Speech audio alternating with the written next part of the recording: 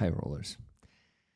It's good to see you all there in the chat and head banging together with me. I'm happy to actually have some joyful music about the 2030, the year where all the pilots were transferred to infantry long time ago because the artificial intelligence AI is making all the drones fly themselves, and the cyborgs are storming the tree lines, and the soldiers are trying to survive in this mess. A very, very cool song where he is also singing that the German aviation is flying to bomb Kuban, and Taiwan was a long time ago attacked by China, and the French brigade is a cool one, but there's a lot of Sezache. The AWOL is happening in the French brigade. They are cool guys, but a lot of them are deserting. And we are in NATO a long time ago, but it doesn't matter at all. And he's using a lot of swearing there, like fucking cyborgs and shitty fucking cyborgs and terminators. It's a very cool, very dark yet very positive song at the same time. I really enjoyed it and listening for the last 3 or 4 days. When I discovered it, it appeared that El Greco is also listening to this band, and the song that he likes is Armia Plus, which is Army Plus, the app that allows soldiers to transfer from one unit to another. Unfortunately, it is still not a guarantee. It is still a chance that they will not be transferred after all, because it all depends on the decision of the commander of the brigade in the end. I want to thank Tune Autosen for 5 gifted memberships. I want to thank Papa Dutch for $5 super chat. Молюся, щоб ми жили у світі, де Україна ніколи не програє. Yeah, man. The fact that Ukraine may lose is widely discussed right now in Ukraine, especially not on the official level. On the official level, they ignore all of this. And Sternenko today has posted the video, a very scary and unpleasant video, but I watched it and I, as fucking always, completely agree with him. And I think it's the most based person in Ukraine, so listen to Sternenko, what he has to say. So no, it's not my channel, it's on his channel. His video today is called... it was a stream, 46-minute stream. We are heading for strategic defeat. The front is collapsing, changes are needed. He is putting an exclamation mark there because changes are needed a year ago, 2 years ago, and soon it may be too fucking late.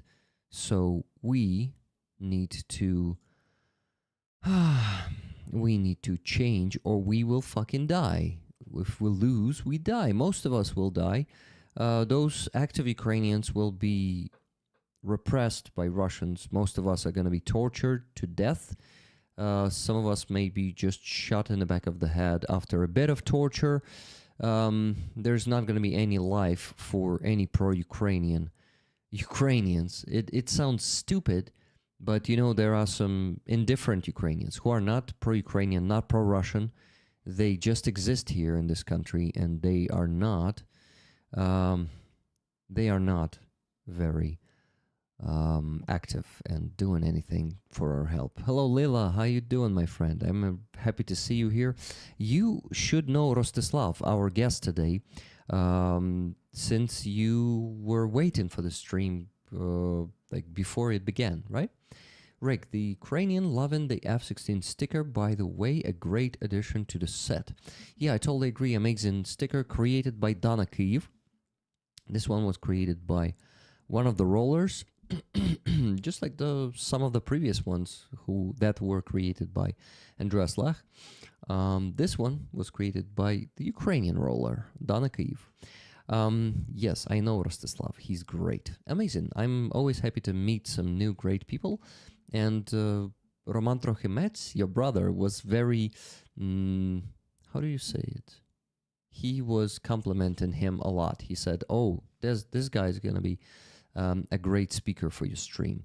So, yeah, we're going to have some good conversation here today. By the way, Papadach, thank you for your second super chat, $5 super chat. I pray we live in a world where Ukraine can never lose. Yeah, I understand what you mean, and I also hope for it. I don't pray, but I hope with all my heart, and I hope that we will not lose, and I will do everything possible from my field, from raising funds for Ukrainian army, that is possible to see us not losing this war. And this community will help me, right, rollers? We need to raise the usual $3,000 tonight, guys.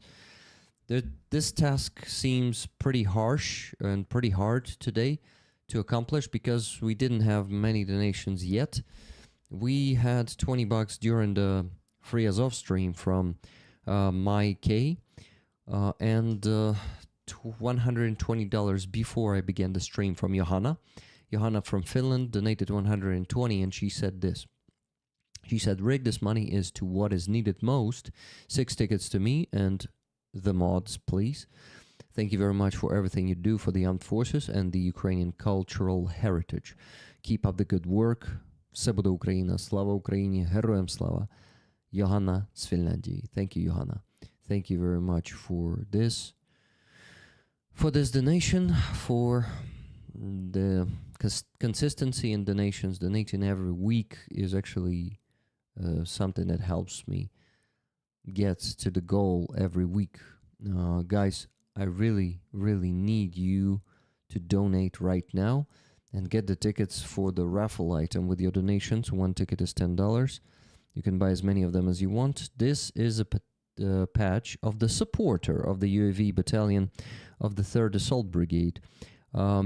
They actually are now a regiment, but they gave it to me back in the days when they were still a battalion. So, please, guys, here's a motivation for you. That's a unique patch. And we, this community, we are the supporters of that battalion. We provided them a car, and I really want you to want this patch because you damn deserve it. Amonsky donated $33.42 2 minutes ago and said Amonsky for night vision and the biceps. Thank you, Amonsky. Thank you for for these donations, guys. But there are just 3 of them. And let me tell you how much we still need to raise. Unfortunately, it's still a shitload of money. Why I say unfortunately? Because the faster we get the needed money, the faster I'll go to sleep. If we did not raise much yet, that's unfortunate for me because that means that I will not to go to bed early. I don't really hope for it, to be honest, but who knows? Getting such surprise will be amazing. So guys, we still need to raise tonight $2,826.58. Almost $3,000. A long way to go. Numpty Bumpty just donated 10 Great Britain pounds. Thank you, Numpty Bumpty. Let me see how much is it in the USD. GBP to USD. 10 of them is $13.15. Never gonna let you down. Tickets plus Never Rick. gonna run around and desert you. Who the hell was that? Because I missed it on the screen. Let me see who that was. It's Just Jimmy. 2 tickets. Just Jimmy, good job and thank you very much. And Robert Jonassar bought, oh my god, guys, he bought 24 tickets. Or 23, I think 24. He donated 10,000 hryvnias to the base today. Thank you so much, Robert. And and $20, I just got $20 from Lynn S. Thank you very much, Lynn, for this donation. So on PayPal, guys, we still need to raise minus 20, what, $2,793.43. Still a long way to go, but I shut up and I wanted to provide you with the news, but instead I decided that the most important thing is to translate Sternenko's video about AWOL for you guys, about SZČ. This is a very sensitive topic, a topic that is not discussed, and hence it's not discussed. We are, we have more risks that nothing is going to change for the better. Rick, where is the PayPal link? The pinned comment only has a Gmail address.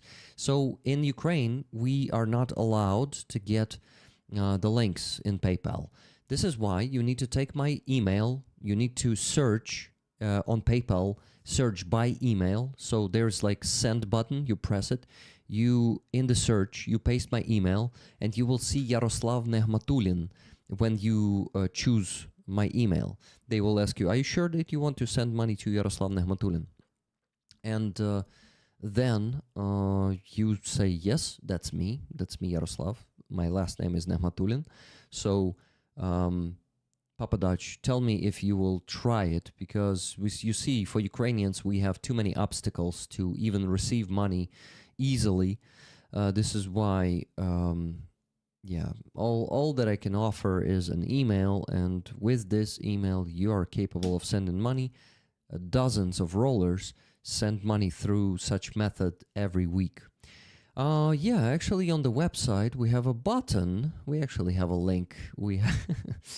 You know what? Let me try it. Let me actually go to the website right now.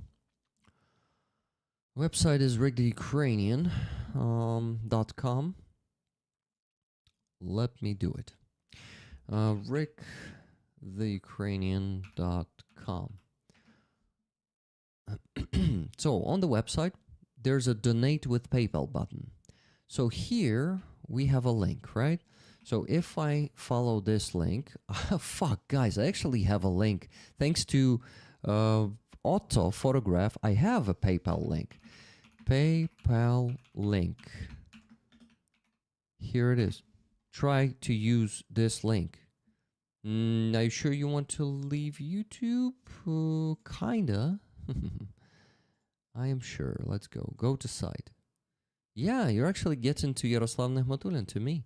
Fantastic. I fucking have a PayPal link, it appears.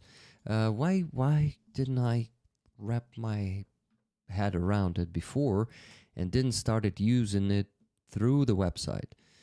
Otto, sorry. I am sometimes so fucking dumb. Yeah, it's just, that's me. Yeah, that's me. If you wonder how I ended up here, no, he said it differently. Okay, try do it too.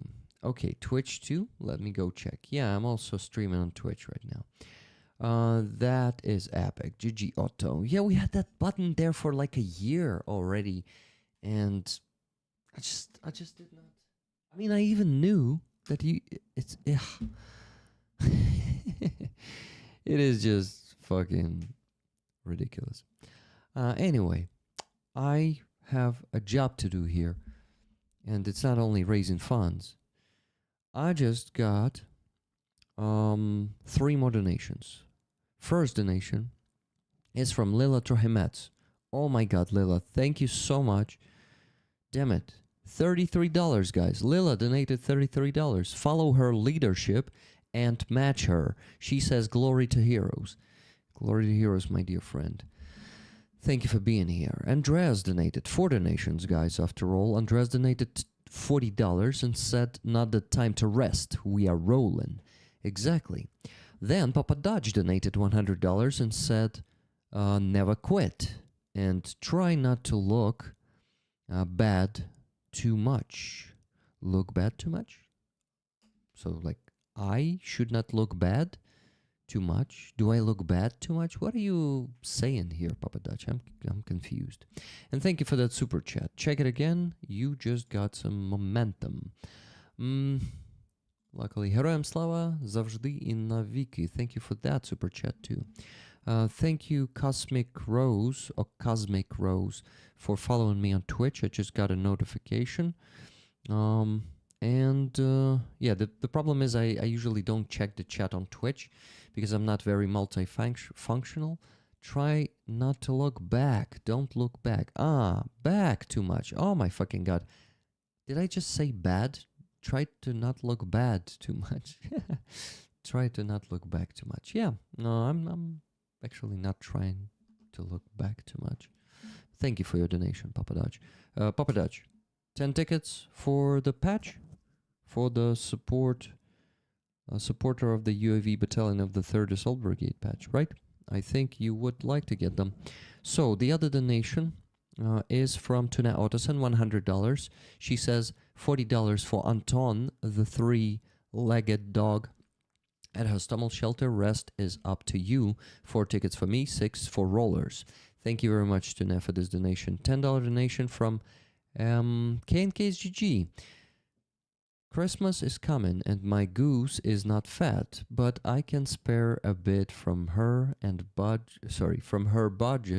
from her feed budget for a ticket. My brain is not very good reader today, sorry for that. I'll try. I have one of your patches on my leather vest. That's pretty cool. So you mean you want the tickets and you will try to win it, right? Yeah, okay. Got it. $10 donation from KNKSGG. I just mentioned this one. Let me tell you how much it then left to raise. Give me a second. Minus 40, minus 33 from Lila, minus 100, minus 100, and minus 10. We need to raise the remaining $2,510.43 today. Yep, that's a very good number. I like it. Is it a good number? The smaller number is better, but we'll get there. We'll get to 0 at the end of the stream. But before that, why you messed up, Papa Dutch? You say, "Oops, I messed up." Confused. Guys, we're gonna have, if you don't know, we're gonna have 2 interesting guests here. Actually, 3 interesting guests here tonight. First guest is gonna be Rostyslav. He's gonna join together with Roman Trokhymets at 10 p.m. He is a military psychologist. Military psychologist is a job. It's a tough job, I will tell you. And he is a friend of Roman Trokhymets. So, yeah, this is gonna be a very interesting conversation. Then Aziza Eskender, will join us after 11 p.m. So, in about 2 hours. Rick, tickets for Lila, Leathercat says. Leathercat, did I get the donation from you? I'm not sure. Or was it Lila saying I want the tickets? Right? Let's see. The patch looks super cool. Tickets with her donation. Got it. Krista just donated. Wait, is it the Krista who followed me on Twitch? Let me see. No. That was Cosmic Rose.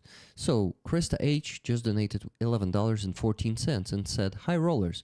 Krista, let me know in the chat if you would like the tickets for the patch. Thank you very much." Okay, let's see. Minus 10, minus 11, 14. Yeah. Okay, do I have to send out memberships? Would be cool. This is going to be a support to my channel, not my fundraising. I do fundraising only through PayPal, Base, and Donatello. But if you buy memberships or super chats, you guys are supporting my salary, which I get here on YouTube and on subscription services. So you messed up, Papa Dutch. You told me because you actually don't have my patch. You have the patch of Starsky. You actually have the chance to get my patch. I send my patches out. Well, I usually don't announce it, but since you don't have mine and maybe want to get mine, who knows? I'm just implying. That looks like this. Rick the Ukrainian patch. If you want this one, please subscribe to my base if you can do it, because base doesn't work for everyone. My base looks like this. I have 83 subscribers there. I ideally need to get to at least 100. It starts with $3. The prices here are in Ukrainian hryvnias. You see this one, first one is 254 euros. The next one is 874 euros, then 21 euro 34 cents, and so on. So if you subscribe here, then you will get this patch and the patch that is going to be according to the level of subscription. So if you subscribe for $3, you will get the Stinger. If you subscribe for $10, you will get the Javelin, and so on. If this option doesn't work for you, I mean the base, then you can subscribe to other platforms. I have 3 of them. More members, more support, and we gotta do this. Thank you very much for 20 gifted memberships, Papa Dutch, and thank you for that super chat. I really appreciate it. Okay, so, my friends, I need to translate a very important topic for you. This is not gonna be easy. This is gonna be the reality, a very tough reality. Starenko posted this video actually already, let me tell you when, 9 days ago. Today. So this video is something that he said is going to get him into, well, a lot of criticism, maybe into trouble, but to be silent is a crime, he said. Thank you, Papa Dutch, for upgrading your membership to Javelin, but can you please try to subscribe to Base? Because YouTube takes 30% commission and Base takes only 3% commission. And also, Base is a Ukrainian business. When you're subscribing to the Base, you're supporting Ukrainian business as well. And I pay the taxes. Of course, I pay the taxes from the PayPal, from the YouTube memberships and super chats and all that, all the YouTube income. So let me know if you have the chance to try it, or maybe you can do it only on YouTube. So please, please and thank you. Are you sure you want to talk about such a topic? It's kind of internal thing we have. Yeah, Lila, I thought about this a lot. I actually consulted yesterday with a very cool Ukrainian journalist, a pretty big Ukrainian journalist who works in the Ukrainer W. So talking about this topic is something that is actually not going to be a surprise for the Western audience already, Lila. So basically, we what I got yesterday from other journalists, that it's already not new for Western journalists and Western media. So this is risky, this is unpopular, but that's what I do here. That's what I want to do, even though it's going to be problematic for me. It's not going to be problematic for Ukraine. It's just going to be beneficial for Ukraine if we recognize the problem, if we demand the army reform on all the levels. We will get the result only then. Only publicity brings change. I believe it, and it's not black and white topic. Yeah, it's so not black and white topic, exactly. And it's very complex. And Starenko is explaining it very good. This is why I'm not like making my own material. I'm going to translate his very structured analysis. And it's not just black and white. It's very... Lila, rollers are interested in understanding the whole picture. Exactly. Rollers are coming here actually for the whole truth, no matter how bad it can be. Papadach was saying, that's what I thought this was. Looking for the link. Guys, can you give... okay, give me a second. Mono, is it working? Mono, come on. Yeah, look, Papadach, I just posted with the help of Nightbot. I posted the link to my base. Donate or support Rick by becoming a member on base by Monobank. Go there and please try to subscribe to any level you see affordable. If you for that need to unsubscribe from YouTube subscription, it's totally fine because base is the priority, and you know, I told you why. It's only 3% commission there. Always stand for truth. Exactly. Okay, so Lila was saying, I know opinions from my friends who are on the front line. Maybe we'll share some of it. Thank you, Lila. Lila, it's too late already to not say all the truth, no matter how fucking bad it is, because we are, as Sterenko mentioned on the stream today, we are heading to our strategic defeat if we won't change everything that is happening right now. Thank you very much, Paul Dfella, for 10 gifted memberships. Thank you, Haji, for 10 gifted memberships. Thank you, Papadach, once again for those 20 gifted memberships. Thank you, guys. Thank you for this support. Now, I need to completely focus on translating the video for you because I have just 32 minutes for that. Let me get to that. Let's go. Greetings, friends. I decided to record this video on a pretty unpopular topic, a topic that Ukrainian politicians do not talk about, because it is not a profitable topic, because suddenly tomorrow or the day after tomorrow there will be no elections, and they talked, there will be election, and they talked about this topic. There are elections tomorrow that are not going to happen, and they talked about this topic. Unpleasant topic. I may be criticized for recording this video, but you know, for me, the existence of our state and our nation is more important than the fact that I will be criticized later somewhere on the internet. Therefore, I will speak. And this topic is the desertion of the military unit. Well, actually, guys, we need to talk about the basics right now. Sezeche, the AWOL, is not the desertion. Sezeche is a less strict violation. So when you go to AWOL, you still have the chance to get back to the army.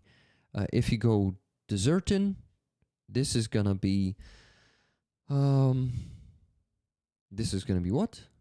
This is going to be a more serious case against you. So, let's see. Sezeche, right? AWOL. We're going to be talking about this. This is what Sternenko is talking about, and I'm going to be translating that, yeah. So, and this topic is the Sezeche, the desertion of the military unit. Actually, yeah, that's the D abbreviation. But not the desertion, it is the voluntarily leaving the military unit. Samovilno. It's not voluntarily, oh my god, how do I say it? Like, one personally leaving the unit. Anyway, let's go. The unauthorized abandonment of the military unit. Yes. Which has become a problem of simply colossal scale. I was motivated to record this video by Igor Lutsenko, a former People's Deputies of Ukraine, a military man whom I trust, who I consider to be an absolutely sincere patriot of his country. And he wrote the following on his Facebook. 21,602 in October. 21,602 people. That's how many deserted from the army over the past month. This is the number... Sorry? This is the number one problem in the army. and therefore the number one problem of the country.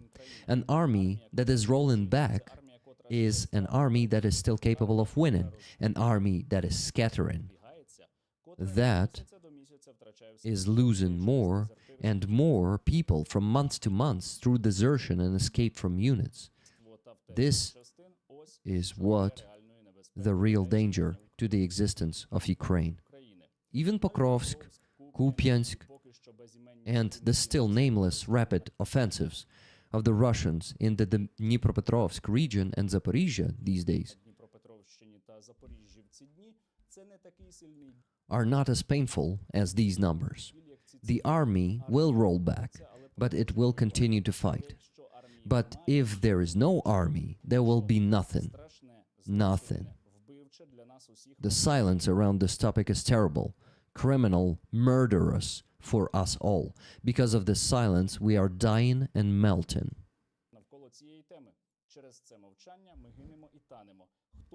Who forced us to remain silent about this melting of the army? Who took away our speech?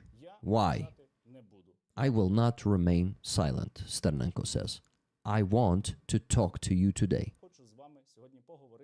about the problems that the SZČ, you see NW Che, it was translated as so unauthorized, yeah, SZČ. Just remember the term, it's AWOL. These are the problems that SZČ is causing in Ukraine. Oh, sorry, about the problems, which is harming the Ukrainian defense capability, probably no less than the Russian army. Russian shelling, Russian strikes. If you look at the dynamics of opening criminal proceedings regarding the SZČ and desertion, you can see that there has been a sharp increase over the past year, especially since November-December 2024.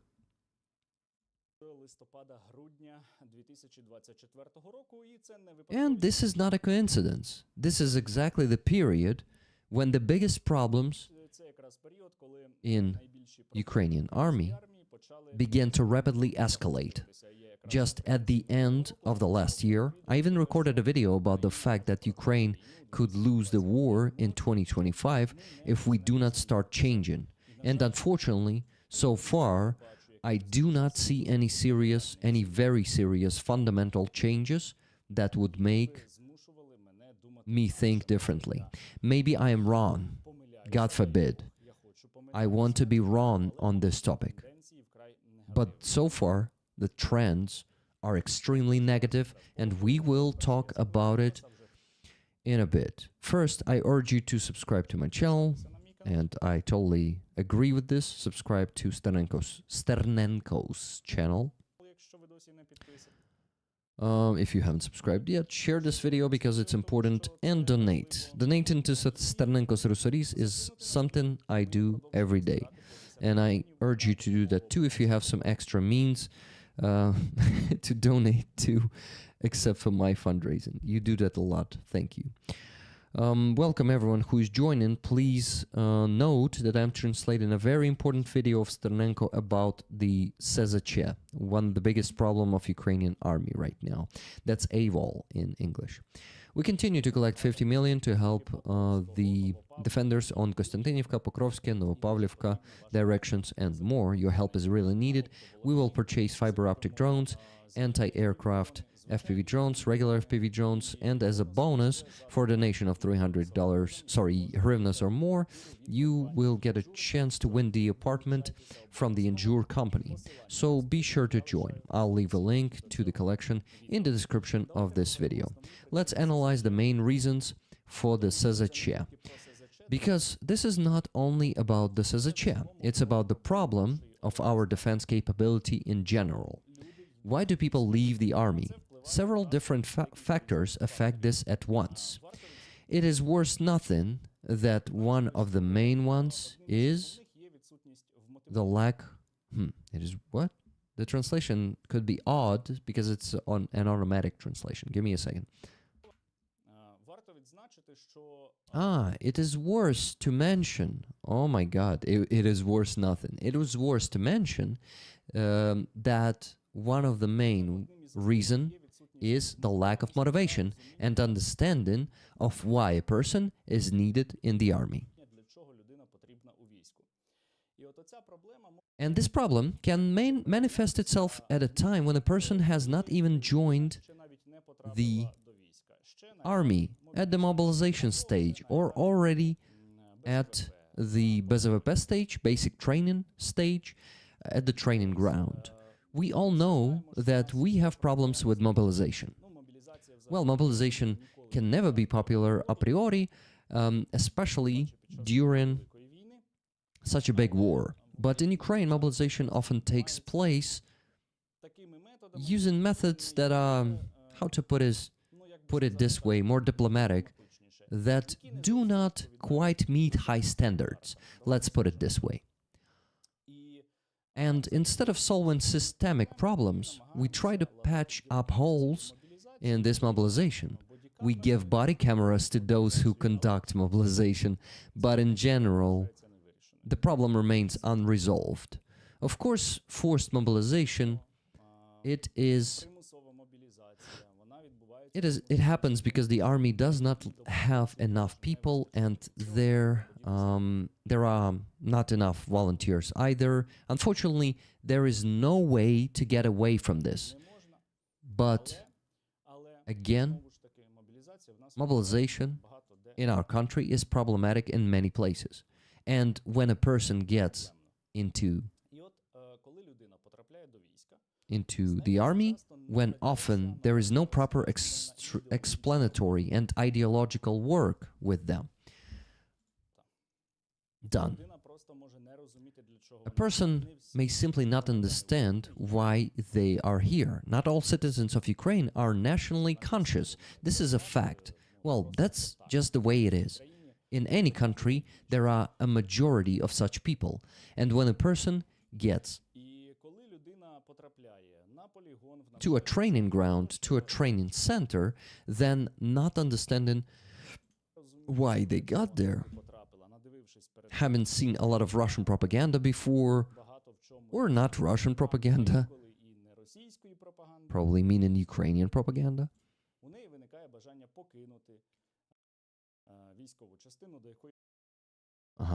That person may have a desire to leave the military unit, which they have not even been to yet. For example, the commander of the Da Vinci Wolves battalion, Serhiy Filimonov, recently wrote that how surprised you would be if I told you that another newly created brigade from the 150th is being formed, which already has about 3,000 AWOL at the formation stage. To understand, the regular number of the Ukrainian brigade is approximately 6,000 people. That is 50% of the personnel. At the same time, there are positive examples. Brigades and regiments where ideological work is well established. And there is a normal attitude towards personnel, which is very important. The percentage of SZČ is at the level of statistical error. The second reason why people go to AWOL, SZČ, and this is more often applies to not to newly mobilized people, but to those who have been in service for a long time. You know what, guys? I want to write down these reasons of AWOL. So let me do it real quick here at the notes I have. You know what? I can even, I think, use the keyboard. Give me a second. So for the first one, the lack of motivation and understanding why they are here. understanding why they are here. So it is because of the lack of the ideological work and work to just explain people why it is important, right? The second one has been applied to those who have been in service for a long time. It's the lack of service terms.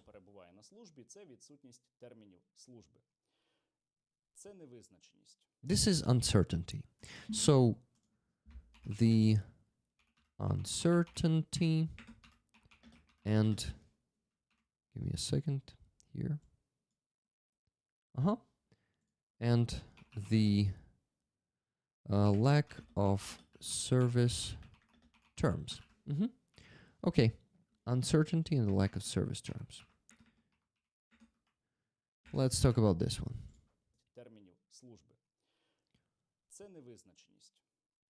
This topic is very painful and very complex because, in fact, in order for clear service terms to appear and at the same time our defense does not collapse, even more people need to be recruited into the army so that some people can replace others. Exactly. This problem is not really solvable without conscripting and mobilizing more people to replace the people who are fighting right now. But this problem remains, and now I see even more criticism when there are proposals to establish service terms upon signing a new contract. And under such circumstances, people who will come to sign a contract now will be more favorable conditions, will have more favorable conditions than people who have been in the army since 2022, for example, or even earlier. And of course, this is very demoralizing for them. And such uncertainty and demoralization is also one of the causes of the SZČ. By the way, we are not talking only about the main causes of the SZČ, not about other additional ones, such as physical condition, physical health, or rather problems in the family, addictions, etc. We are just talking about the systemic problems. Okay, I'll make a quick pause and thank everyone who's gifted memberships there. Thank you, guys. Please be patient. Roman, Trokhymets, and Rostyslav will appear in 15 to 20 minutes. Another problem is financial support, which is the lowest, but it is not the lowest, he said, and the captions say the lowest. Not the lowest, but it should be much higher. We can spend money on various programs, on the Winter 1000, National Cashback. He's talking about our government spending money on the stuff that is not supporting the army, like so-called Zelensky's 1000 and National Cashback. So good pay is very important here. But we are not increasing the salaries of the military personnel. It seems that salaries have been increased for police officers and many other categories since the beginning of the full-scale invasion, but they have not been increased for military personnel, especially for those military personnel that are in rear positions. These are also very important positions. The army works as one large organism, a complex mechanism, where the entire main large system works to support a soldier who is on the front line. And when soldiers in rear positions receive 20 to 30,000, or hryvnias, guys, or even at the front, since they receive 100,000, this is insufficient salary. This is guys, the maximum that our soldiers can get on the front line, on the very edge, is less than $2,400. That's the maximum what they can get, risking their life every day. They should get much fucking more.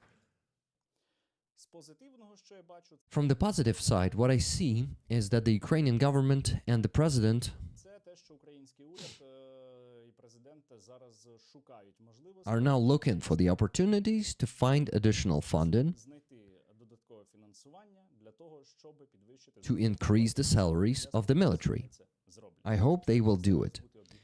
I try to be objective, I tell it like it is. The next problem that leads to SZČ is the lack of rotation and vacations.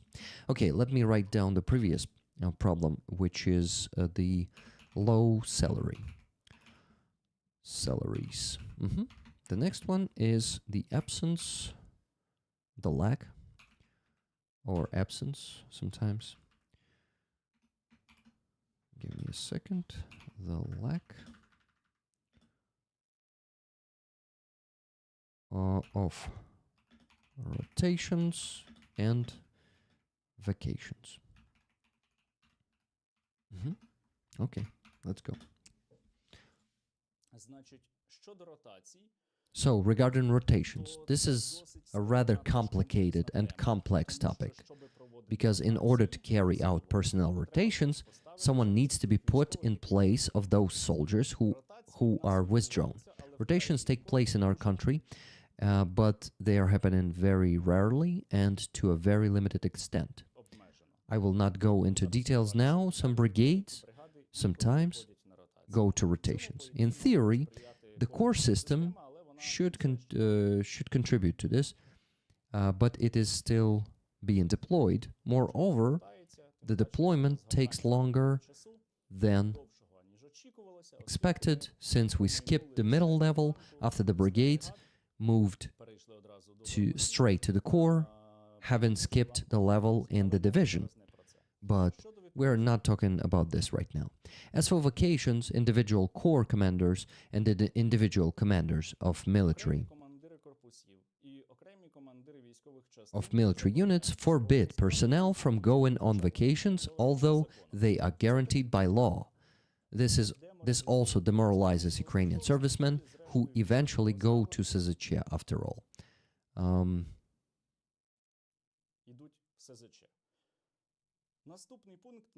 Next point, probably one of the most important, is the lack of justice.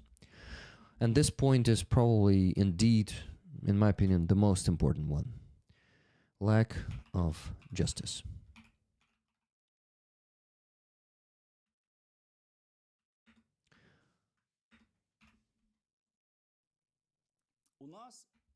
We constantly have legislate initiatives to tighten punishments. Well, by tighten he means to increase punishments for ordinary personnel, for soldiers and surgeons, for ordinary soldiers. Moreover, we do not have any punishment for command personnel. I'm not saying that all Ukrainian commanders are bad. This is not true. The majority of them, of Ukrainian commanders, are wonderful, amazing people.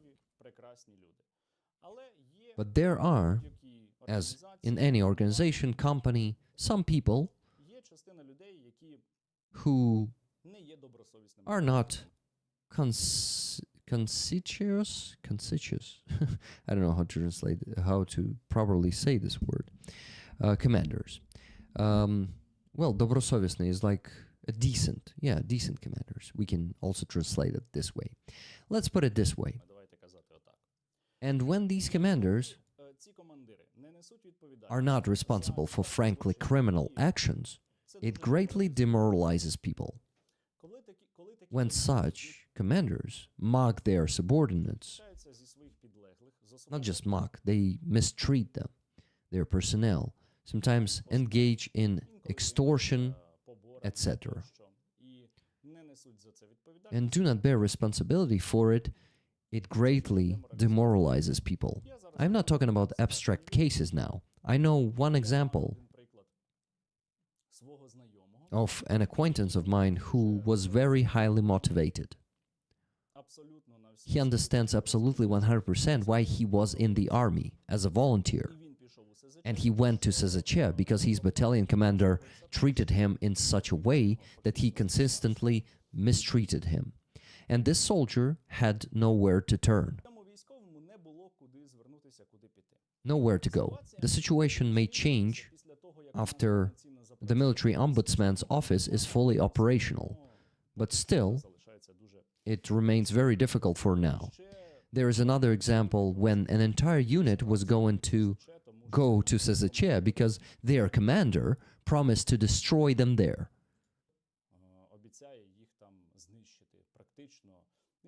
By there, he meant like he. Okay. So their commander promised to destroy them, just to destroy them. He practically made claims to them out of the blue, although the guys show themselves very well, try very hard, destroy the enemy, are in one of the hottest areas of the front. And when they try to report this battalion commander,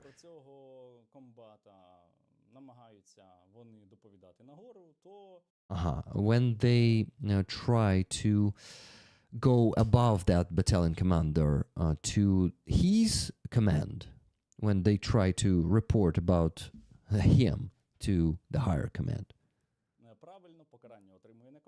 then yes, correctly, the punishment is not the battalion commander who gets it, but those who report on the battalion commander.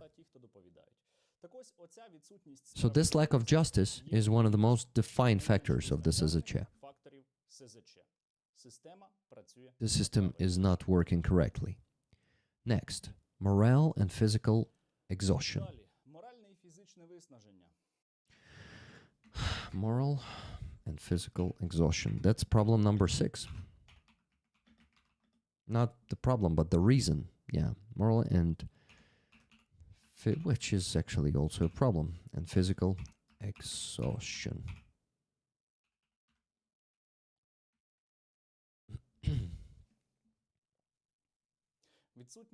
Lack of vacations, rotations, causes moral and psychological exhaustion.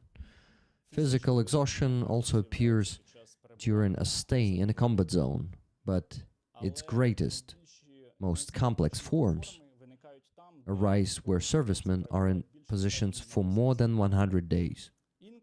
Sometimes this is due to objective factors, when the military cannot be withdrawn from positions because logistics as such are complicated. But sometimes it occurs because the commander is simply an asshole. This happens. And when servicemen, even highly motivated, stay on positions for 100 days, plus days, then they leave. They go Sezeche. It happens that they immediately go to Sezeche. Therefore, this is also a very important factor that must be taken into account. The next factor that must be taken into account is replenishment. And manning, is it the word? So basically, building up the brigade, replenishing it with men.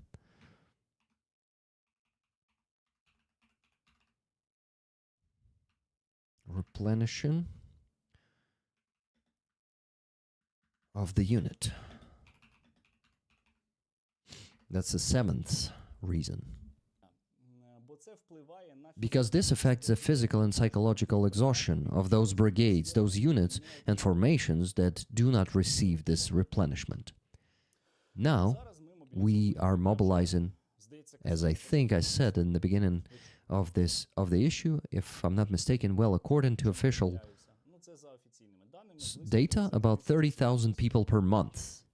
Of these, as we see, 21,000 went to Sezeche in October.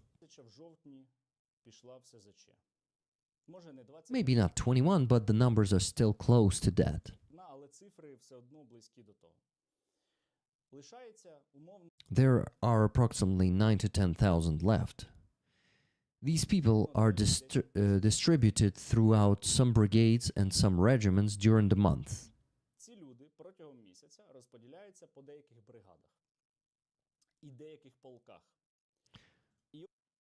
And there are a lot of highly motivated professional brigades whose personnel complement is now about 20 to 30%.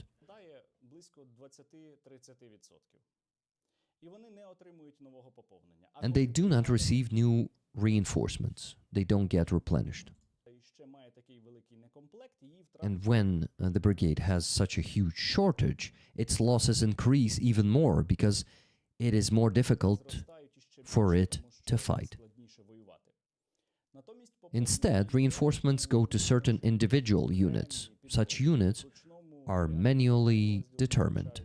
And in some cases, these are units where the personnel loss...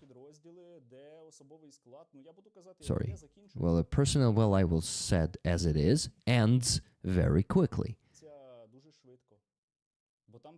Because there's such an attitude towards personnel there from the commander side. And again, none of the commanders are responsible for this.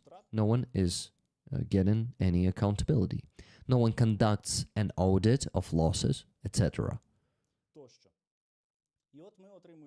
And so we get a situation where, due to incompleteness, the load on an individual serviceman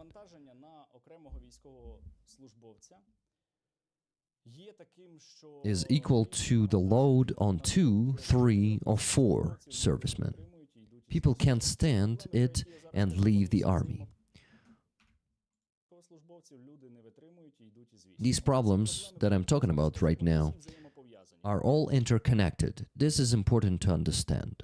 Exactly. You cannot just isolate them and say that these are separate problems. They exist in a vacuum. They don't exist in the vacuum. They are all interconnected. In general, we got this whole list of problems because of the crisis of command of troops.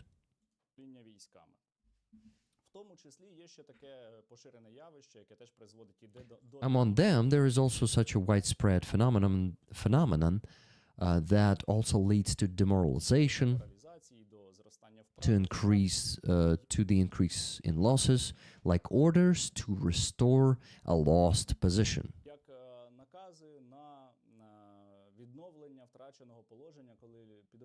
When the unit does not even have anyone to hold the defense.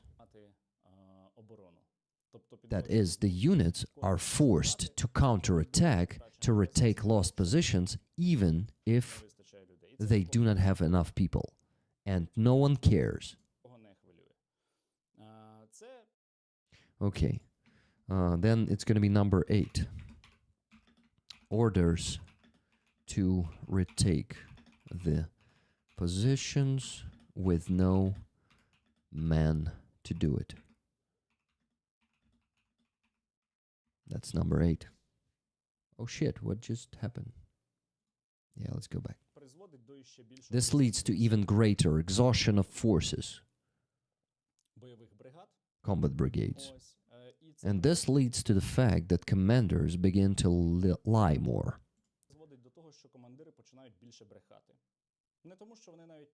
Which leads to more lie. Which leads to more lie.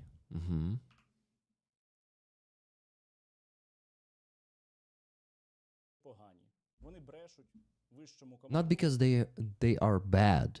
They lie to the higher command because they know that if they tell the truth, they will be forced to give the order to send their people to restore a lost position.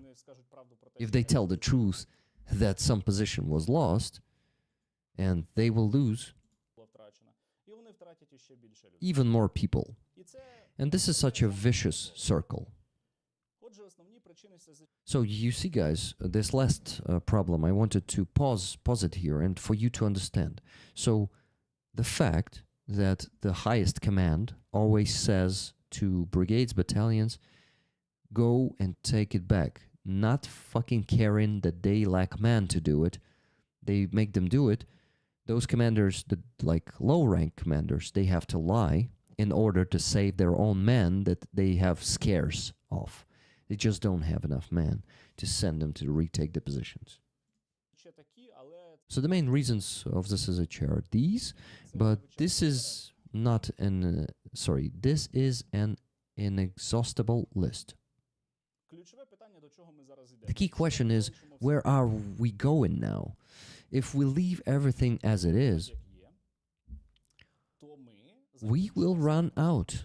Our defense will collapse, and we can wake up one morning and see Russian tanks entering, for example, the city of Dnipro, because the front has collapsed.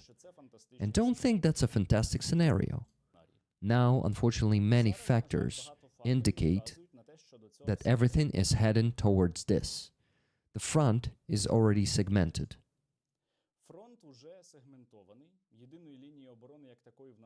We do not have a single line of defense as such, particularly in the east. This is partly due to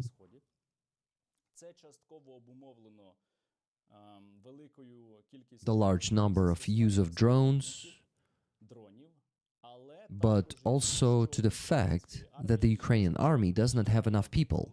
Sometimes there are 5-6 people per 1 kilometer, and under such circumstances, the Russians will try to break through, well, as they are already trying. The only thing so far that prevents them from making the breakthrough to operational depth and entering the operational space is the dominance of Ukrainian kamikaze drones.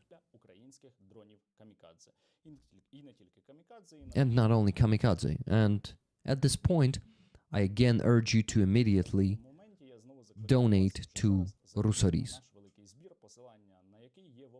to our large fundraising, the link to which is in the description of this video.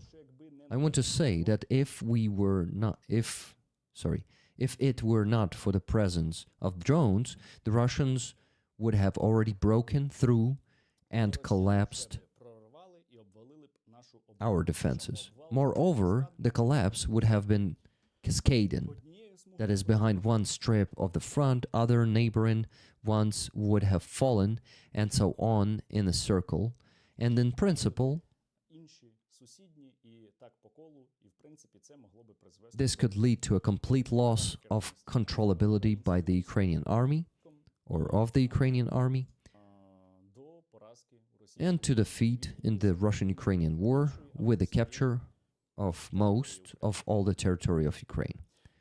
We are now in a very critical period, and many of the problems that we have, we created ourselves, for ourselves. Many of these problems have a purely organizational situation. That is, we do not need Trump to give us tomahawks in order to make a decision to form the new brigades. When we do not have a set of old ones, when we don't have enough personnel in the old brigades, we need to stop creating the new brigades. This is also a separate topic. The formation of new brigades is still continuing.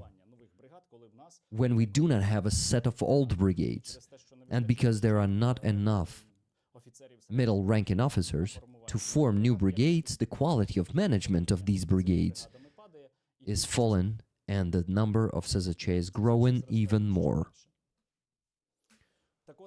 So we don't need the American president or European partners to give us something or do something so that we can start fixing our internal problems. Unfortunately, I don't see a single strategy for fixing all these problems right now. And yes, I'm talking about the army reform now to fix many of these problems. And the later we start this reform, the worse the consequences we will have for our country. But in the end, my friends, you know, army reform is not needed if you don't have an army. Well, now I call you again to donate for kamikaze drones for the Ukrainian army. This is extremely important. It is very urgent to raise funds to help our units on Pokrovsk, Kostantinivka, Novopavlivsk, and Gulyai-Pilya directions. They are really looking forward to us delivering new drones. And over the past day, thanks to you, we have transferred another 211 new FPVs to the army. Then there are reports and the last minute for me to translate. Героям слава. Friends, I am tired saying that we will either change or perish. Unfortunately, this is true. This is not just a slogan. I am recording this video even understanding that there will be serious criticism of me and so on, but I cannot do otherwise. I must do everything in my power to ensure that our state survives. If the truth is unpleasant to someone, and we don't like it, or they don't like it, it does not cease to be the truth. Continue to help the security and defense forces of Ukraine. And so, we will either change or perish.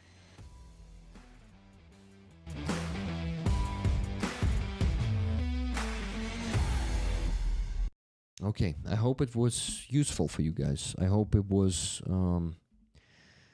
clear and understandable. There are 8 main reasons of the critical level of AWOL in Ukrainian army. And now I need to invite my guests because I already have 8-minute overdue. Overdue? No, overdue probably. Yeah, I needed to invite them 8 minutes ago. No, not Gmail, Gmeet.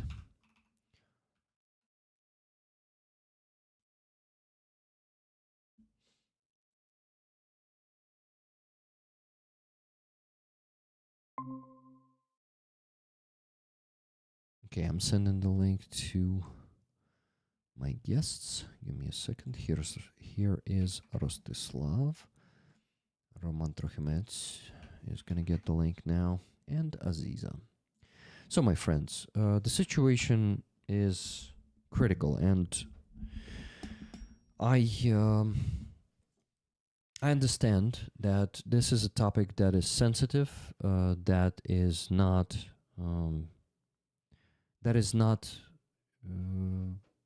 a simple topic. It's very complex. It is impossible to solve some of the problems with SZC. We cannot think of any chances to give our soldiers the rest and rotations because we don't have anyone to replace them with. You see what's the problem? And the situation is getting worse and worse with every month, and our defense is now segmented big time, and it is something that is very, very hard to solve during the large-scale war, full-scale war. For example, the lack of rotations and vacations, almost impossible to solve right now. Replenishing of the unit. We can definitely solve this problem, guys. Replenishing of the unit. We can stop fucking creating new brigades and regiments and start replenishing the units that have 20 to 30% personnel in it.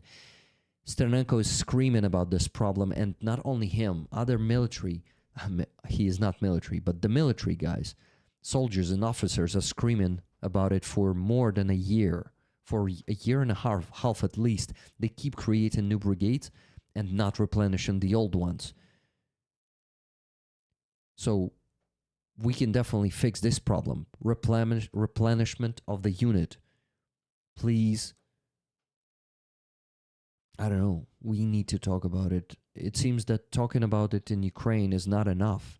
It seems like only knowing for the world knowing this will make any change. So moral and physical exhaustion, also pretty impossible to solve because we don't have anyone to replace our guys with, and they will have to sit on positions a long time, and it's the same problem as the lack of rotations and vacations.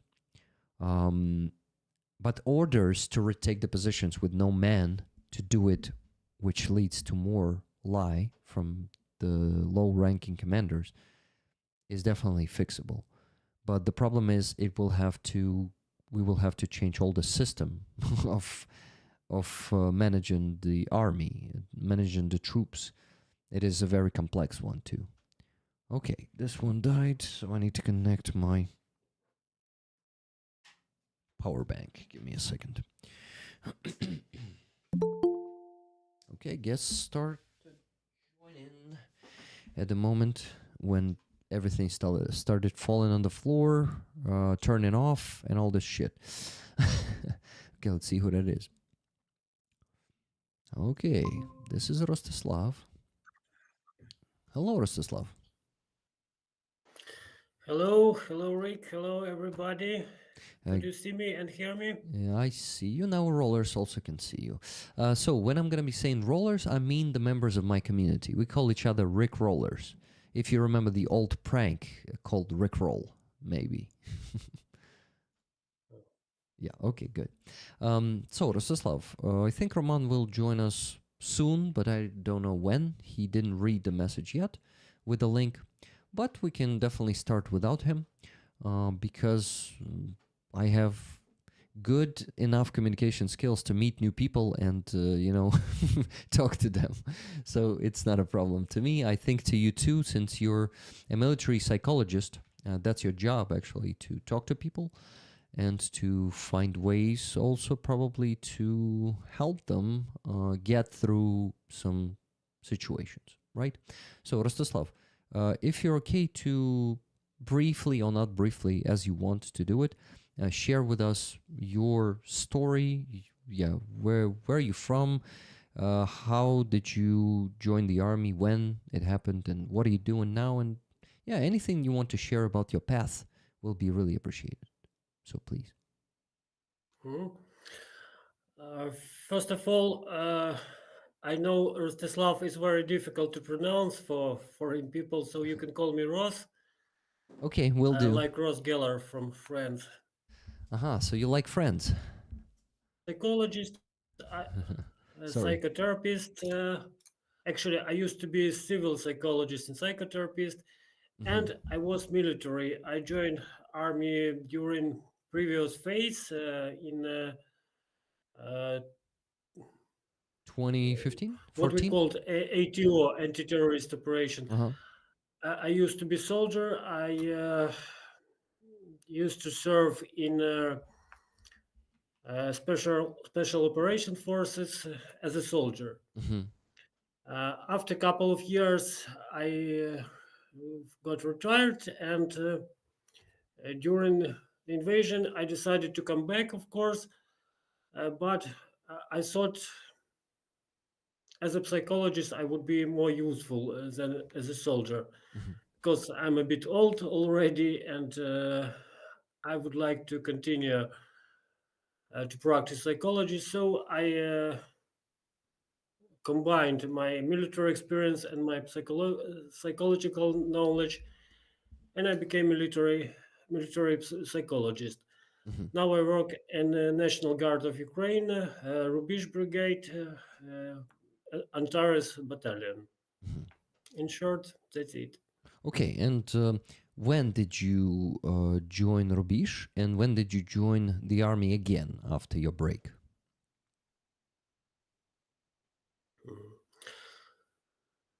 After break, I joined as a soldier when invasion started, Mm-hmm.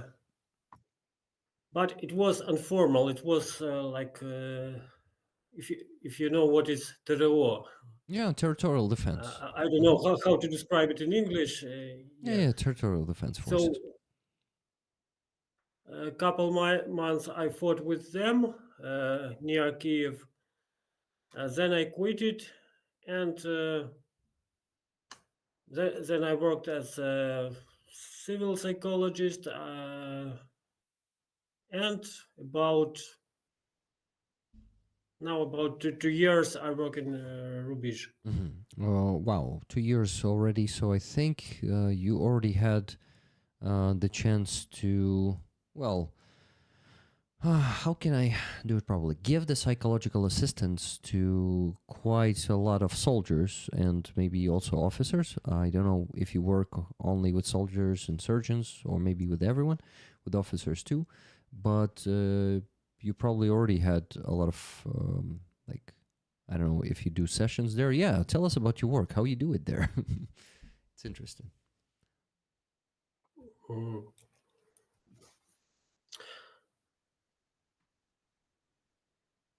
Sorry. To answer these questions, we have to talk what problems usually have people Mm-hmm.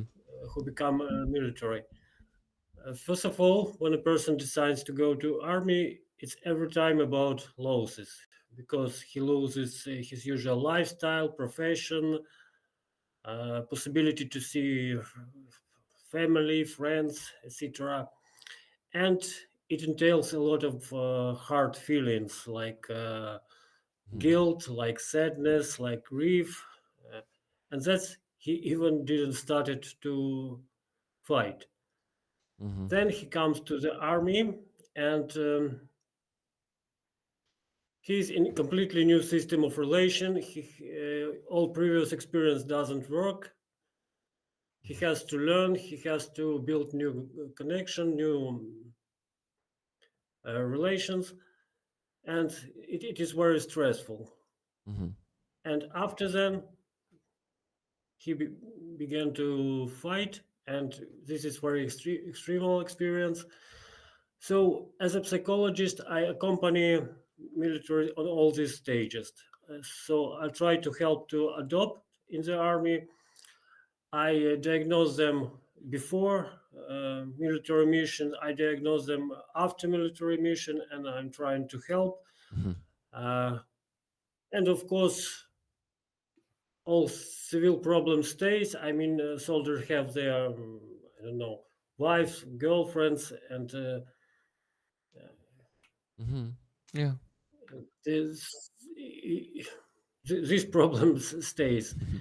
And you asked before if I work only with soldiers. No, it's impossible because army is very collective, organized, and Yeah. Organization. it's very similar to children's psychology because when you work with child, it is impossible to work only with child. You have to work also with parents. Mm-hmm. Here is the same situation because sometimes commander asks, "This soldier is not good. Make him comfortable for me." Uh-huh. Yeah. But when I analyze the situation, I understand that soldier is not a problem. I'm saying to commander, maybe you should change some of your methods. And the common problem for our army is a bad communication and bad feedback. I don't know, is it our national or what? But we are trying to hide problem, especially in army. Yeah. Soldier are afraid to tell about the problem, existing problem to the commander. Commander are afraid to tell to higher commanders. And that is what I'm trying to do is to build communication and to show this problem Mm-hmm. because if we don't know the problem, we cannot solve it. That's what I do. Yeah. Okay. So indeed, like when you compared the army to, yeah, it's not. I wouldn't say it's only kindergarten. It's also the school, right? When parents have teenagers, right, and teenagers are being rebellious, and they come to psychologists and they bring their kids to psychologists and say, "Fix my kids." And Yeah, they yeah. they actually don't get that The fact that they are not given enough time to their kids, and sometimes maybe beating them or having alcohol themselves, and just like making life harder for kids. They don't think it is affecting their kids. And indeed, when you're talking with kids, teenagers, you cannot do anything without also working with their parents, sometimes grandparents, the relatives. It is important because it's all connected. And yeah, I know a bit how it works. And I like to talk more about that. That's interesting. So, Rostislav, you don't know much about me, I guess. Roman probably told you something, but I need to introduce myself to you too. I am myself from Makiyivka, Donetsk Oblast. I was born there. I lived there happily until 2014, there and in Donetsk, because when you live in Makiyivka, you also live in Donetsk, because you usually study in Donetsk, work in Donetsk, and you go back and forth every day. Like 40 to 60 minutes on a bus to Donetsk in the morning, then 40 to 60 minutes on a bus to Makiyivka, back to Makiyivka in the evening.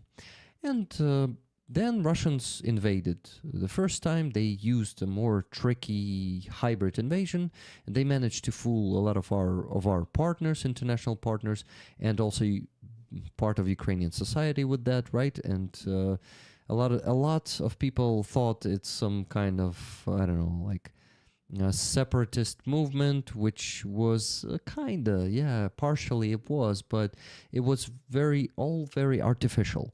It was not real. Russia staged all of that and actually used their own forces there to support those separatists and to actually also fight among them.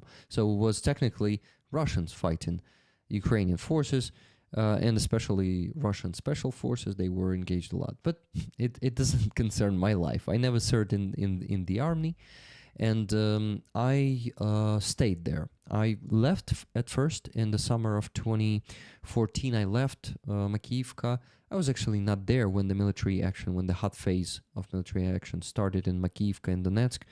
I was on the seaside in Berdyansk. And my parents left to some, I don't remember already where they went, and they said, you better not come back because it's very uncertain here, and there are mortars fallen, mortar shots are fallen on the outskirts of Makiyivka, so you better not come back. So we went to the western part of Ukraine. We lived for 2.5-3 months there. There was my... Which part of Western Ukraine? Because I am from Western Ukraine, actually. Okay, I lived in Netyshin, the Khmelnytska Oblast. Where are you from? I'm from Ternopilska Oblast. That's pretty close, right? It's on the border. Yeah. They are It's neighboring. River. Mm-hmm. I lived there for 2.5 months. I could not find work by specialty, and I was like, I was immature back then. I'm right now 34. Back then, I was like 23, 22, 23. But I still was a kid, to be honest. I was not ready to, accept all the hardship of life and to start my life from scratch back then, unfortunately. But actually coming back and living in occupation, actually also made me who I am and gave me this valuable experience of knowing what the fuck Russian world is, from living in it, unfortunately. But I'm kind of happy that I am here now. Roman. Whoa. Hello. Was it loud? Hello. Yeah, hey guys. О, Рос, здорово. Hi. Ну и Rick, Привіт, hi for you. Привіт. Rollers, hello as well. Rollers, I need to, you know what I need to do? I need to whine because we still need to raise a shitload of money. And you sent 4 donations when I was translating the video from Sternenko. So in the last hour and 6 minutes, we got only 4 donations. We need to fix that because our goal for tonight, as always, for every Sunday, $3,000. So Ross, every Sunday, I am raising $3,000, and until I do that, I don't go to sleep. So we need to work well today. Me and mostly me. You guys don't need to work on fundraising. We're just gonna have a good conversation. It usually motivates people to donate. So it is on me. Let me tell you how much we still need to raise, guys. Minus 40, 30, and 2 times 20. That's what you donated in the last hour. We still need to raise tonight $2,398.29. A long way to go. We only raised $611 today. So keep donating, guys. And Ross, what else do we do? Do you know the word raffle? No, perhaps. Це розіграш. So what do we raffle? We raffle this patch. And people with their donations can buy a ticket for the raffle of it. One ticket is $10. They can buy as many of them as you want. So if they send $50 and say tickets, please, they get 5 tickets for the raffle of this patch. As you can see, it's a patch of the 3rd Assault Brigade UAV Battalion supporter. So it's not the official patch of the battalion. It's the patch of the supporter. And these guys in the chat are actually the supporters of this battalion because we provided that battalion with a car. So everyone who donated to that fundraiser, and even those who didn't donate, they have the right to get this patch. This is why you guys are, you just need to donate. So I need to mention who donated. Those 4 donations. $40 from Kathy S. Tickets, please. Slava Ukraini. Heroям slava. Thank you, Kathy. $30 from Hillary P. Keep rolling. Taking it easy and doing better. Thank you, Hillary. Then $20 from Wella. My little contribution towards this week's fundraising goal. Tickets to rollers, please. Thank you, Wella. $20 to Levy. From Levy, sorry, not to Levy. Tickets to mods. Slava Ukraini. Heroям slava. Thank you very much, Papadach, for keep buying the super chats there. Thank you. $5 super chat, another one. Rick, I have a proposal. Put half what you got from my super babbles to the fundraiser. Papadach, unfortunately, I don't do that because it is a bit complicated, first of all. Why? Because I get the money only next month. I get only 63 or 61% of it. Yeah, 61% of the money. And then just imagine how I would have to get through all the streams, the super chats of the last months, and figure out which super chat was for the fundraising. So sorry, but I'm not gonna be changing the rule. Anyway, I donate 25% of my income to mostly Sternenko's Rusoris for the FPV drones, and part of your super chats, 25% of them will be used for that anyway. But unfortunately, I'm not putting them to current fundraiser. If you can send more to PayPal, please, instead of super chats, just send money to my PayPal, which is for fundraising, and enough supporting me. Today, the most important thing is to reach the goal. But thank you so much for supporting me with those super chats too. And yeah, these are all the donations for now. By the way, Lila Trokhymets was waiting for this stream for a long time, and she even donated $33 today and got the 3 tickets for the patch. Thank you, Lila. And yeah, she is watching. So remember that a friend is watching. Hi, Lila. My bank won't do it, but okay. Papadach said. Okay, Papadach. But you already sent me a $100 donation on PayPal today. Does your bank don't want to do it anymore or what? Roman, so we were talking actually with Ross. I know. You were listening. I know. Okay. I heard, yeah, but I had no opportunity to connect to you. Okay, now you have it. It's good. Oh, crap. Whoa. Power Sorry, outage? it's just uh I probably can disappear right now, but because I'm somewhere in some house in the middle of nowhere in the mountain. Uh-huh. The middle of nowhere. Mysterious as always. Dude, it's scary. It's literally no houses around. It's Oh shit. like scary movie. Okay, got it. So is it like a cabin in the Less, woods, right? yeah, something like that. Mm-hmm. Escape cabin. That's that's good on one hand, but on the other hand, Yeah, yeah, Oh, it's good. it will be scary. Okay, well, guys. Rost Scary also, stream. yeah, Ross also has the power outage now, as you can see. I also, no, I still have electricity, but I will soon have the power outage too. Luckily, I have. Look, all of us have internet still. Roman is I connected. will, I will take candle. Oh, that's cool. That's romantic. Okay.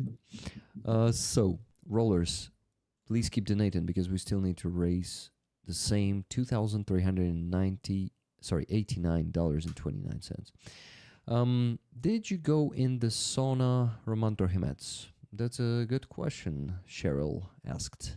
Did you go to I'm sauna? just I'm preparing for defense my house. Like Home Alone, you know? It's no time for sauna. I'm just ready for take some battle You see, guys, and he's just wearing it's the Home Alone Kevin's uniform. Got it. Like a defense uniform. yes, yes. Oh, okay. Defense suited up. Defense. Fuck, it's what the hell? Okay.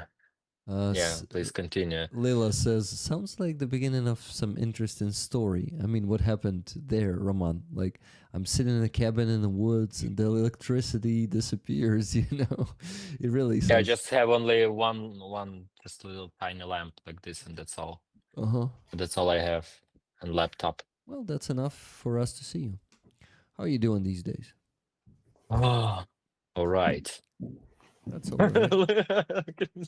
I haven't found, but let me do something. We actually see you. Not I see you. not well, but we still see you. He's Okay. he's a master of disguise. Yeah. Hola. Okay. Let me quickly finish that story that I was telling. So I lived in occupation for 4.5 years. Yeah.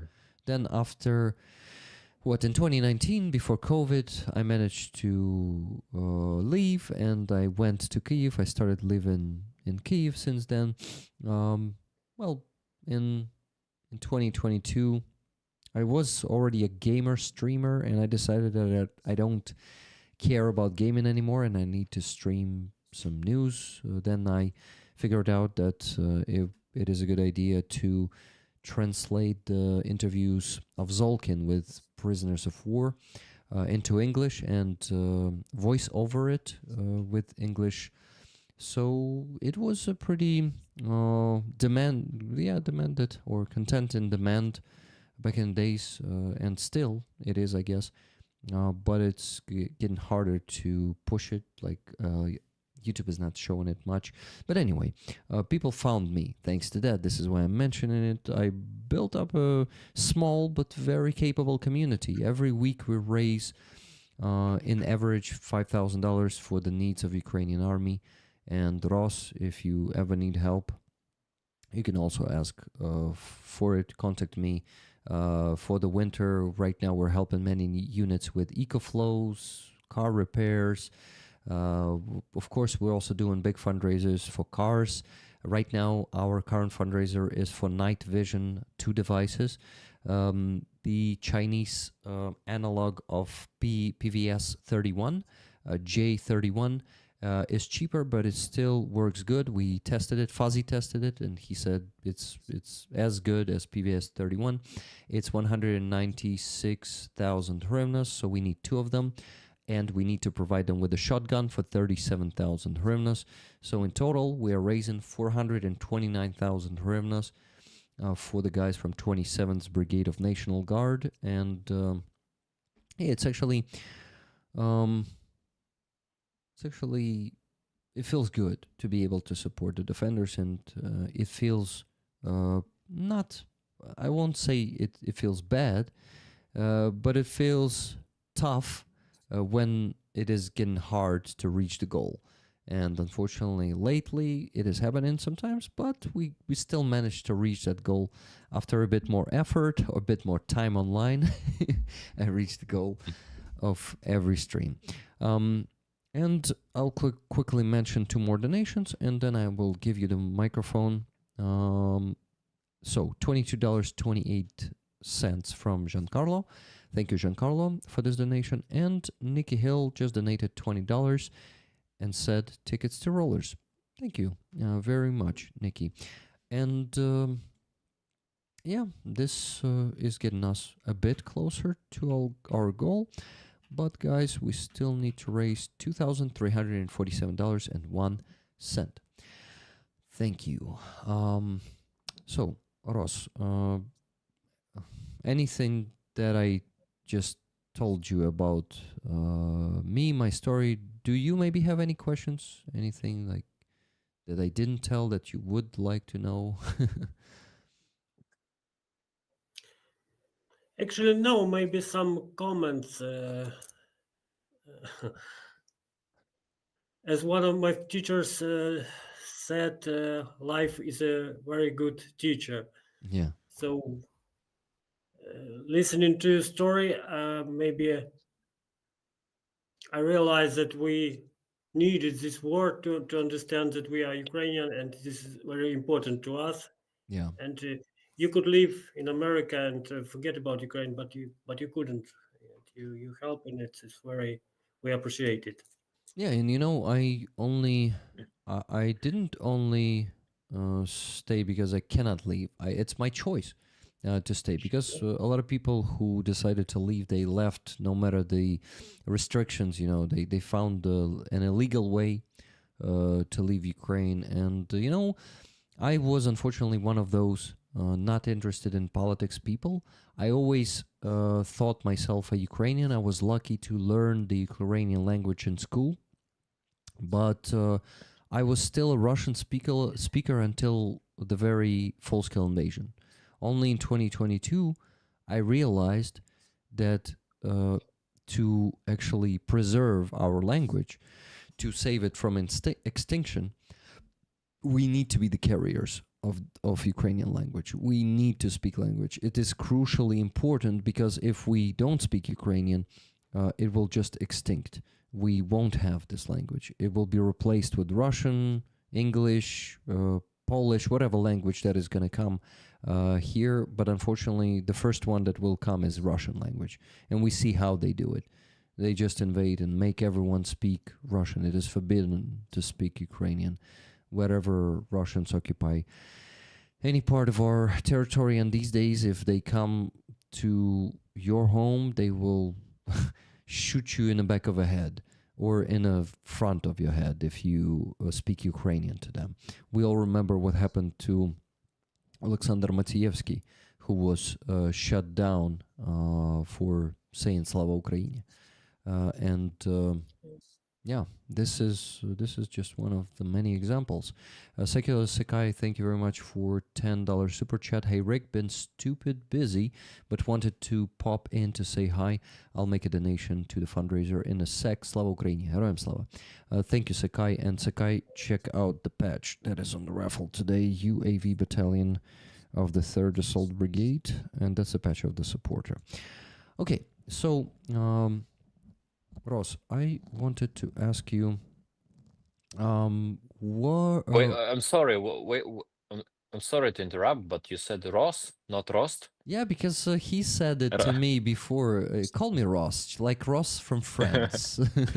And Ross, because I mentioned that because when I introduced you to Rick, and Rick told me, with Rost we agreed this time, and I say, wait, what?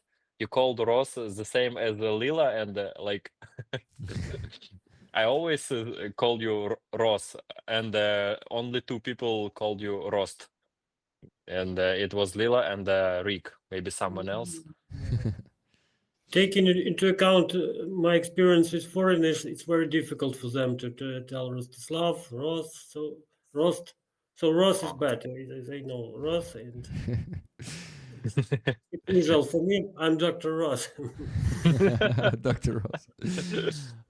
Dr. Ross, please tell me, were you a Russian or Russian Ukrainian speaker? How was it for you before and now?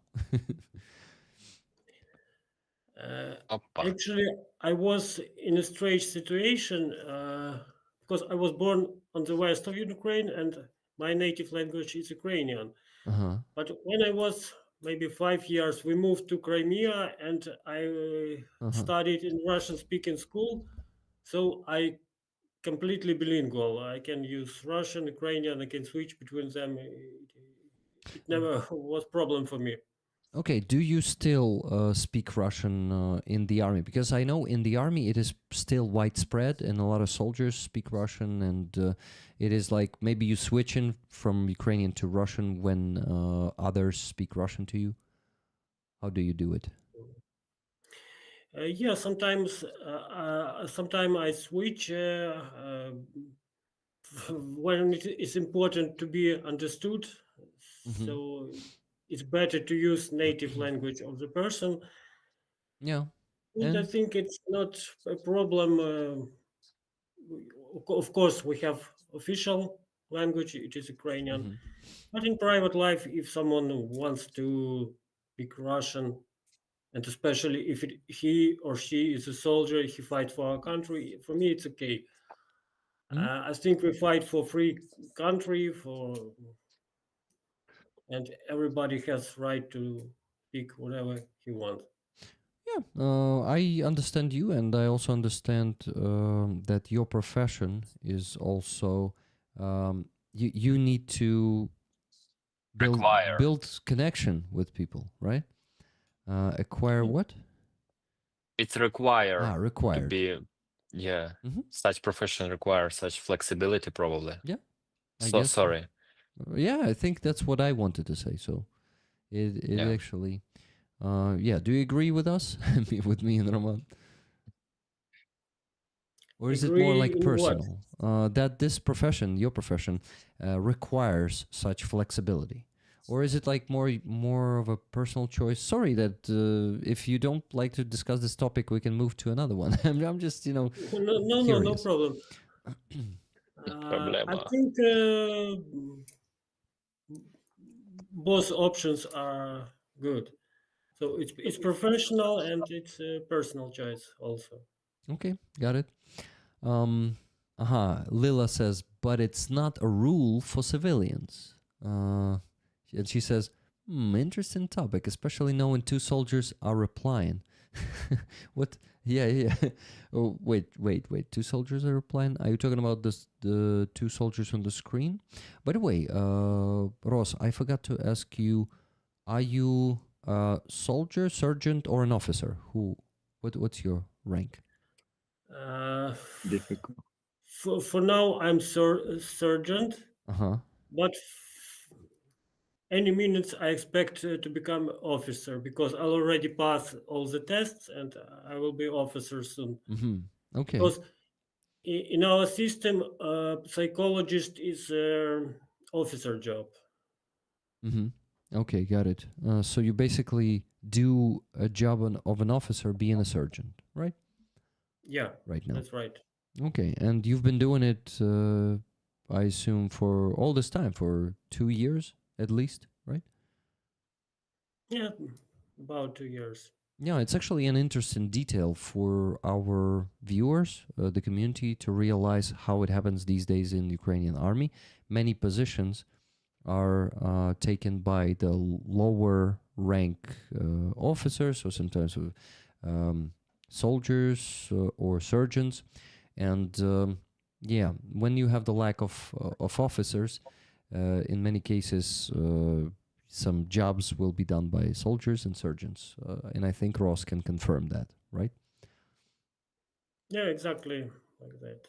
Hmm. Actually, I tried to avoid this officer title because I think sometimes duties of psychologist and duties of officer are conflict one between each other, hmm. and sometimes I have to decide should I act like psychologist or like officer. But in our army, it's like this. It's like being lawyer and prosecutor, right? Defender Something and like that. Yeah, exactly. Good metaphor. Is it even a metaphor?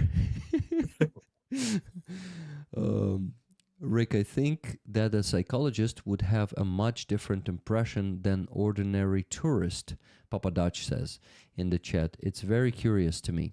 What do you mean by like a psychologist would have a much different impression than ordinary tourist? Why do you mention tourist here? Ross, maybe you get this question? I don't get it. I don't. I used to be a soldier. I have good experience, so I'm for sure not a tourist here. In Uh, this story.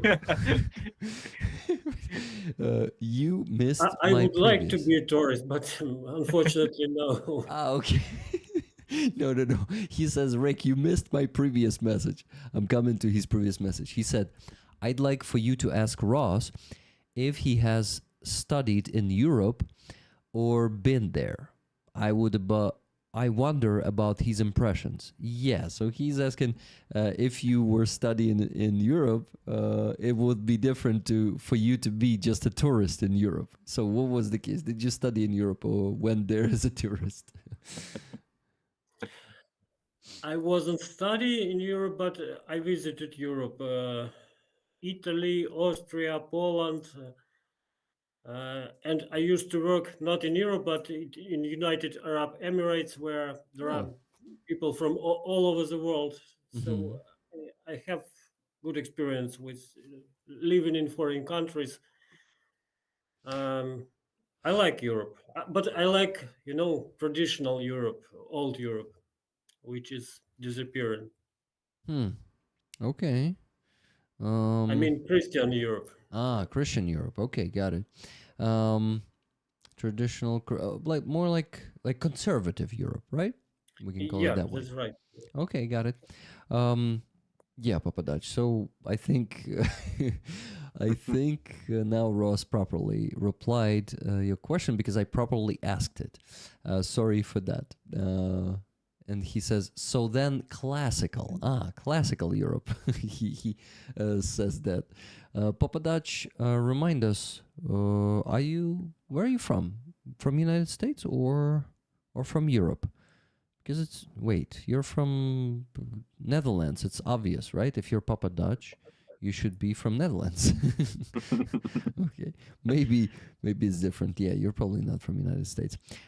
So the donations we got in the last, let me tell you, wow, just in the last 5 minutes we got 5 donations. $10 from Wizard of Ooze. He says this: 2 short quotes from ancient philosophers who understood the psychology of Putin's Russia even then. Virgil, about 25 before Christ. The only safety for the conquered is to expect no safety. So once again, the only safety for the conquered is to expect no safety. I totally agree with this. It's what is gonna happen to us if we're conquered, if we're gonna be conquered. So next one is from Plato, 375 years before Christ. Plato said this: when a tyrant has disposed of foreign enemies by conquest or treaty, and there is nothing to fear from them, then he is always stirring up some war or other in order that people will require a leader. Yeah, it is what Russia is doing right now. They wage a war, and if they stuck here in Ukraine and they don't get any like big success in the next year or two, I guess there's a big chance that they will start another war against European countries. because it's also, for example, to attack Estonia, right? It's a much smaller country in territory than Ukraine. They have it, like they think, right? They have a chance to get success there if they stuck here in Ukraine. But it's my thoughts that, of course, are initially not mine, because I'm watching different smart people like Sternenko, Roman Trokhymets. Yeah, you're smart, Roman. I'm reading your Patreon, but you don't provide geopolitics there. This is why I'm kind of lying right now, but I'm also not lying because I read you as a You smart just person. confused me. I'm lying, but I'm not actually lying. Yeah, that's my intent to confuse you, to play mind games with you. That's what you like, my friend. And sometimes I need to do it to you, and not only you do it to me and everyone else. But wait a sec, we used to use this weapon in the middle of the night when we start falling asleep, and we need to joke and do such tricky things with mind, not to fall asleep and keep on gathering donation, right? Yeah, but I'm actually Why did you use this weapon so early? so you will not start falling asleep. Believe me, it's somebody crawling behind the wall, wind whistling. I'm without even weapon, so I just think like, what the fuck am I doing here? Okay. So you don't have that many chances to start I'm okay falling asleep. with insomnia. Yeah. Okay, that's good. She's not here. She's but- not in the chat. Okay. Thank you, Papa Dutch, for another super chat there, $5. It says Russia ruins everything. It's their national pastime. What is pastime, by the way? I don't know this word, I guess. Do you guys know it? Roman, Ross? Pastime? I'm joking. No, I don't know. And Levy, thank you for your super chat, $5. It says this and the Ukrainian flag. So, Nice. yeah, that's all. Just emojis. But I have good news. We just got some donations, and I don't think I mentioned all of them. Yeah, I mentioned only two $10 donations from Wizard of Ooze. After him, there was a donation from Secular Sekai, $50 for the Night Vision fundraiser. Thank you very much, Sekai. And thank you, Wizard of Ooze, once again. $70 from Willie Matt Glass. That's a Dutchman, I know, for sure. By the way, probably Papa Dutch responded to me in the chat where he is from. I am a retired U.S. Navy veteran living near Memphis, Tennessee in the USA. So he's the United States. Thank you for your service, Papa Dutch. Respect. Yeah. So William Ed Glass, the Dutchman, donated $70 and said, "For Ukrainian army, I will support what I can as long as needed. Raffle tickets and Putin huilo." He always repeats that in his donations. Putin huilo. Yeah, I like it to be reminded, but we all remember about that, right? $200 donation from Laura S. Thank you very much, Laura. 10 tickets for me and 10 for rollers. Thank you. Thank you, Laura. $100 donation from Andreas Lach. My money is not safe around me at the moment. Better take care of it. Great to get to know Ross. Much love and respect from Germany. Also, hey Roman, GG Rick. Up. Thank you, Andreas. Guys, I will calculate now, and I think we crossed our first 1,000. I think we did it. Nice. Good. At this point, I'm gonna show you something that you like, guys. It's even here. You gonna take off your rope?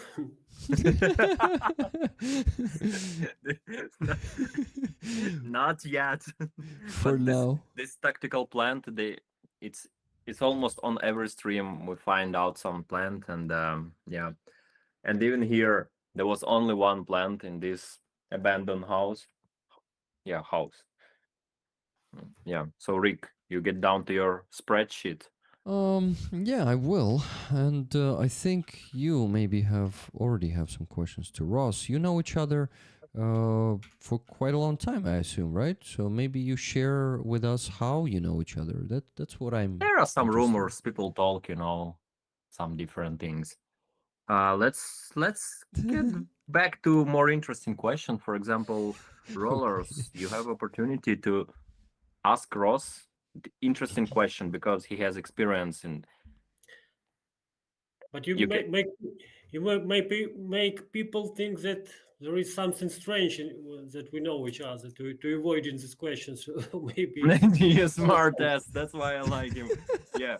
And Rick, if you're interested in smart people, you can also read Ross Facebook. I believe on Facebook he write a lot of smart posts Okay. about Wait. psychology, about military, about a lot of different things. Because this is unique. This is unique experience to be a civilian psychology, then military psychology, being in special. Can I say it, Ross? Yeah, He already shared it. Yeah, but I just remind more people in chat. So, in special operation, in anti-terrorist operation fighting, and back in full-scale invasion, it's like really. You you can also order some consultation as well if you have hard times or tough times as well. If you do it, Ross, I don't know. Yeah. I think I can take one or two person, but not more because Okay. I'm full already. Yeah, guys. So you can imagine if Ross can solve real soldiers' problems who come back from hot point, from the front line, from trenches. Yeah, so you have access right now, even right now, maybe some free access, maybe you have some questions. Just feel free to ask. Don't be so shy, guys. Rollers, what the hell? Like, come on. Nobody shy here. Let me check. I maybe already Ross, have. do you have chat? Or do you have another something to see the chat or not? Can you read No. it? Ah, okay. I have one question in the chat already for you. I think it's from Lila. Is Ross a dog or cat person? She hinted something. Hostile questions. It's a tricky one. Yes. Why? I think I combine both of them. That's cool. It's like Neo, this picture when Neo from Matrix, he avoiding this bullet. It was like this right now. When you just, it was so dangerous question and you just doing like this. Even now, I'm an owner of a cat and of a dog. I miss them a lot because they stayed in Kiev and I'm here near fighting area.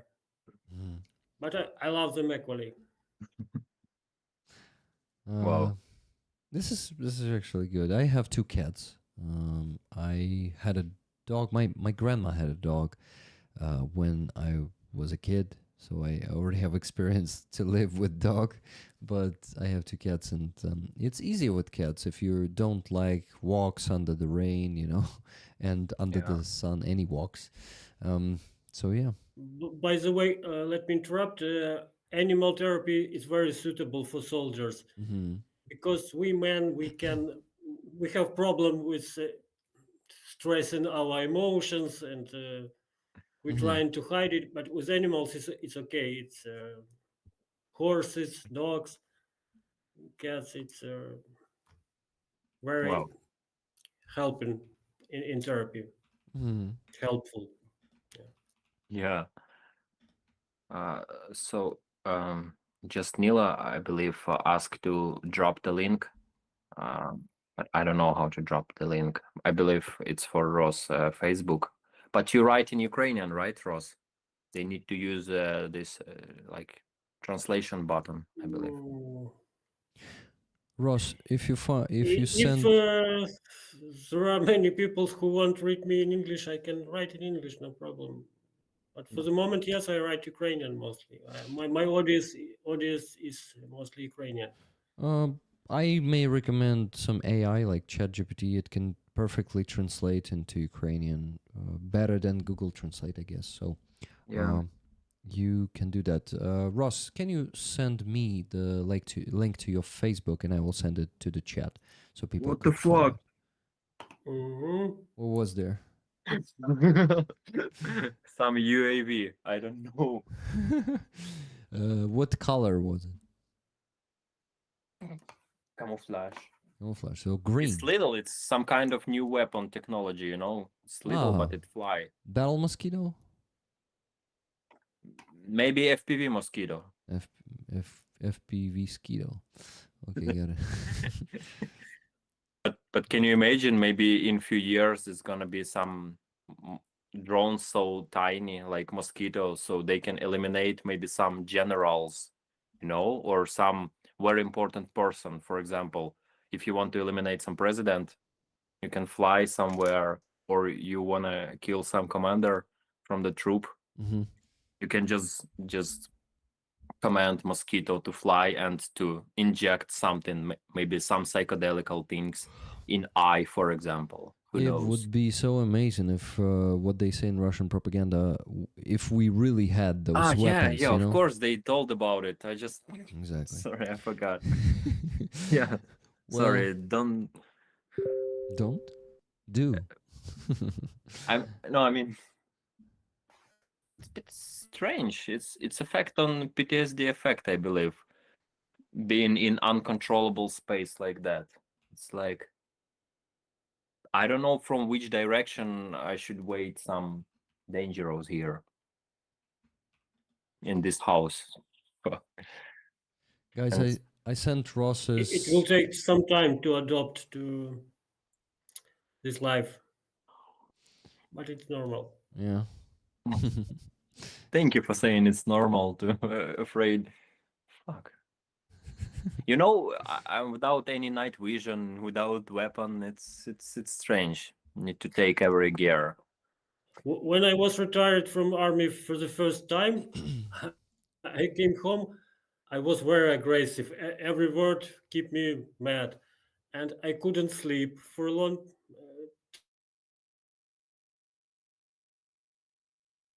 Oh shit! I think we lost Ross. I hope not for forever. Yeah, me too. He should reconnect if it's the connection issue. It's obviously the connection issue, but what's the reason of the connection issue? That's interesting. Well, Yeah, blood type Azov yeah, mosquito. he's back. Oh, He's back. guess who's back? Back Yeah. again. No, just for the first time. He's back for the first time because he was not disconnected before. That's good. Oh wow, my mouse button. So you were Ross? Can you hear us? Yeah. Yeah, you just stop on that. You was angry on everything when you first time returned from the war. Yeah. And I couldn't sleep. And when I at night, I didn't know what to do. I started to watch movie about the war. And when I hear shooting, I finally get to sleep. Oh, it's much better. Yeah. So that's that's what one of the most widespread stories about the soldiers, about the PTSD. You know, when you come back home, you need the sounds of the gunshot or artillery working to fall asleep. So it really is the thing, right? And it's happening to everyone, or do you maybe know the cases where it is not happening? If it's not a stupid question, I don't know. As a civilian, you know. I think it's happened to everyone, and officially, it takes about 1.5 years to adopt to the normal life, because our body function in different mode. Now we have procedure called decompression to help people to adopt faster. What's that? Can you tell us? Actually, it was invented in America, and some American troops after operation, I don't remember, maybe in Iraq or Afghanistan, Uh-huh. when they come back home, uh, part of them flew by aircraft and other part by a ship. And of course, aircraft came first. Mm-hmm. They went home and they had a lot of problem. But those who traveled by ship, it was long trip. They had time to talk, to proceed their experience, Mm-hmm. and after that they didn't have this problem. Hmm. So this experience was learned, and now we optimize this. So when soldiers come back from mission, we don't let them go immediately to home. We taking this decompression procedure. We are helping them to switch from fighting mood to civil mood, and Mm-hmm. Wow. these special procedures. mm, it's a bit individual because someone needs sport, someone needs quiet place, and of course some psychological protocols, which I will not be describe it. It's not necessary. Mm-hmm. So is it like a psychological, how do you call it? Оця таємниця клієнтського. No, no, Mystery. no. Yeah, It's not a secret. It's not a secret, but there are a lot of professional terms. I okay. think audience don't. It's not something you can use by yourself. So Yeah, got it. So you not need to be a necessary. professional to really imply some of those. Okay, got it.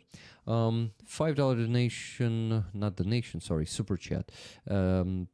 To Rostyslav, may world libraries on the internet be a modern blessing to you. Papa Dutch said it to you, Rostislav. Thank you. By the way, Papa Dutch was asking me to ask Ross if he teaches a technique that a soldier can use to relieve stress and recenter themselves. Good question. Relieve stress. Let me ask it once again. Do you teach a technique that a soldier can use to relieve stress and recenter themselves? Of course, it's part of our work. But I'm always saying the best psychological training is a good military training. Mhm. So we organized stress during training, and we increase and we help people to overcome it. And after that, it is easier to work with real stress. Mhm. And of course, there are some breathing techniques, some concentration techniques, all this stuff we do. It's it's good and a good question. Thank you, Papa Dutch. Yeah, thank you. If a soldier is panicking, how is best to calm down? Also from Papa Dutch. Thank you for this question. You have to switch him switch his attention to something outside, like, because when he's panicking, he's all inside with his feelings, and you should switch it to someone external. Mhm.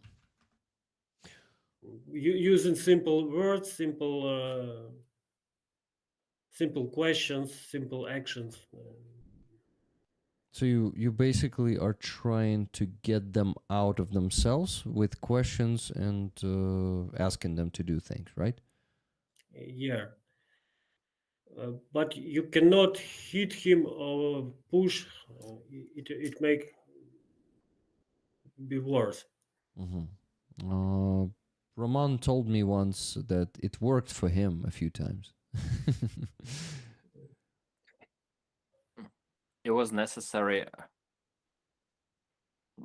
probably because it was combat medic who should give the medicine help to combat fellows, Mhm. and he just get this stupor, just he couldn't move. So I keep on shooting and look at this medic, and he was just like freeze. I had no time to for this psychology trick to distract him from inner statement, so I just slap him in the face and say like, dude, what the fuck, if you keep doing nothing, our friends will die. And it was like, yeah, of course, yes. And he started doing such things. Mhm. But it's good that you remember, Rick. You I was lucky it waiting. worked, but sometimes it can affect bad result. He could attack you or Yeah, something like that. it could be. I don't say that it's like a right technique, but it was something that I really use unintentionally. Mhm. Yeah. Of course, he could be even angry. This is the reason why, first of all, if guy was wounded, you need to take all his weapon and grenade from him, because if you start put tourniquet on him, he could just start shooting at you or through grenade because it's painful or he's in panic. But Mhm. thank you for correction. Yeah, I was risking my life while doing the slap because I like to do slapping. It's like You just enjoyed that. That's why you did it, right? yeah. Sometimes we have to make decision and take a risk and responsibility. Mhm. Normal. Yeah, totally right. And on the battlefield, I think it is very like happening very often. You need to act here and now because you may have no any other minute or second, right? This is why risking is happening very often on the battle missions. Seems like this Papa Dutch veteran is really interesting. He write a lot in comments, like you must take contact with who is in them, like inside them, right? Yeah. Uh-huh. Yeah, it's always interesting to compare different technique for different kind of soldiers from Ukraine or from USA, Mhm. because something we learn from USA, right, Ross, as I understand, and something we invented new. What do you think about this statement? If I'm correct. Actually, regarding protocols, now we copying almost everything from NATO countries. Mhm. If we're It's talking about protocol of stabilization, it's good. It's better to copy. But if we're talking about therapy, I think our psychologists have more experience and very, very interesting experience, very interesting methods. Mhm. So in some cases, now we can teach Western psychologists how to work because they don't have experience of such war on their territory. Mhm. yeah, it was times.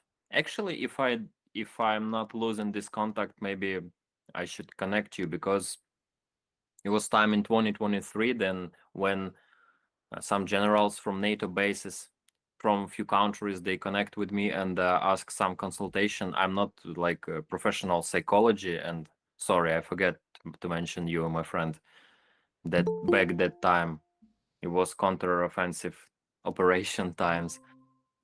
But they ask consultation about how to sleep better in trenches, for example, how to fight against insomnia or such things, which psychology methods am I using, and my combat fellows as well, because they know a lot of theory, but that's from the book from World War II, for example.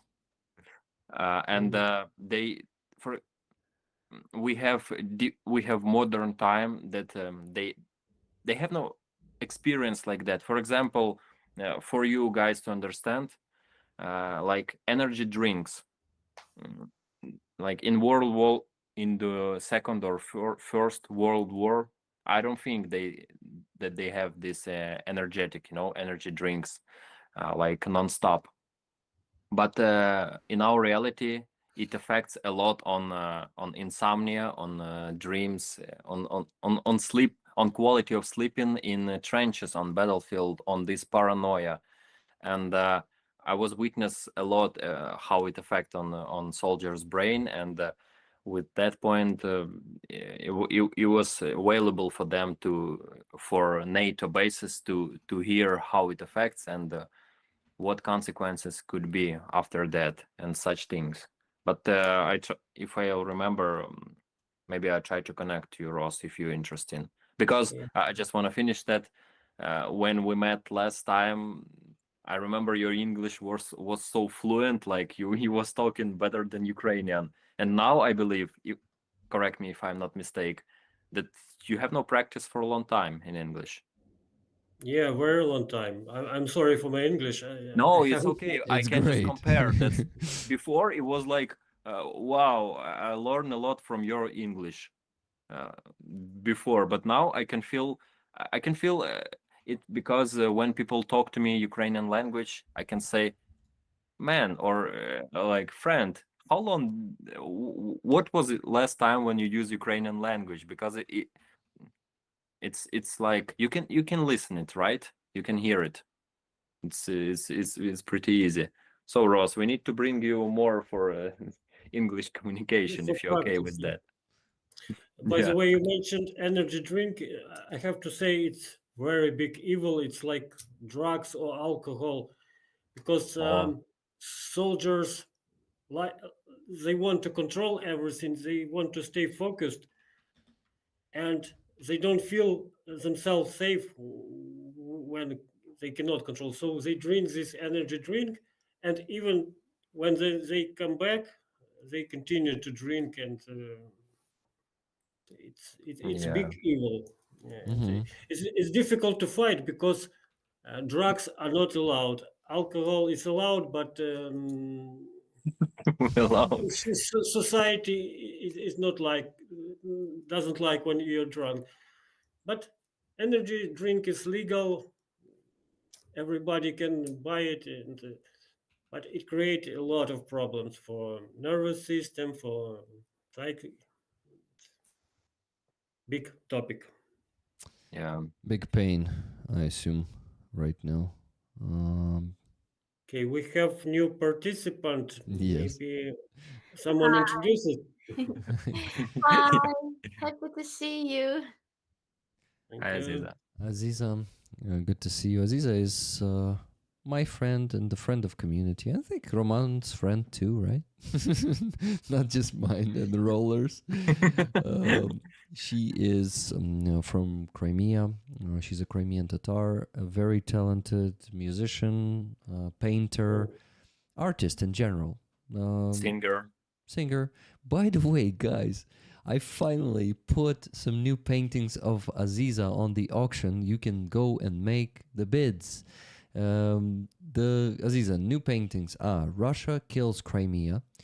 This one is beautiful, and the other one, which is also beautiful, is called "This Pain is Filled with the Blood of the Executed Generations of the Free" by Aziza Eskender. So, my friends, you see them partially. Now you see them completely on the screen. Please use the link in the description of this stream to go to that platform, to the auction platform. And if you have the means to place the bid for the paintings, place them. It is necessary because I know a few people who are hunting these paintings, and they will place a bid one way or another. But why don't you guys give them competition, and not just give those paintings that easily? Give them up that easily? I don't know. Anyway, they are going to be on the auction only for the next 7 days and 35 minutes. So next Sunday at midnight, almost at midnight, at 11:55, we will find the winners. And Ross, for you to see the paintings, I'm gonna send you the link to the Telegram. Here it is. Got it. Yep, check them out. Aziza, I don't know what I'm, in love with her art, and her music, and I can, I can talk long about her. She's humble. This is why she's not gonna tell you about her achievements, her art, probably. I don't know, Aziza, what are you saying about yourself usually when people are asking you? Please introduce yourself. Let's make a test, okay? Oh, I'm always say something stupid, and after this, I think, oh, what I said. um, um, my main way is the music. So I'm creating the music, creating songs. But from I studied at the University of Art, and I'm act, puppet actress, actress of puppet theater. So or theater of animation. So it's my profession. And so the actor is a multi-disciplinary artist.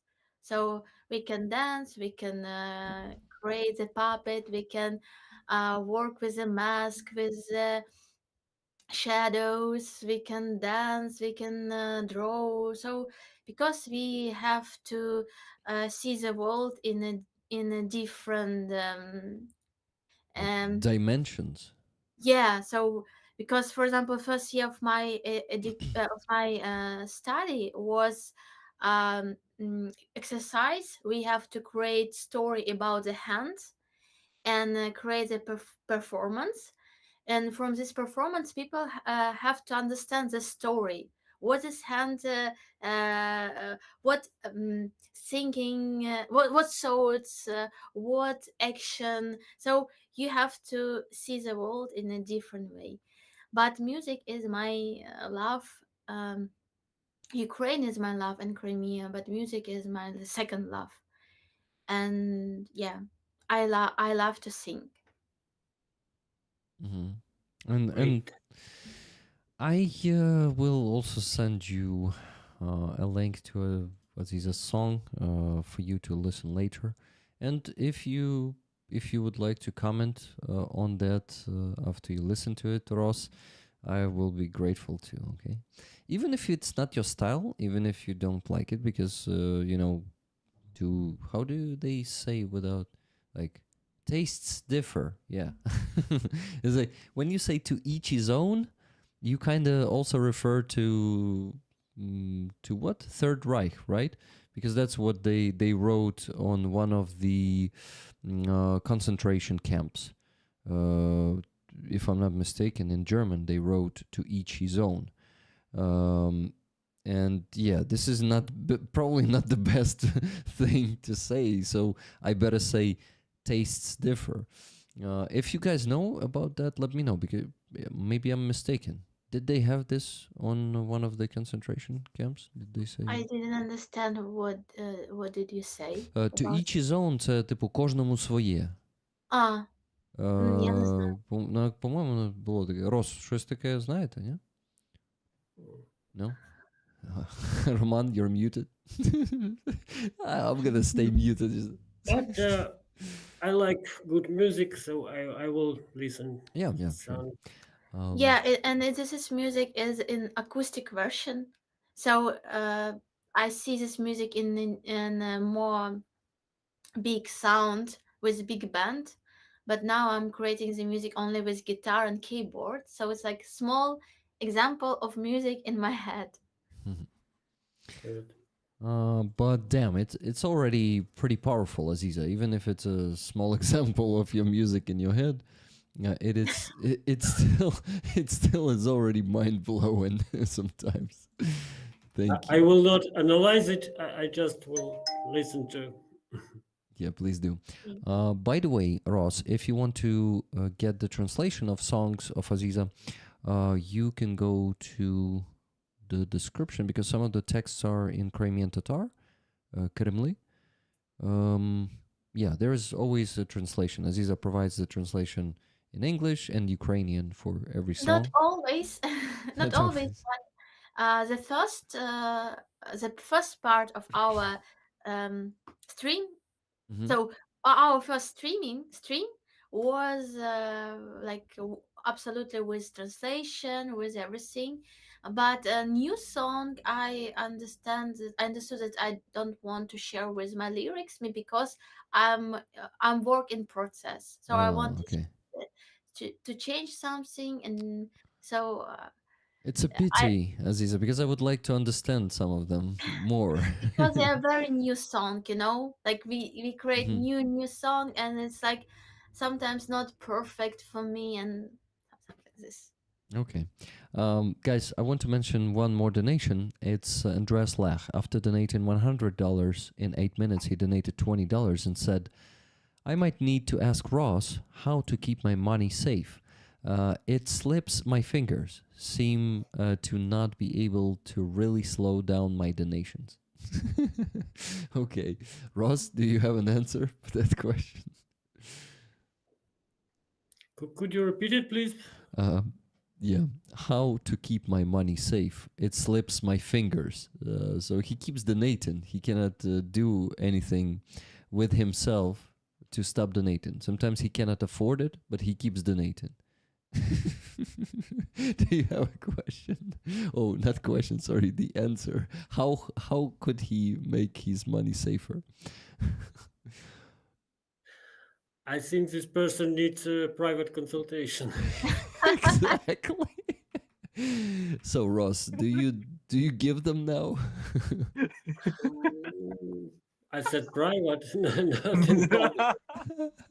No. I mean, do you give the private ones, or do you just work with the soldiers and officers and surgeons right Told now? already. He can take one or two. Oh, he can Yeah. take one or two. Sorry, I just was. Man, you told me to be focused on the spreadsheet, okay? And I was focused. I followed your order. Remember this advice. game, friend. Yes, of course. I'm gonna go to the bathroom real quick, okay? There are plenty of questions there already saved up in the chat. So, a question from Bina: how does one handle nightmares and flashbacks? That's a good one. Nightmares and flashbacks are symptoms of PTSD usually. So Yeah. you have to work with a psychologist, with psychotherapist to get rid of it. There is no like easy answer for this. You need complex therapy to, but it's possible to get rid of. It's all healing. Sounds promising. Yeah. And while Rick was so kind, he listened us. Even though he not here, he has his headphones. Aziza, you never met Ross, right? No, it's first time, I think. Yeah. He's my old friend from some old businesses. I believe I can say something like that. Maybe you will correct me, Ross. And he's he also fought in 2016, right, Ross? 2017. So he fought in ATO back then, and now in full-scale invasion. And he was civilian psychology, and now he also military psychology. He like very cool experienced guy. Yeah, finally he finds some times to join us here. Yeah, so also if you have some questions, because I believe this is amazing combination when you have experience in civilian and military psychology, so you can be very like you have a wide expertise, wide qualified brain, and not only just military psychology but special operation forces he was. So it's like I believe very rare combination.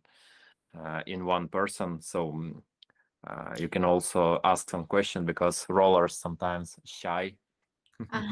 Ross, what do you And, want to say? and I used to live in Crimea, in Feodosia. Oh wow. I grew up there. Yeah. Wow. So And great. I'm very angry that Russian took Crimea. You have a lot in common because Aziza's art. Sorry, Aziza, I will take moderation just for 1 minute. Okay. Aziza's art is her purpose. I believe. Yeah, not. I believe. I'm sure mm, is her art and all her singing and everything she does is to share the world that Crimea was occupied by Russians. What's tragedy going on there and everything what happened. So she opened foreigners' eyes and Ukrainians as well for what's going on there. Yeah, so please keep on going. Yeah, it just I have a lot of question. Exactly today, I had a thought that probably I'm too much not alright. Like I understood that it could be a worse situation, but um, I mean, in the sense that I begin to normalize very terrible situation, and you just understand that you live in a constant nervous events, and you just try to don't pay attention on this, but it's always it's collect in your body, in everything, in your thoughts. Yeah, and about this topic of Crimea and my nation, I always think about how a Russian destroy our personalities in the way that we don't respect respect own life, own personality, because they try to say about that we are worse nation, and we are like оця меншовартісність, як забула це як це сказати. Mhm. Um, Me too. I also and forgot this word. the tragedy and the deportation also have influence of our nation, and so we could not overcome this, and we're still in this trauma. And we had the discussion with my friends also. For example, one I met one woman that she was a soldier, and she created the documentary films now, and she said about that we could not be a victims anymore, because victims is nobody will support victims with weapons, because you want to hide, you want to hack victims, but you don't want to like support fighting of the victims. And I said to her that it's a little bit like manipulation, because um I think somebody didn't give us weapons not because we are victims or we are winners, but because they have often problems, or often problems, for example, about Germany. They have imperialistic mind, and they have still this connection with Russian. They love Russian culture. They see in Russian friends in general. Only Putin or government is like not good. And I just want to say that we could not leave this topic that we are victims, because we're still in this history, and we didn't hear the words of sorry. So Russian didn't say sorry, Russian didn't stop the war, Russian didn't pay the reparation, so we could not overcome this. So yeah, we can fight, we can be active, but we still have this pain. And if we just act like we are free from this, it seems to me it's like we lie. So we could not leave its topic, for example, when we want to share our person history, person um, e- um, experience. So I want to say about that Crimean Tatars are victim of Russian genocide that they did in 1944, and they continue to do it now. And I don't know. What do you think about this? I know that I said a lot of words, but I think all these topics in me, and um, sometimes it's really such ideas, like stop, make me невпевненою, так сказати. In confidence. Insecure. Yeah, that Mhm. I'm do right work. So like a lot of artists say, don't say about genocide, don't say about this painful history, just create something amazing. And so these people like from all the world will like, oh, it's so great art from Ukraine, and so we want to pay attention, we want to support the army because you are interesting, not because you describe the situation, describe your story, describe why Russian did this, why Russian did it many centuries. So that's question. Mm. Well, A lot of topics, and let's go step by step. First of all, victim. Yeah, there are a lot of manipulation on these topics. I propose to split, to separate. We are victims according to the law in judicial sense, but in psychological sense, we are not victims because in psychology, victim is not good position. Yeah. So victim according to the law, but in psychological sense, you are not victim. You understand? authors, right? Yeah, exactly. And then other people, other countries, other state are trying to control us using fear, using pain. So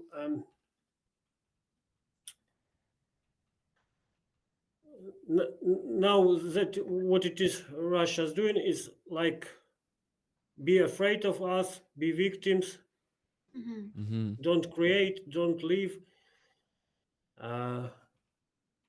But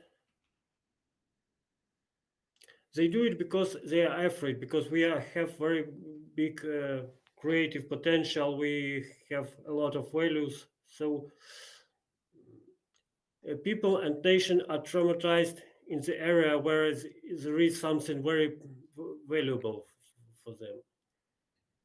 You understand what I mean?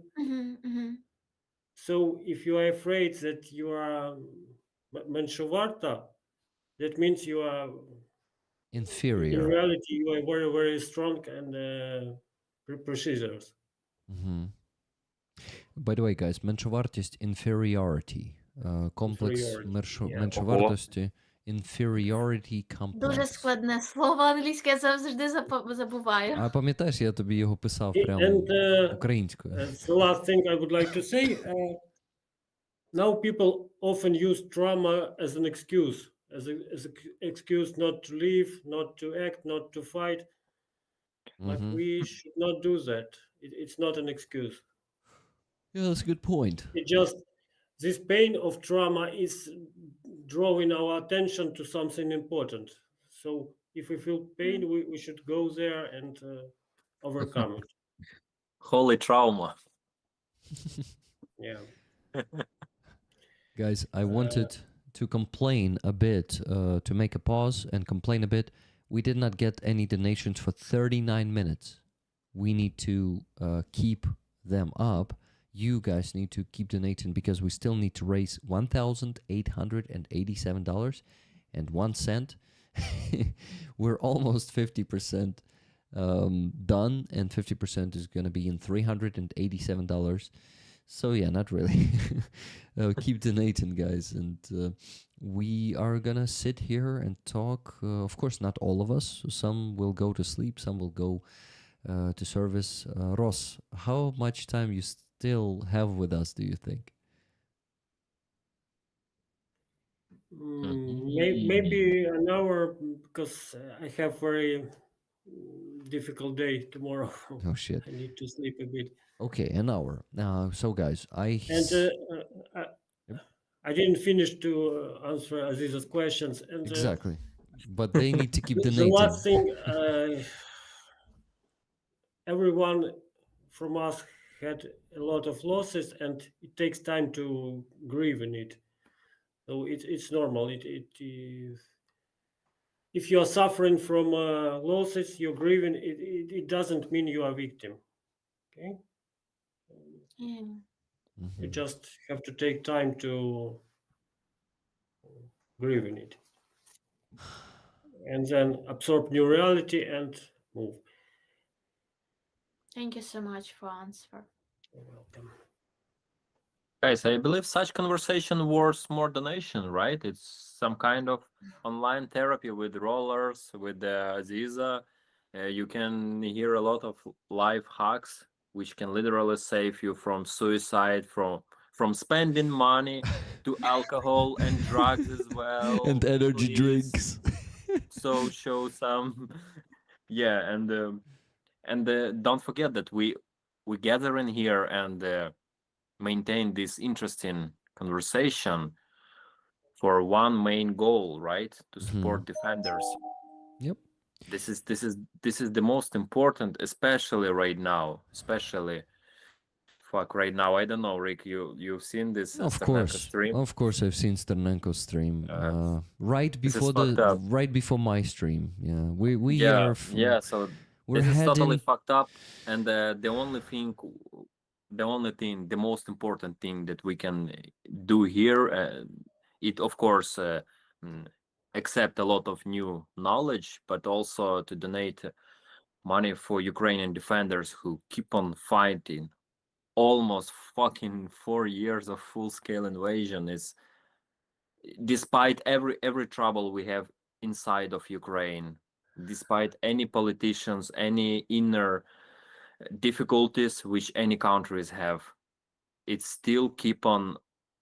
We still exist, guys. And It's like it's miracle. So donate for this miracle, please. It's important. yeah, I know you. We need to remind you about donation. Sometimes it's only work like this, right, Rick? unfortunately. Well, you see like if we're being honest, people's like budget situation, financial situations are not the best lately, thanks to sometimes Trump, sometimes other politicians, sometimes just to life.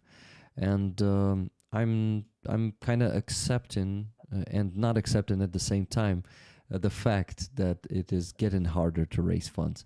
Guys, Rick defend you for the first maybe time. It's like I'm a bad cop, you're the good cop. What the fuck? Worried. What, Ross? Sorry, Rick. And I would like to say thank you, people who donate. In this way, I feel like connection with Western world, with civilization world. That it sounds like, yeah, they really with us. They really support us, and we are so close. So it is also supporting So thank you you a bit, very right? much, guys. Right, Ross. It is also supporting you, knowing that people still care, people donate, people keep supporting us, right? Yeah. I always, sometimes, I don't know if Roman told you, I go to Free Azov rally every Sunday, and I talk to people there, sometimes to the families of the captives, families of the missing in action. Sometimes they are just active Ukrainians standing there for the soldiers. Sometimes they have friends in captivity.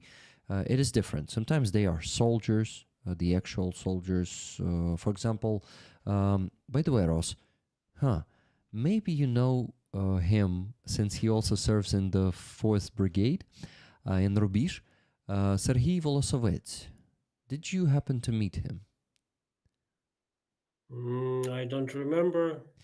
He is he's also an actor, and he was playing in some cool Ukrainian movies. One of them is Думки мої тихі.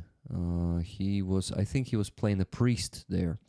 But I met him on Free Azov. He was holding a window that was broken, like a sklopaket from the plastic window. He Mhm. took it out. He took it with him, and he put it on the fence near the road, and he wrote on it "Captivity Kills." And I talked to him for more than an hour. It was a very interesting, deep conversation. He definitely knows things about the therapy, psychology too, And he said to me that whenever he comes back on rotation, he is right now working as a logistics and supply officer. He got a brain injury. No, not a brain, like his head injury. Probably the brain was also damaged, but he had a head injury in Rubizhne back in 2022. And he still has the consequences of it. He got his disability, the official invalidность, just this or last month. They finally recognized it a disability, and he suffered from the consequences of it all these 3 years already. And he is here in Kyiv for now. He is joining some of my streams lately. Great, very open and sincere guy. Guys, in Ukraine we have this word "shiri," so it is about Serhiy. He's very shiri, so that means open and honest, and yeah, and genuine. And he, since he's an actor, he is feeling things very like sharply. And he told me whenever I am there working, serving, I am frozen. Whenever I come back, I melt down, and I feel all that pain, and all the stuff that happened to me there. What I didn't feel there, I feel it here. So he was honest about it. We didn't get into details ever since then, but yeah, I also wanted to talk with you about why it is important to actually stay more or less frozen on the front line, and not to let yourself go emotional, and how it may damage, or is it maybe in some situations like allowed to do, and maybe healthy to do when you're engaged in not if not in combat, even if you're doing some real work like logistics or supply, you still live in the army and live through all the shit that is happening there.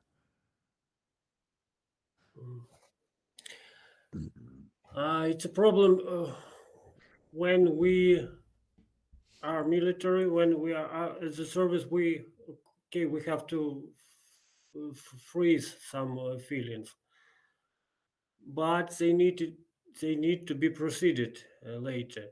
Mm-hmm. That's what I do when guys come back from mission.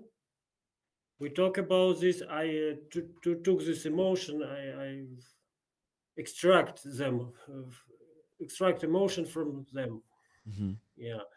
So you have to know when to do that and how to do that. Mm-hmm. You need to be careful with that, right? Yeah.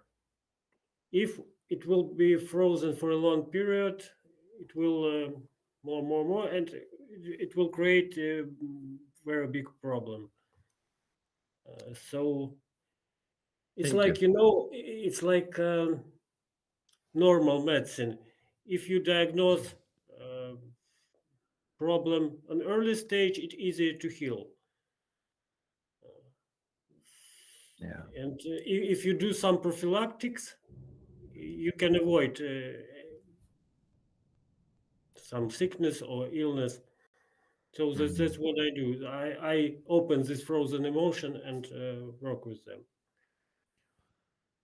But I repeat, you have to know when to do that and how to do that, because if it happened during the fight, it's not no good. Person will lose control. but between fights, it's possible in relatively safety. Yeah. I also I want to ask you, um, what about the grief? Is it allowed if a soldier or anyone, any military loses their brothers in arms? Uh, is it like okay for them to not get frozen, but live in through the grief, like right after? If they will have to go to the front to the positions again in like 7 days, because it usually is like you spend a few days in position, then you rest for like 5-7 days, right? Then go back. If they have this situation when they lost brother in arms in the last mission, and they come back, and you see that they start grieving, what do you do in such case? Mhm. There are two types of grieving. One type of person needs to cry for grieving, Mm-hmm. and other type of person need action, some action like switch attention to other action. Uh, I'm trying to find which way is more suitable for person, because soldier don't like to cry, don't like to show their tears, but when they work with me, it happens, and it is very good. Mm-hmm.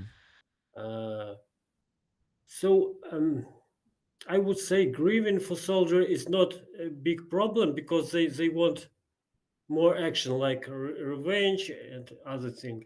Mm-hmm. Uh, I'm always asking the person who's dead, if he could see you, would he be glad what are you doing now? And it works. So grieving is not a big problem for soldier, but problem is um, guilt, Uh-huh. because Yeah. probably you heard survivor's guilt. Yeah. Very When widespread. my friend is killed, I will feel guilt because even I know it's not my fault, it's not rational, but Mm-hmm. most people feeling guilt. And if person feel guilty, he will look for punishment and he will find it. He will make some stupid things. So mostly I work not with grief. I work with grief, but it's easier. But Uh-huh. I work a lot to take off this guilt. Yeah, survivor's guilt is a big thing. And Yeah. Yeah. well, even like I think, nah. I thought maybe civilians also have it, but yeah, in some cases I think civilians have it too, right? Yeah. Yeah, of course. Mm-hmm. And as for survivor's guilt, people always try to find the reasons why they are guilty, right? It's like, oh, I could do more, I could do this or not do this, or if I went there that day, he would still be alive, and all this.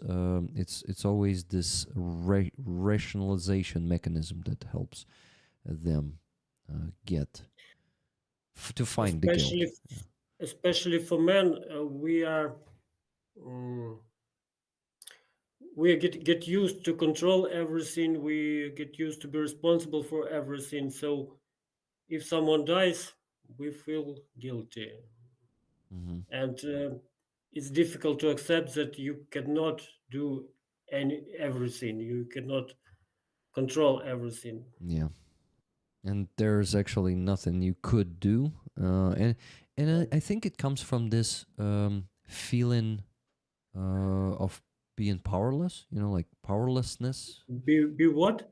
powerless, беспомощным.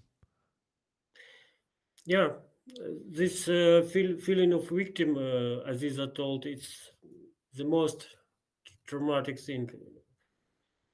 Hmm.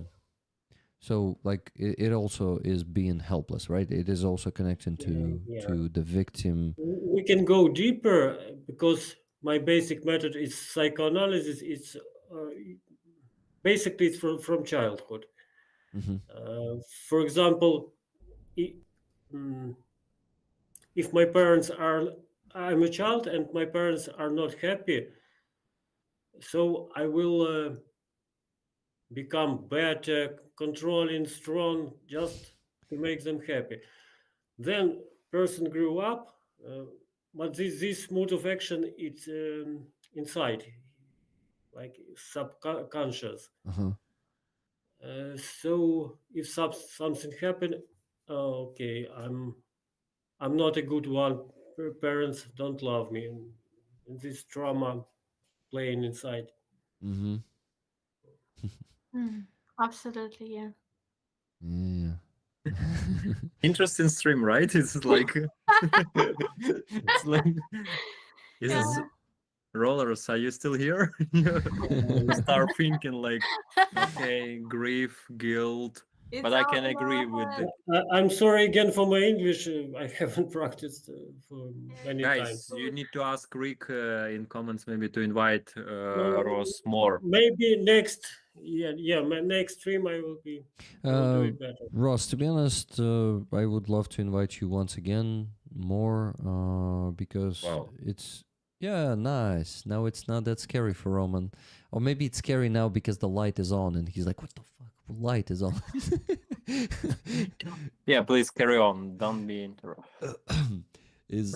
So I I was saying that it's really interesting, really an interesting conversation, and I am like I was interested, not like deeply, but I was interested in psychology since I don't know my student days. I was not reading that much, but watching like many psychology TV shows, movies, and like socially, how do you call them?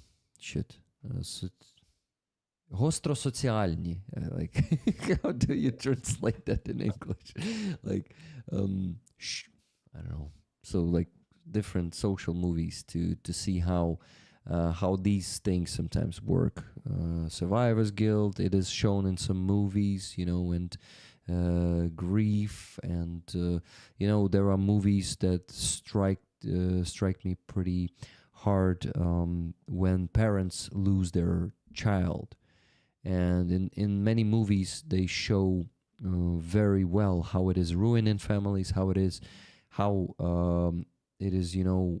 really hard to overcome and to get through the loss of their child. So such types of movies, where they show how people's brain work, how their emotions, feelings work, and I also have another aspect that I cannot share here on the stream.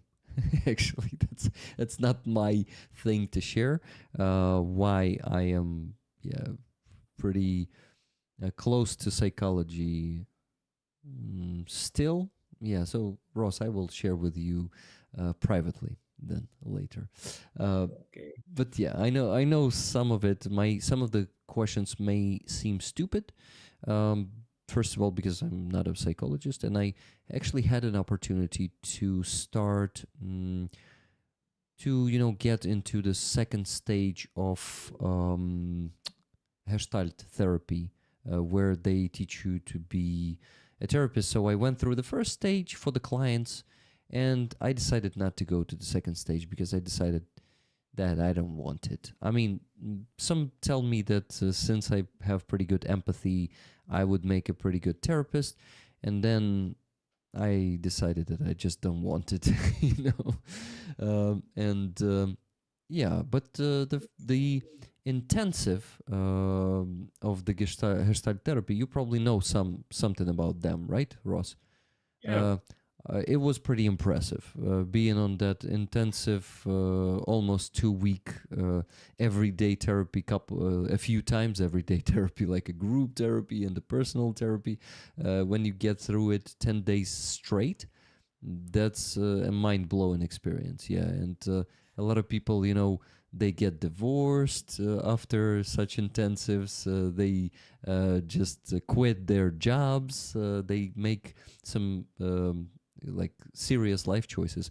This is why it is recommended to not make any of those choices in the first 2 months after the Gestalt intensive, I guess. This is yeah. That's a very shaken, like it's shaking you up, that experience, and you may start doing some stuff that you better not do, and not cut the ties and not burn the bridges in your life. Okay, enough of me talking. I have so many questions there in the chat from Rollers that I don't ask, because I have my questions, and we already have Well, Rick, very important info. Very important. yes, please. This is Mister. sticker with Ross appear in chat. Nice, Ross. We have your sticker there now. If you open it on the second device, do you have the second device there? A phone? No, he told me that.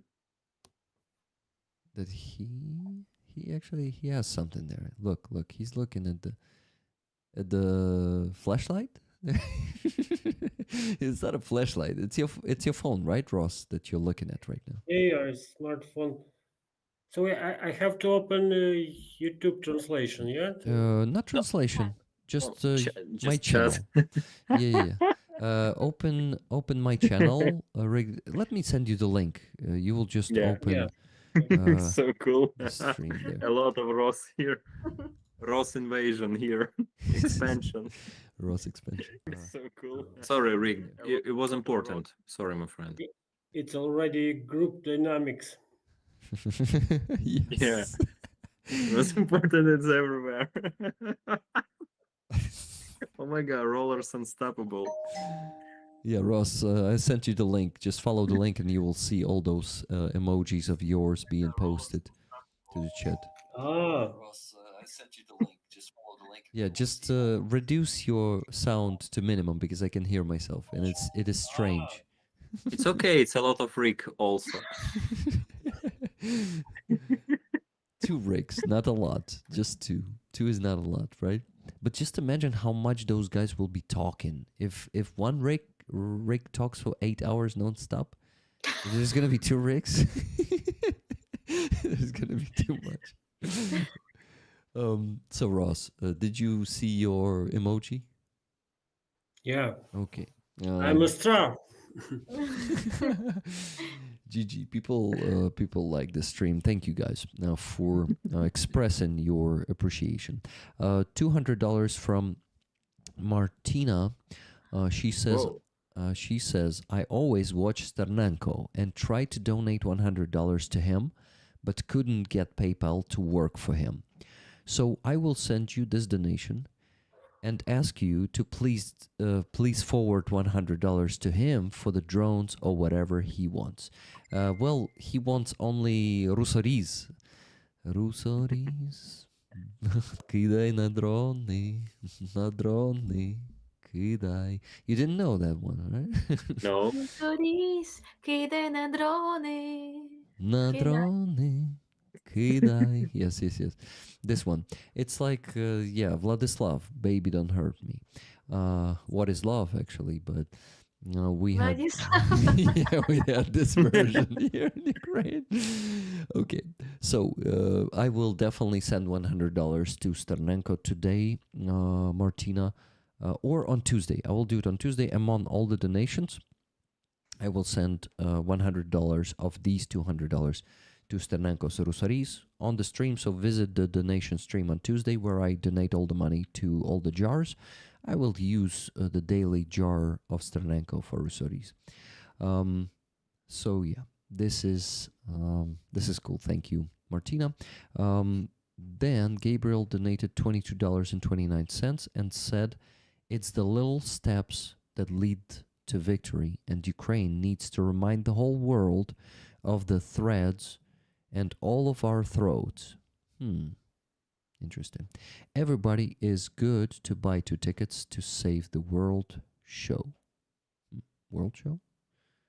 Interesting. Tickets, please. Gabriel, 2 points in your message are a bit confusing. So can you please explain them in the chat? Thank you. $40 donation from our dear Keynes, Keith and Melissa Keynes. $40. Keith, yeah, it was Keith's PayPal. He says, thank you for this awesome stream. Mental health is such an important topic. Thank you, Ross, for the important work you do. Always great to have Roman with us.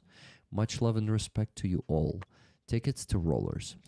Can anyone match us? Slava Ukraini. Героям слава. Guys, you won't imagine, you will imagine, but you won't believe it. But even without knowing that, Kathy has donated $40 after that, matching Keith and Without Melissa. knowing? Excuse me, how can you donate without knowing? Donate without knowing that you need to donate exactly $40 to match Keith and Melissa. She donated $40 Okay. and said, donating is my therapy. Tickets, please. It's a good therapy. Especially if you're a fundraiser and you're receiving those donations, it is great therapy.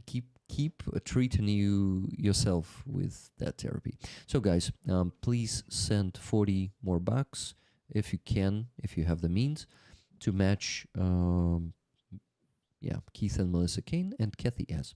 So minus, let's see how much do we still 120 minus 200. I will calculate how much we still need to raise. 2229 minus 40 minus 40. We still need to raise $1,584.72. Okay, guys, good job. But for Great. us, yeah, go on. Yeah. I'm sorry. I just realized what's going on here. I believe, maybe guys, you can correct me, but I think Rollers decide not to donate a lot to keep this conversation as long as possible. So we ain't go to sleep, and they will listen everything what's going on here. What do you think? Yeah, but the problem is Ross will leave in about 40 minutes, right, Ross? And maybe even earlier, or maybe in 32. You, Roman, will at some point tell us, Rick, I'm gonna start to get going. Got the crap. Come on. Okay, but I really like your theory. I just like to be a killjoy. Guys, I didn't knew the rules. Yeah. Yeah. Okay, let me start asking the questions from the chat. So a question from Mr. Keith Kane. What are some effective methods you've used to help soldiers reintegrate back into civilian life? Did you do that? Actually, for the moment, no, because I'm like battalion psychologist. So I work only with our soldiers who continue to serve. But in my private practice, I work with people who are retired. I would say it all individual, but in general, I could say you have to help people to find the future he wants to go. And to do that, you have to work with his value, his desire, and of course, you have to help him to find resource to achieve his goals. So it's like complex work and very individual for everyone. Mm-hmm. Yeah, I totally agree. A question from Lila Trokhymets. Yeah, we call her, instead of Lilia, we call her Lila. That was her decision, because she says Lilia is so hard to pronounce to foreigners. So I shortened my name to Lila. It's easier. So now we call her Lila. I think for like 1.5 years already, right, Lila? I have a question to Ross. Actually, she says it correctly, to Rost. Do you feel that more soldiers initiate the talking to you comparing with the 2022 and now, or is it the same? Good question, Lila. Thank you. Well played. I hope. Actually, we still have this problem when, in private life, a person comes to you and says, I have a problem, I'm ready to work. But in army, some soldiers are still afraid of psychologists. When I come to him, he's saying, I'm normal, I don't need psychologist, I'm okay. Some, but so I have to sell myself to sell him his problem that need to be solved. Sometimes it's very tricky, but now it's better because there are a lot of civilians in the army. Our army is not professional. They habituated to psychologists, and if we're talking about me personally, I think I gained their trust. It took some time, but now it's better. But still, there is a problem that some guys don't want to work with psychologists. But it's better than in 2022, right? Yeah, much better. Okay. I think it's like maybe our guys are getting more tired and desperate, and they are like, oh, okay, like maybe like they try to look for more additional help, not the usual help they get, whether it's an energy drink or cigarettes, you know. And there is opposite problems. Some guys understood this is a way to receive attention. Maybe this attention they didn't have in their private life, so they can use their problem to take this attention, this help. I had one soldier who, how to say, who was saying, I will commit suicide, help me. But I saw he wasn't, he would not suicide, he just want attention. So And it happens. they even abuse that sometimes, right? To get Yeah, something for something them. like that. Okay, got it. Thank you very much. There's a question from RP Marson. Robert, are you still there in the chat? Because I haven't seen you for a while. I really hope so. But if you watch this in recording, I finally got to your question. Does cognitive behavioral therapy help at all? Found it helped somewhat. That's what Robert said. Do you use this method at all? Когнитивно-поведінкова терапія. CBT? Yeah, CBT. Actually, I don't like this method. I think it's very underrated and Under it or helps. overrated? Overrated, yeah. Overrated, yeah. Overrated. It works only when you combine it with psychiatry, and it helps for a short period, and usually after that, after some time, symptoms are back. So maybe I'm предвзятый, як буде. Maybe you have prejudice. Yeah, maybe I have prejudice about this method, but I see it very often in practice, so I don't like CBT. I like EMDR. Oh, EMDR is can you explain it to the viewers what EMDR is? EMDR means eyes movement, desensibilization, reprocessing. We process some traumatic experience using like eye movement or other bilateral simulations. Of course, it is a small part of therapy. There are also big preparation phase. It depends a lot of therapist, but this movement of eyes and other bilateral stimulation, it make therapy much easier and Mm-hmm. faster. Okay, Ross, if you're okay, I will explain it simpler. I know what EMDR is. If I'm going to be wrong, please correct me in the things I'm going to be wrong. So, guys, basically, EMDR is a good therapy for treating PTSD.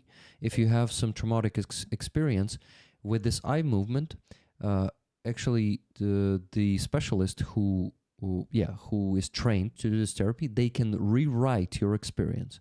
So they move you move the eyes, like they may move some object in front of you. You move the eyes, and they try to with questions, they try to get you in that experience, and then also with questions and with like conversation, they can kind of rewrite that experience for you, not to make it not traumatic. Am I right, Ross? Does it work like this? Actually, not rewrite, but Okay.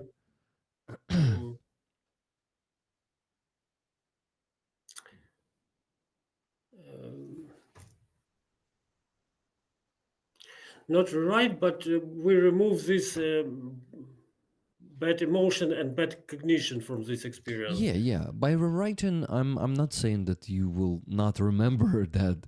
You will just not feel that. You will not have the same reaction. It will be kind of normalized for you, right?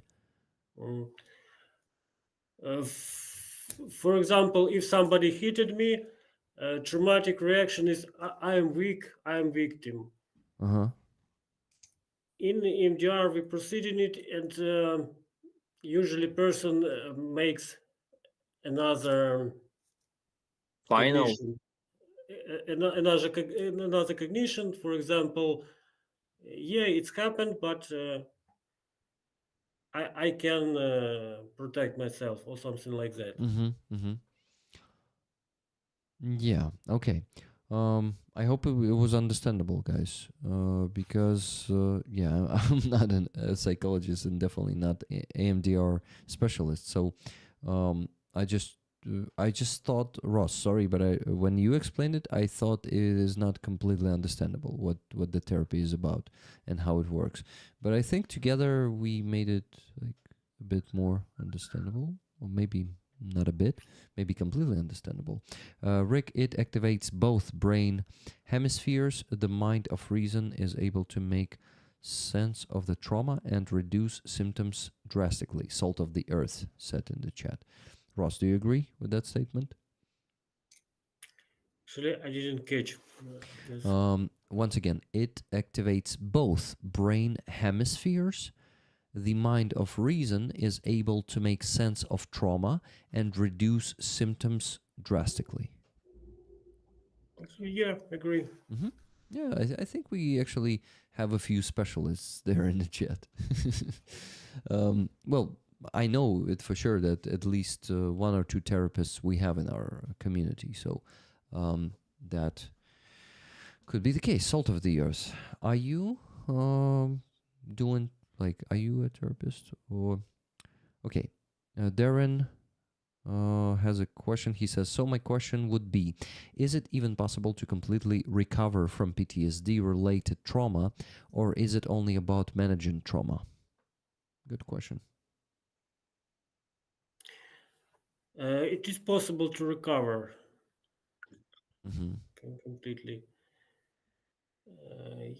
Some methods given managing, but to recover completely, you have to go deeper. It takes time.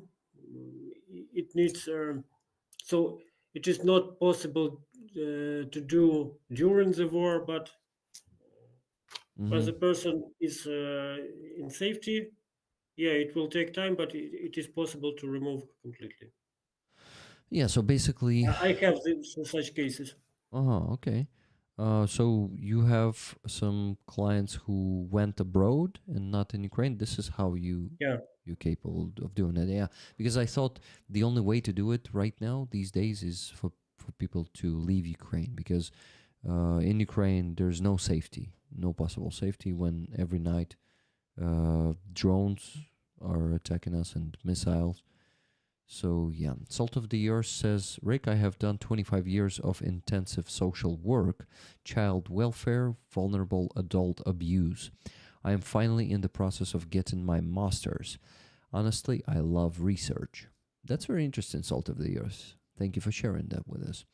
Darren was asking when he arrived, he bought a super chat. Thank you very much for that, Darren. 12 euro super chat. What did I miss? Quick recap, please. Thanks. So, Ross here, you see his full name is Rostyslav Chahrak. Правильно наголос? Так точно. Okay. Точно. Yeah. Ти чого? Ого, Рос. Military For man. So he is a military psychologist, and he was a civilian psychologist before he joined the army once again. So right now he is a military psychologist in the Rubish Brigade for 2 years, over 2 years, I guess. Rostislav is right now a sergeant, but he is very soon to become an officer. He shared it with us, and he told us that he is actually he is not sure that he needs to be an officer, because it's like Roman said, it's like how do you say, Roman? You Lawyer and prosecutor. Yes. So he's going to be a lawyer and prosecutor in one person when he's going to be a psychologist officer.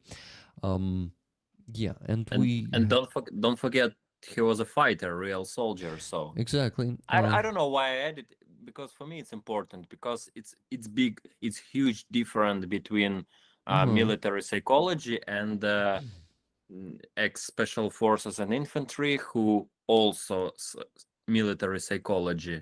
This is like, it's like moon and the sun, like Hey. earth and heaven, like hell and breakfast. It's totally different. Totally. Yeah, You know, sorry. psychologists without fighting experience can work successfully, but they often have problem when soldiers say, "You wasn't there, you don't know what I feel." But me, so they have other psychologists have to work with this Barrier.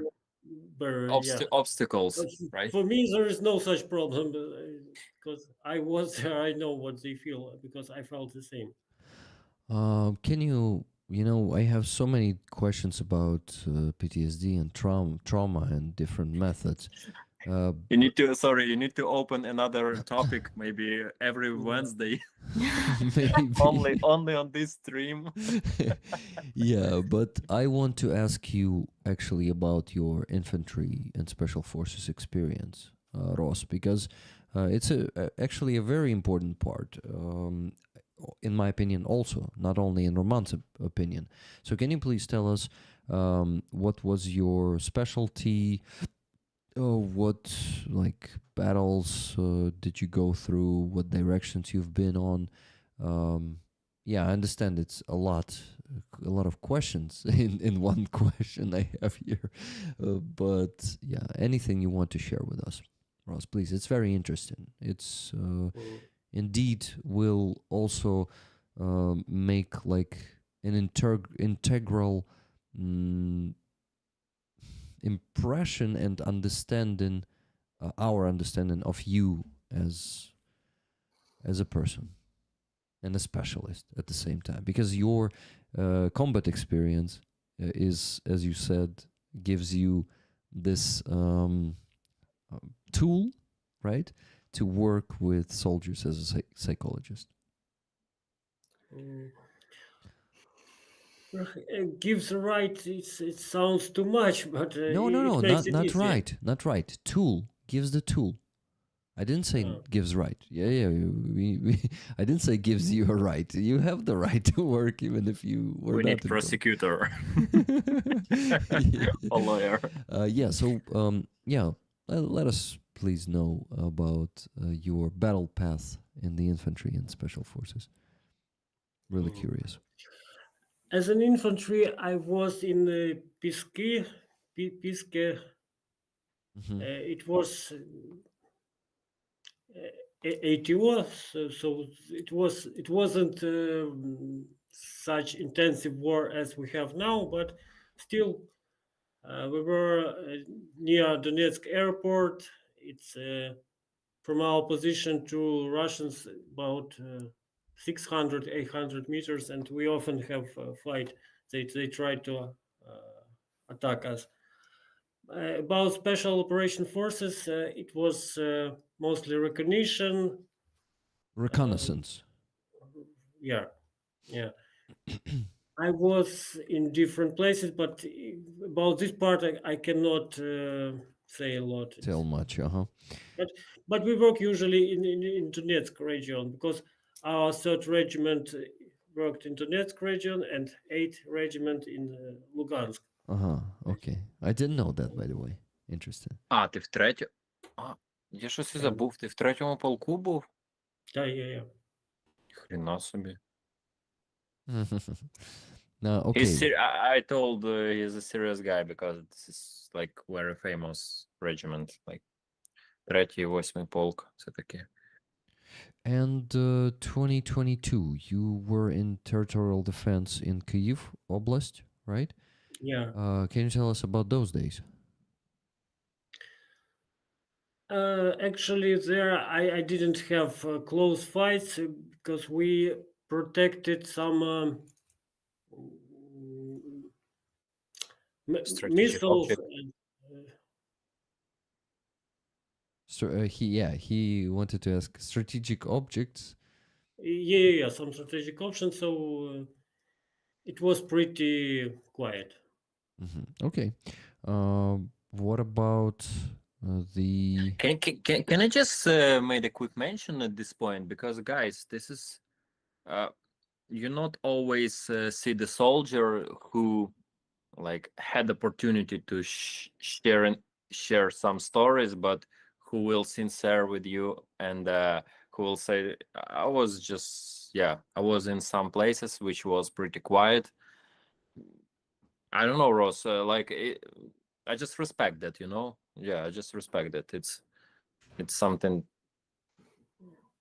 because I've seen a lot of guys who was there and there and there, but they wasn't anywhere, and nobody could prove they like fairy tales, you know, especially in hospitals.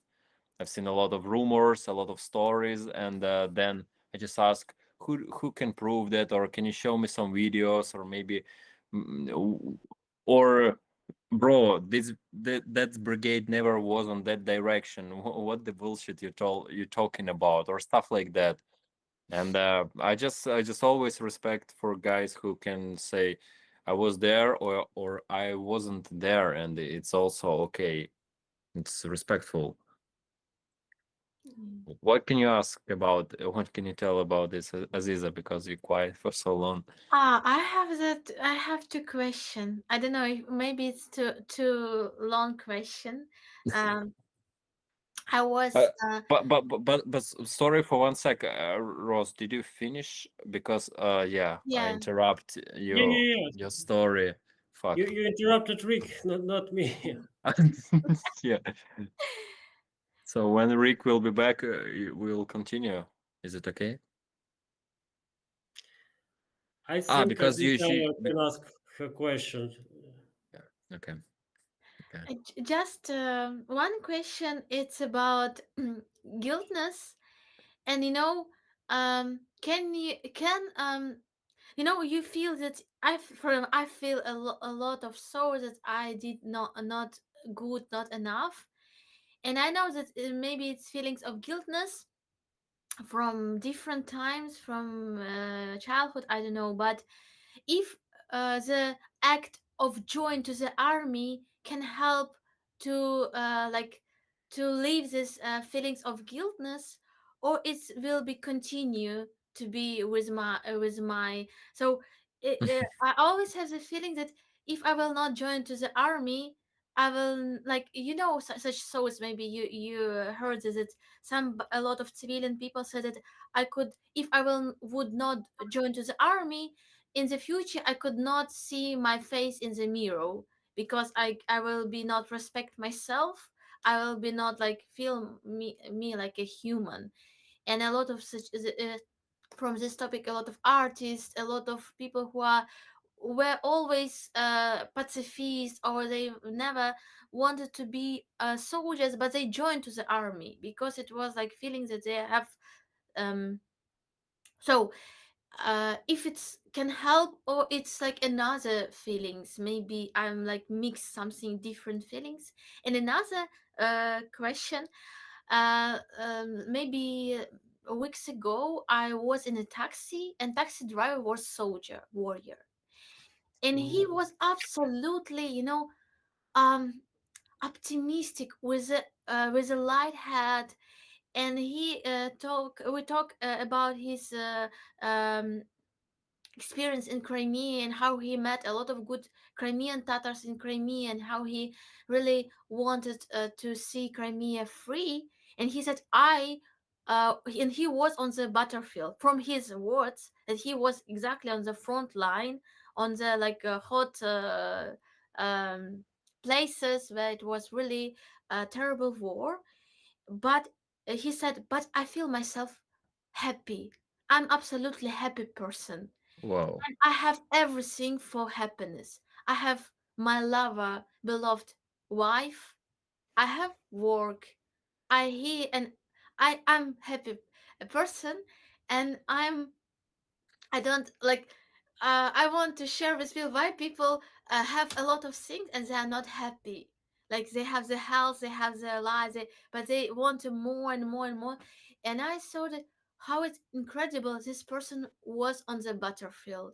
This person saw the war, and it seems to me that he has no PTSD. Like he's absolutely found this um ground happiness, and he was like amazing example how you can work with this, with everything that you met in your life.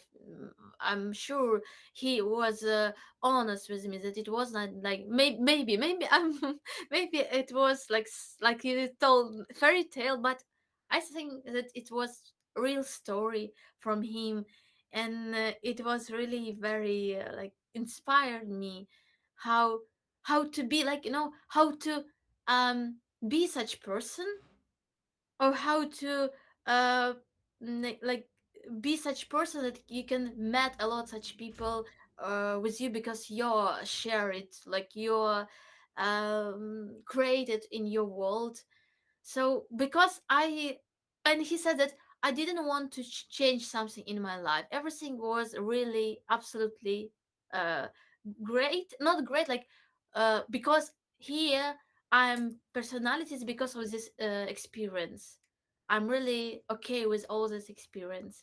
And my thought is like, I want to change other things. Like, I did some big mistakes, and all mistakes is I really think like okay, it's like but it's really what he can say about this person. Maybe you can share how he or it's they really work with like it's work, or it's the just character of the person. So maybe he was always such person, and like was born like this character, or we can build it, we can change it. I don't know. Okay, such question. So you want me to diagnose him using your story? Okay. I'll start from the second question. There are two options. First one, all people like have different level of personal evolution. He may be very developed person, very smart and very harmonic. But there is other options. There are some people who escape from hard feelings, hard emotion. He are looking always for positive. It's like psychological defense. But this is they escape from bad emotion from some period of their life, but then escape, but then this feeling follows them and welcome to depression. Mhm. This is a mechanism of як bipolarka буде. Bipolar disorder. Yeah. I guess so. Let's see the confirmation in the chat, but continue, Ross, please. There is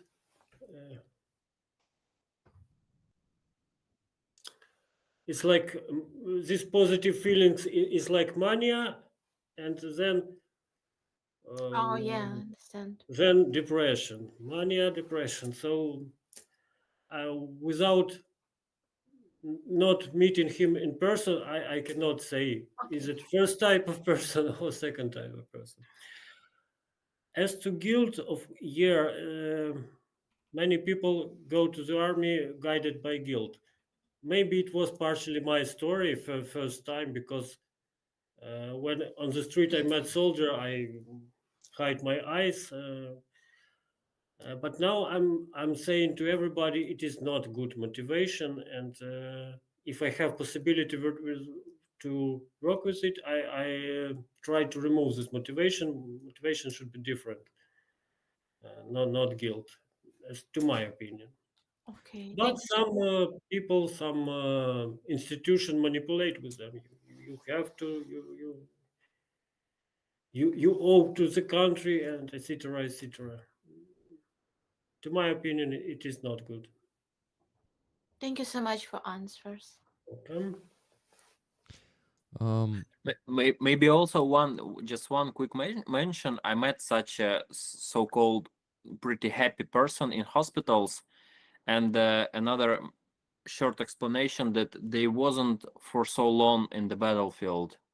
They just had maybe a few battles or even one battle, and they was injured and they in hospital. So maybe they wasn't for so long in deep down in stress, so they wasn't so damaged, like psychologically damaged.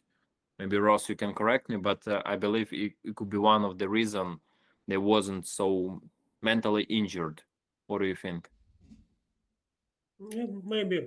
As a theory, just as a theory, because we don't know those guy. Yeah. And for some soldiers who never had injured, but who just stay in trenches for so long, he could be just traumatized so hard just because he was there, even if he not shooting directly, but he was there always under stress. Yeah. Yeah, I think it's a good point. This. Mhm. And yeah, we'd also like to discuss. Damn, there are so many things about the modern war that can affect the mental health of our soldiers that I would like to discuss with you, Ross. Let's discuss maybe at least one of those things. It's that these days in many brigades, just because of how the kill zone is getting huge, wide, and how logistics are very complex now, and it is complicated to get to the position. A lot of soldiers can stay on positions for 100 plus days. This is a big problem these days. I know that that maybe in Rubish Brigade this is not such an often thing, because in National Guard the situation is usually better than in the Armed Forces of Ukraine brigades. But I assume that may happen to some of your guys. Have you had such cases, Ross? You mean staying for a long period? Yeah, like 100 or more days. I don't know. In our brigade, I think we didn't have such cases. Yeah, I know that in National Guard it is like rarely happening because, well, how it's actually it actually depends on how National Guard is usually used. The brigades of National Guard, it's more like operative brigades, right? Like, No, we are acting like infantry, so you're just like any mechanized brigade, right? but our commanders are more qualified. Like, let's say like this, we care more about people, so They are we don't. more like NATO commanders and not Soviet commanders, right? I hope so. It's good, but the fact that they care more is already very good, and I'm happy to hear that. Even my profession in ZSU, there are not so many psychologists. In our brigade, in each battalion, we have one or even two, depending on quantity of people. Yeah, I know that in general. So National Guard is caring more about people comparing to. That's what I also hear from soldiers. Like a lot of comparison that in National Guard the situation is much better as for caring for people. But still is a problem. I don't know about 100 days, but for example, I work with drone pilots. They go to the position. It was planned, for example, for 1 week. Yeah. But they were enemy saw them, and they couldn't leave for a long period. So it's still difficult when it is planned for 1 week, for example, and you're staying for 2 weeks, and sometimes there is no possibility to bring food or. How damaging it is to their mental health? How do you think or know it is affecting them usually, this long stay on positions?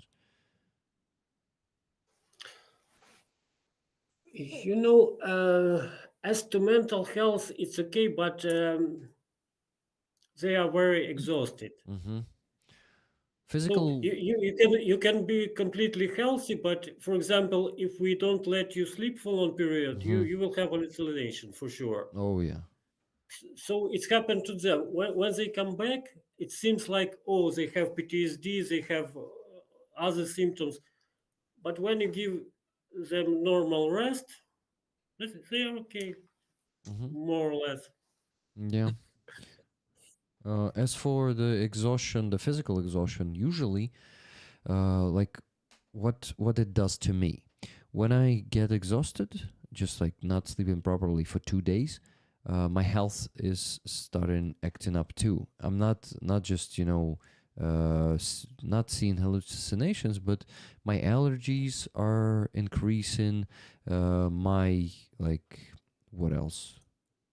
Yeah, my skin is getting worse, and I already feel like my body is getting worse, and I think my I don't know. It feels like my body is weaker than the body of many people, but maybe I just don't know how the body of people who spend 7 or 14 days on positions react. Did they tell you maybe about some of similar reactions of their bodies? How like physically their health is becoming worse, and they can see that. Of course, it's a typical reaction. When you don't sleep, you are not renewing. So it's a physical problem, some psychological problem also. It all increases. It is. It is just unimaginable what happens to the body if the guys are spending 100 days on positions, and if they are infantry. Because if we're talking about, or maybe not, it depends on it. It depends much on the conditions they are in. It depends more of the quantity. Do they have possibility to change each other and sleep? Oh yeah. Like one is sleeping, one is standing on Yeah, duty. yeah. Yeah. Yeah, because sleep deprivation is the most cruel thing in this regard, right? Not having, like, if they have the chance to sleep on positions, then they're gonna be better than if they don't have the chance to sleep properly. Yeah, it's logical, all logical, right? Yeah. Okay, good. Um, okay, questions in the chat to you, Ross. Ross. But Rick, it's pretty late. Don't forget that. Yeah, this is why I actually am like looking We need Ross more, so we need to for. I like have be a 6. man of our world, right? Oh my god, I So have don't. 7 Okay, questions here and even more my here. battery is almost empty, so I can quit you soon. Yeah, you can Still, there actually is no electricity. quit right now if you feel like you already need to go to sleep. So let me know if you're still staying, or maybe we should let you go and have you next time. And we could ask all the same people questions Yeah, that people asked the next time. I would like to go. Yeah, let's Maybe we continue next time. yeah, Because it's completely new experience for me, and battery is almost empty. I hope you're not talking about your inner battery, right? You're talking about phone battery or laptop battery. What do you have there? Laptop? Yeah. Oh, okay, so laptop battery. It's good because I thought, okay, my battery is almost empty. I need to go to sleep. Ross, it was a pleasure, big pleasure to meet you, and not only for me but for the community. Community was very active. There were so many questions to you that I still did not ask 7 or 8 of them that were asked. So next time we have you here, we're gonna get to those questions, and we're gonna ask them because I Yeah, think guys, sorry for not answering right now, but it's totally fine. we will continue it. The number of questions is actually much bigger than we have the time to answer them, you know. And we also want to ask our questions. I had a lot of them for you. Aziza had some. I saw that Roman sometimes had even more than he asked. He kept the priority on rollers, on Aziza, and I actually want to say that, damn, Roman, you were a pretty awesome host and moderator when I was gone to the bathroom. So good job, thank you for that. Okay, Ross.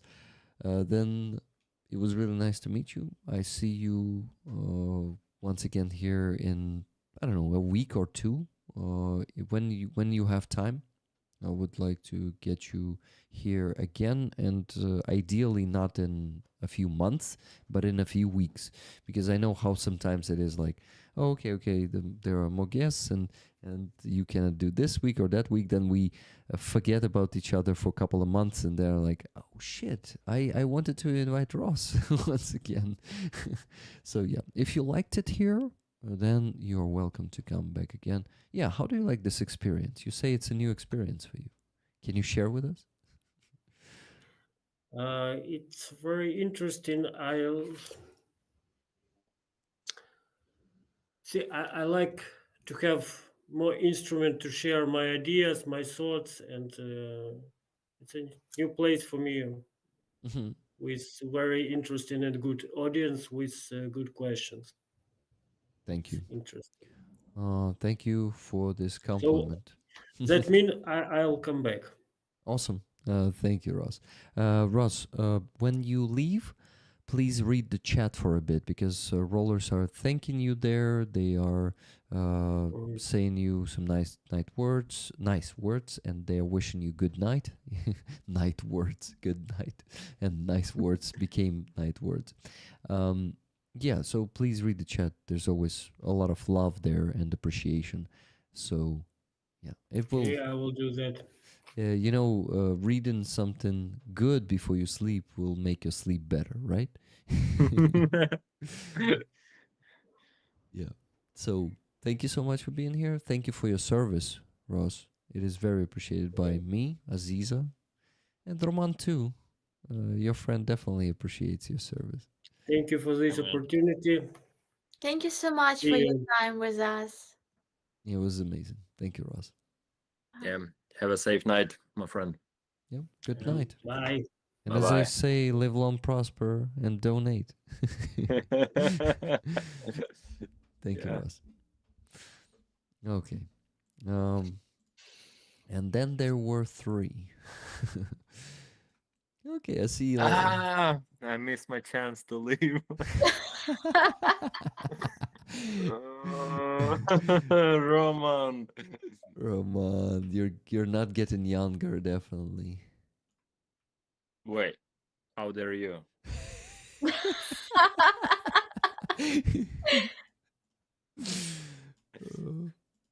Uh, how dare I?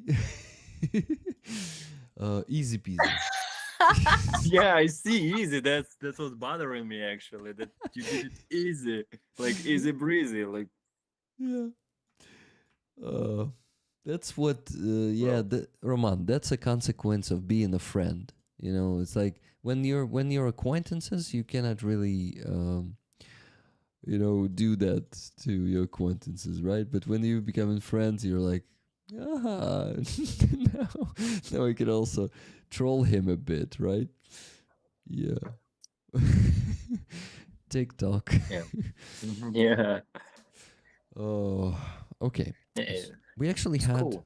Yeah, it was down. Thank you, Roman. Thank you very much for this idea. It was Roman's idea. He says, "Man, I have a great friend who is a military psychologist, and I think it would be interesting for you to talk to him, and for rollers too, not just for you." So I said, "Hell yeah, why not? Let's go for it." And Yeah, it's cool. It's interesting. I also try to like um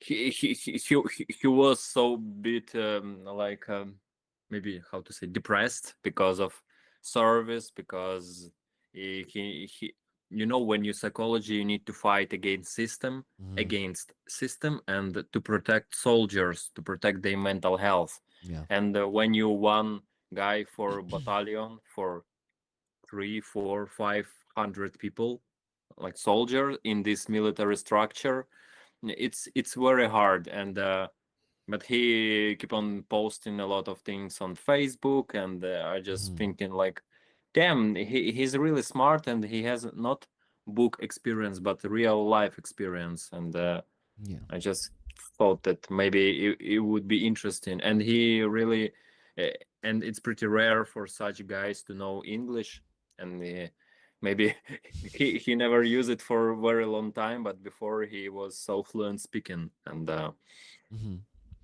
well, yeah that's why it could be interesting I believe. it was a great opportunity and experience for me today. I think for a lot of rollers because damn, they are hyped in the chat. Look at the messages.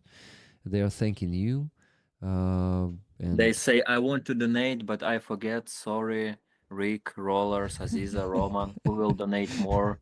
Yeah, a lot of words like this as well. yeah, I see that.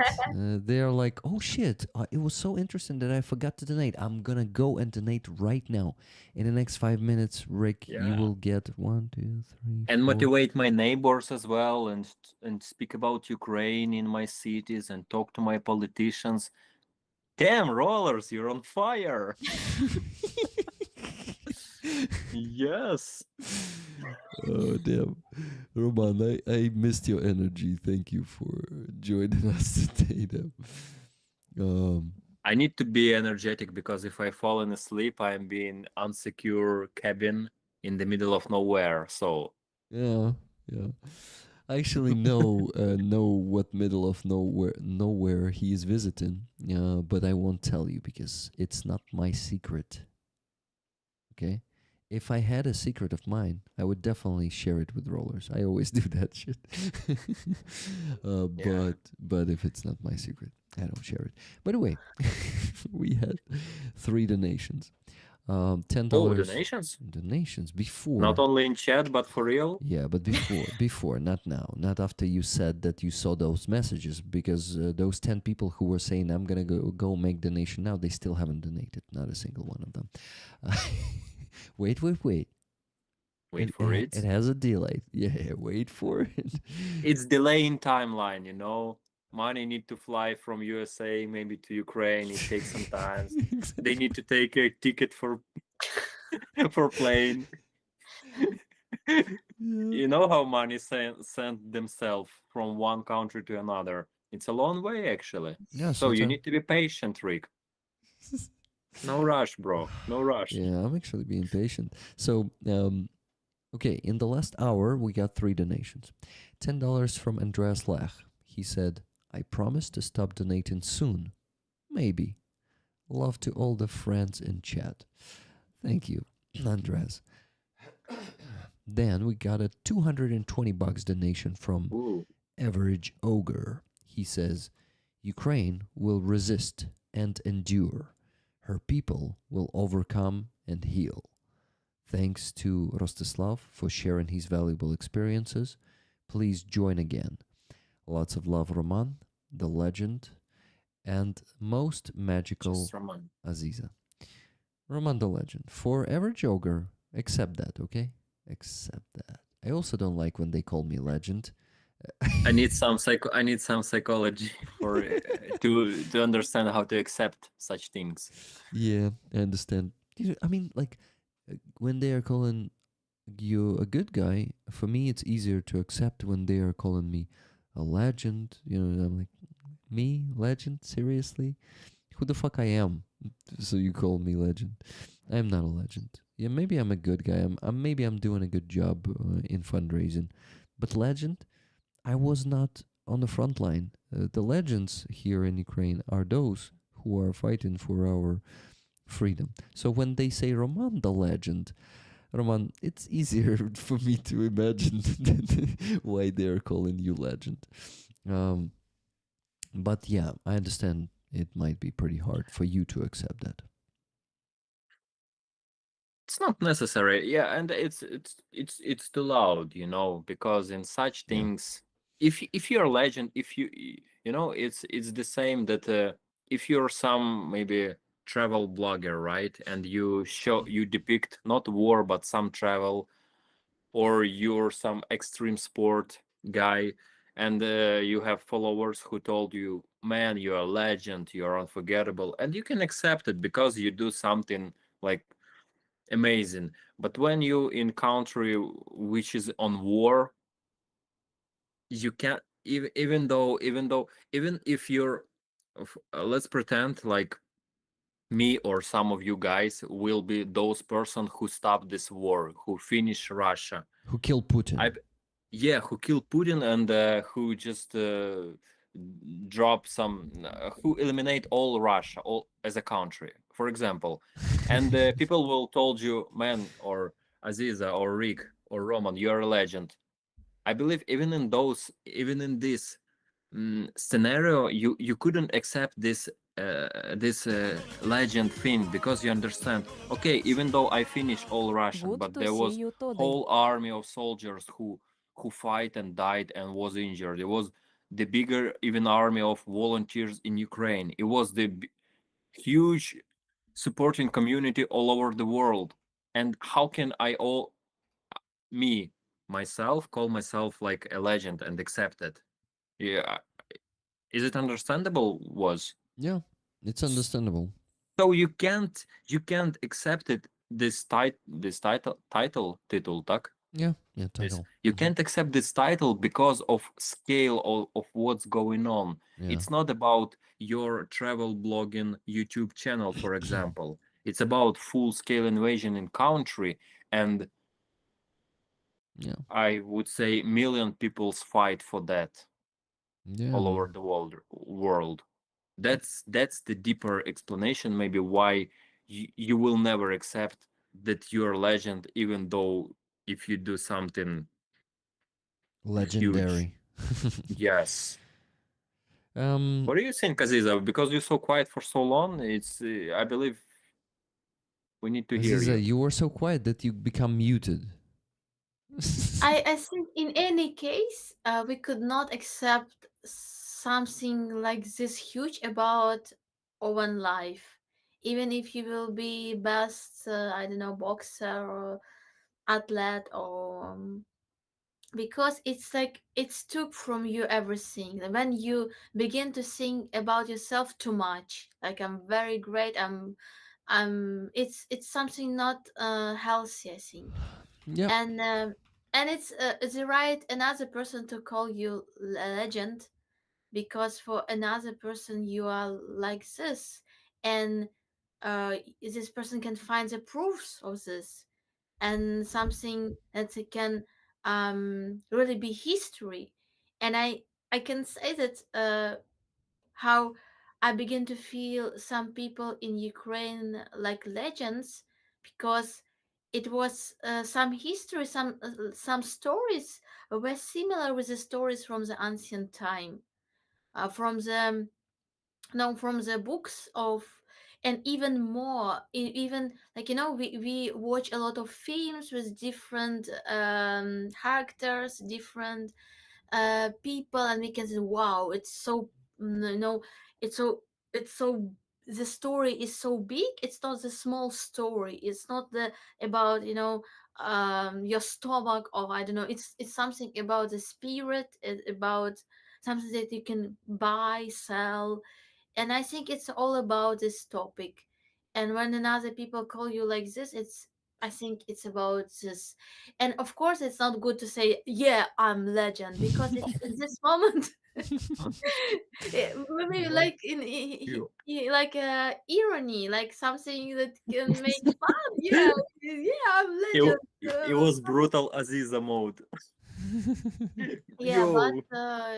but I can understand this because I can see a lot of people that really did too a lot, too much, like more than they can do or they did in the past. And it's very, it really inspired me. Exactly, these people inspired all people from all the world to do the same, or to do more that we can do. And it's I think it's our reality, but of course it's not good to say that yeah I'm the hero. And all our great soldiers always says not, I'm not hero, don't call me the hero, because I know another person.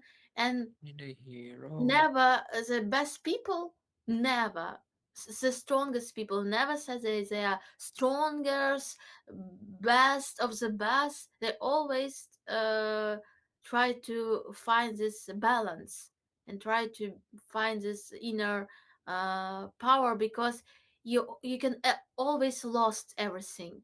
But as is this my soul, you can lost your uh truth, and it's much worse than be legend or not. And it's also about, I know I thought about our leaders, for example Mustafa Jemilev, Mhm. and he did a lot of great action in his life. Like he was 7 times in prison in Soviet time. He was against the war in Czech Republic, like Czechoslovakia. And he was like, he did so amazing acts that we can say that he's a legend. He's just a Mhm. life legend in our modern time, like Chernobyl. But they killed Chernobyl. Chernobyl died. But Mustafa Jemilev is same person, that he's alive, but he could make the mistakes too. So he's human too. And he also can lost something and did mistakes that I could not, for example, support this. So yeah, he's legend, but he's a human. And every new day it's a new class, new life. Like we could not take our, like yeah we had this, so Mustafa Jemilev still this person because of his action in his life. I'm here, I'm in Crimea, I'm in Ukraine, like he changed the world. And so this our legends now, our soldiers, our activists, volunteers, they changed the world, and they Mhm. did something really at that did in the past big names. Like these names are in history. They didn't live just only for over life, just to be like rich, smart, or something like this. No. Yeah, Aziza, I just wanted you. No, I just wanted to remind you about the real legends who can call themselves legends, who, for example, end 9 wars in the last 6 months. I ended 9 wars and I will end this 10th war in Ukraine. I am the real legend. You gotta know. Yeah. Yeah. Where's the suit? Yeah. Where's the Trump, suit, man? Trump is a perfect example. One person begin to say that I'm legend. I'm king of the kings. I'm like. It's not healthy. Definitely, Yeah. the people who who act like Trump are not um, mentally healthy, right? Roman.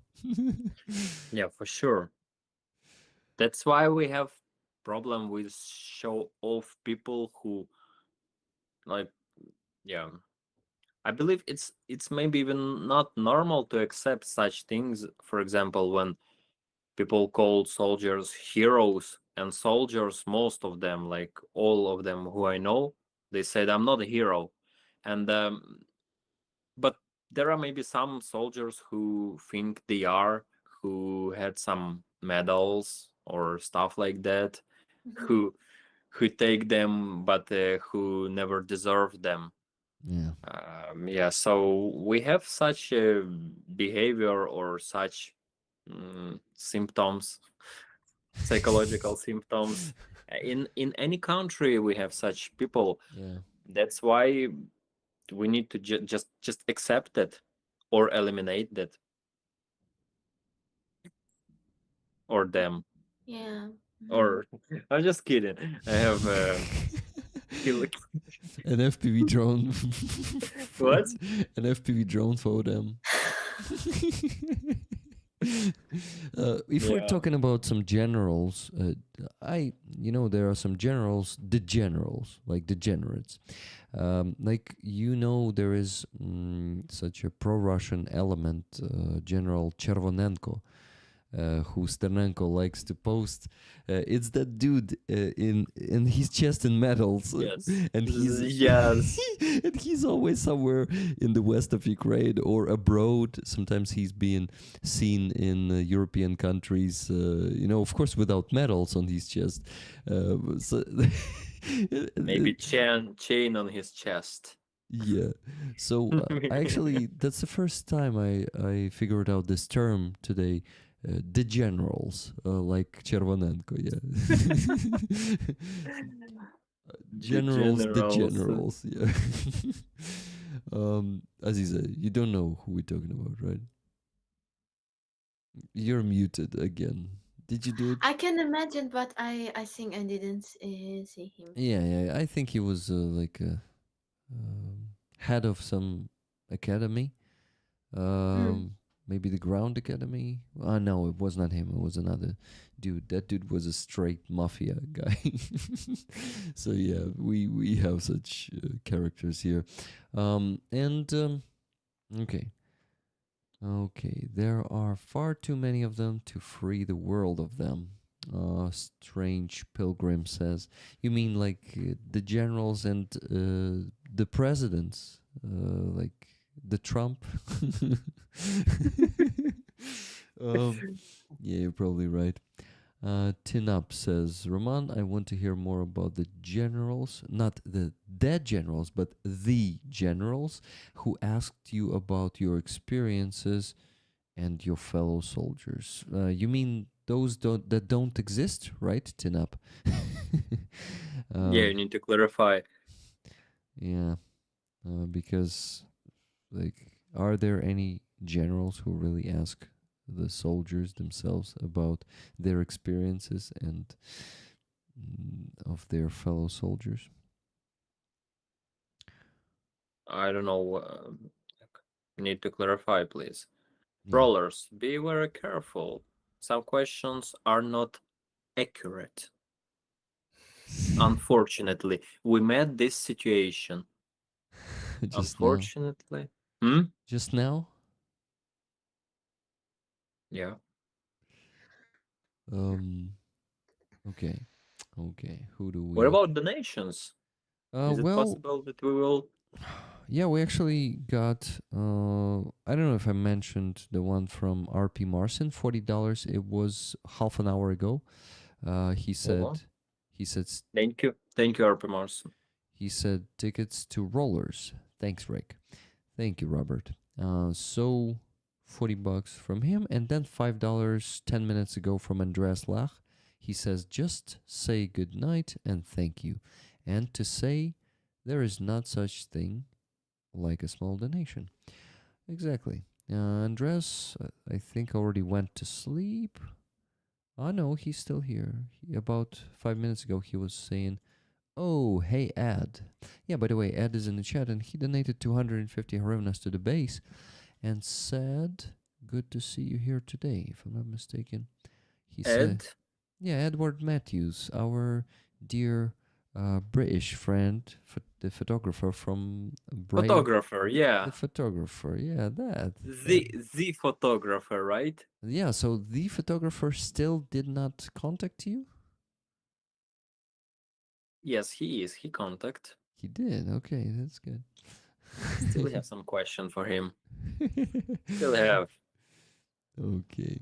You can't run away forever, my. There he is, Emrys Media. How to call you? Frenemy? Frenemy. Can I call Mr. Ed frenemy? If you hear, my friend. Isn't it my too frenemy. much? Isn't it too much? Hmm? You think it's not too much to call him frenemy? But I believe it's some kind of balance. What do you think? Some kind of balance. Yeah, I believe so. I mean, do you have any enemy feelings for him? Like really? That's why first part of word is fre. Oh no, last part of word is. Yeah, okay. Okay, that's the last one. So that's him, Roman, Emrys Media. That's Ed. In the chat, Yeah. look. You know. Okay, that's good. He said, Mr. Edward. Mr. Ed said, Dobry den, everybody. Mr. Edward, what's your step? Steps. Okay. Yes. I am not Be the very, very enemy. careful. You're your own enemy, he says. How dare you? You son of a... Okay. Okay. Rick is the boss. Whose boss Rick is? Rick is no my one's God. boss. He did it? He write it? Where? Aziza, turn on your mic. We want to hear you laugh. I like to hear you laugh, not only see Yes, me you too. laugh. Okay. Ed. That's much better. That's much better. Okay. Cat's Cast just donated $7, and she said, For what? Ah, okay. For army. Okay. So Thank you very much. she donated $7 and said a little extra rock fascia. That means fuck Russia. Yeah. So minus $7, guys. We still need to raise $1,302.72. There's still a long way to go. Come on, let's speed up. I don't see the positive vibes here. Some weak vibes, you know, weak people. Sorry, guys. I feel ugly when I say this shit. You know, those weak people vibes. They usually don't reach the goal. Sorry, guys. I went in too much into the role, and you know, I'm just like, I feel poisoned. Oh my God, Trump poisoned me. Rick, invite Ed into the stream. Yes, sir, just Jimmy. To have some fun. Roman, would you like to have some fun? Would you like to your frenemy to join us? I don't care. You are the host. You are the boss here. No, I think today. It's okay. I It's up think- to you, my friend Rick. I already made My the- friend Rick. I already made the decision before asking you. I'm not inviting Ed What today. the You made decision before asking. Yes. I made a decision before asking You know? that I don't invite Ed today, okay? Is Then it why o- you did it to it- me? is it Why? What am I doing to you, Rick? What am I like? Okay, sometime I'm pain in the ass, but what am I doing to you right now? So you tricking me? Yeah. It's the word combination, which means everybody know what it means. It's like mocking me, joking me, and tricking me. Guys, come on. I think this fun should motivate you It's to not fun. donate.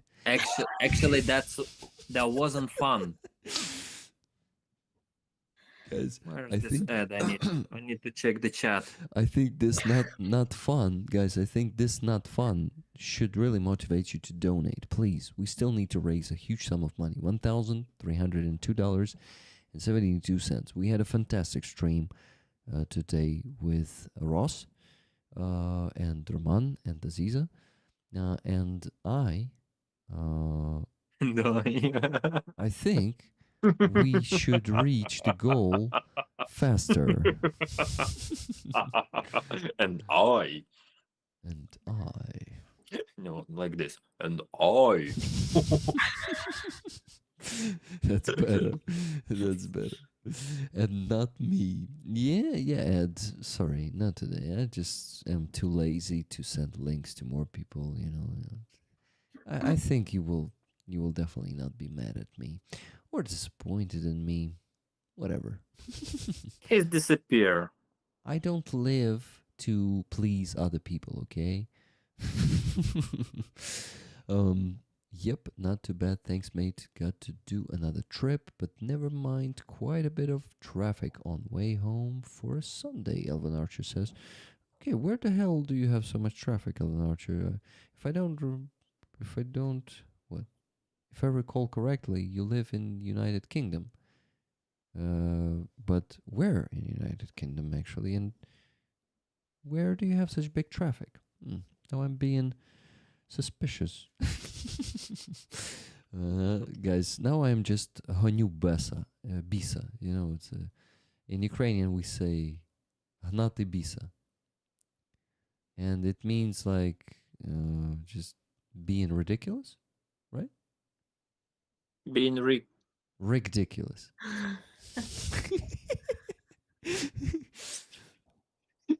Sounds bad.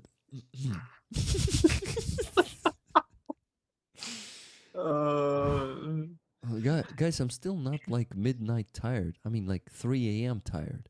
It's not like, you know, when you're becoming silly because you're tired. I'm just in a silly mood for some reason. I don't know why. Aziz is not in a silly mood right now. I can tell. because of ridiculous. Ridiculous. No, I can tell how she's looking at me right now, being like, No. Yes. It's A this little gesture gift so was. Roman Come can on. sleep soon. It's Yeah, obvious. okay.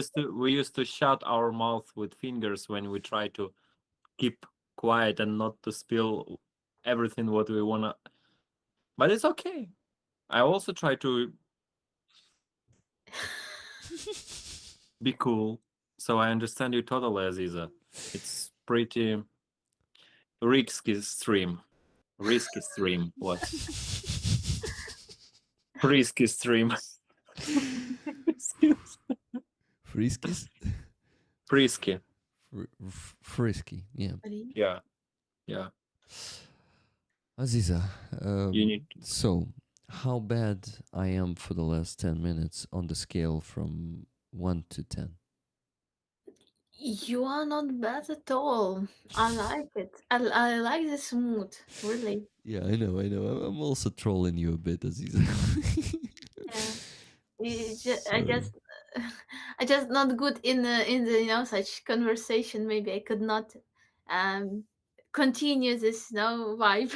You cannot play along with our I just silliness, like right? this Sorry, Roman. atmosphere, Seriousness. I and meant to say. I was meant to say yeah, seriousness. I just like what you said and what you did together. It's just great. It inspired me to feel myself not tired at all. Okay, that's good. That's good. Roman, I said that our silliness, but I corrected myself and said sorry. I meant seriousness, Roman, because we're being serious here, right? Are you? Am I? That's the question. That's a good question. We just got $50 from Average Ogre. He says, Average Ogre is just driving outrageous compliment to tease Roman and make him rant. Of course, you Friend? rant. Не знаєш це слово? No. Це типу як. Бляха, я навіть не знаю, як це перекласти. Це коли ти таку дуже емоційний спіч якийсь даєш. Типу, коли у тебе накипіло щось, і ти рентиш. Оце, типу, ти там можеш 10 хвилин рентити, півгодини. У мене таке буває. У мене були такі рент-стріми, коли я там просто, да, отак. Sorry, guys, that I switched to Ukrainian. So, rant, Roman, and make him rant. So, listen. Of course you are too humble and honest to accept it. Just know it comes from a place of honest sympathy and appreciation. Lots of love. Tickets, please. I think every joker means that he called you a legend and it made you rant about the legends, right? So he says that it comes from the place of honest sympathy and appreciation. Got it? Lots of love. So he did not want to offend you with a legend. He just really appreciates you. Okay. Average Joker. Got it. Good. Okay. No, I Okay. wasn't offended about that. I just explained how we people of Ukraine accept or can't accept this legend Mhm. title. That's all. I was a bit angry or frangry. By the way, Frenemy donated 100 hryvnias on the base and said this. He said, You know what the name of indulgencia? indulgency. Indulgency. Indulgence. Guys, if you know this terminology, you will understand his next step. But thank you very much for donations. Yeah, 100 hryvnias that said this. A little gift so Roman can sleep soon. Thank you. You see, Frenemy cares about you. He's joking. Is he? This is the way of one day we'll meet my frenemy. Okay, 10 euro donation from Ronnie Rankin. Ronnie, thank you. Waiting for the Kremlin to burn. Yeah, those motherfuckers need to burn. Yeah. Kremlin is basically the place where imps live. Not only demons, yeah, imps too. Chorty. Guys, remember this word. It's much better than imp. You gotta learn the Ukrainian version of that. Chort. Trochanov chort. Yeah. Yeah. Trochanov is a fucking chort. Who else is a chort? Halushenko is a chort. That's the minister of justice and energy. Of course, yeah. What? Why the hell we need to talk about them? No, we right don't. now? We don't. Sorry. It was. No, sorry. was No, not sorry, me. intentional. Sorry, I'm getting. No, sorry. It's just I just missed the reason why you start naming the real Chorty. yes Yeah. bastards. I don't know. It's just Why? like I was about to start speaking Ukrainian. I have this thing where I say everything I think about, and I'm not controlling. Whoa, no filters. No So filters. you can't do like Aziza like this or like this. You can't do that, and you just spill everything Yeah, yeah. with. It's actually usually is called rant. It's actually usually look at you, lyrical acrobat. Look at you. Okay, I go to the bathroom. Have fun.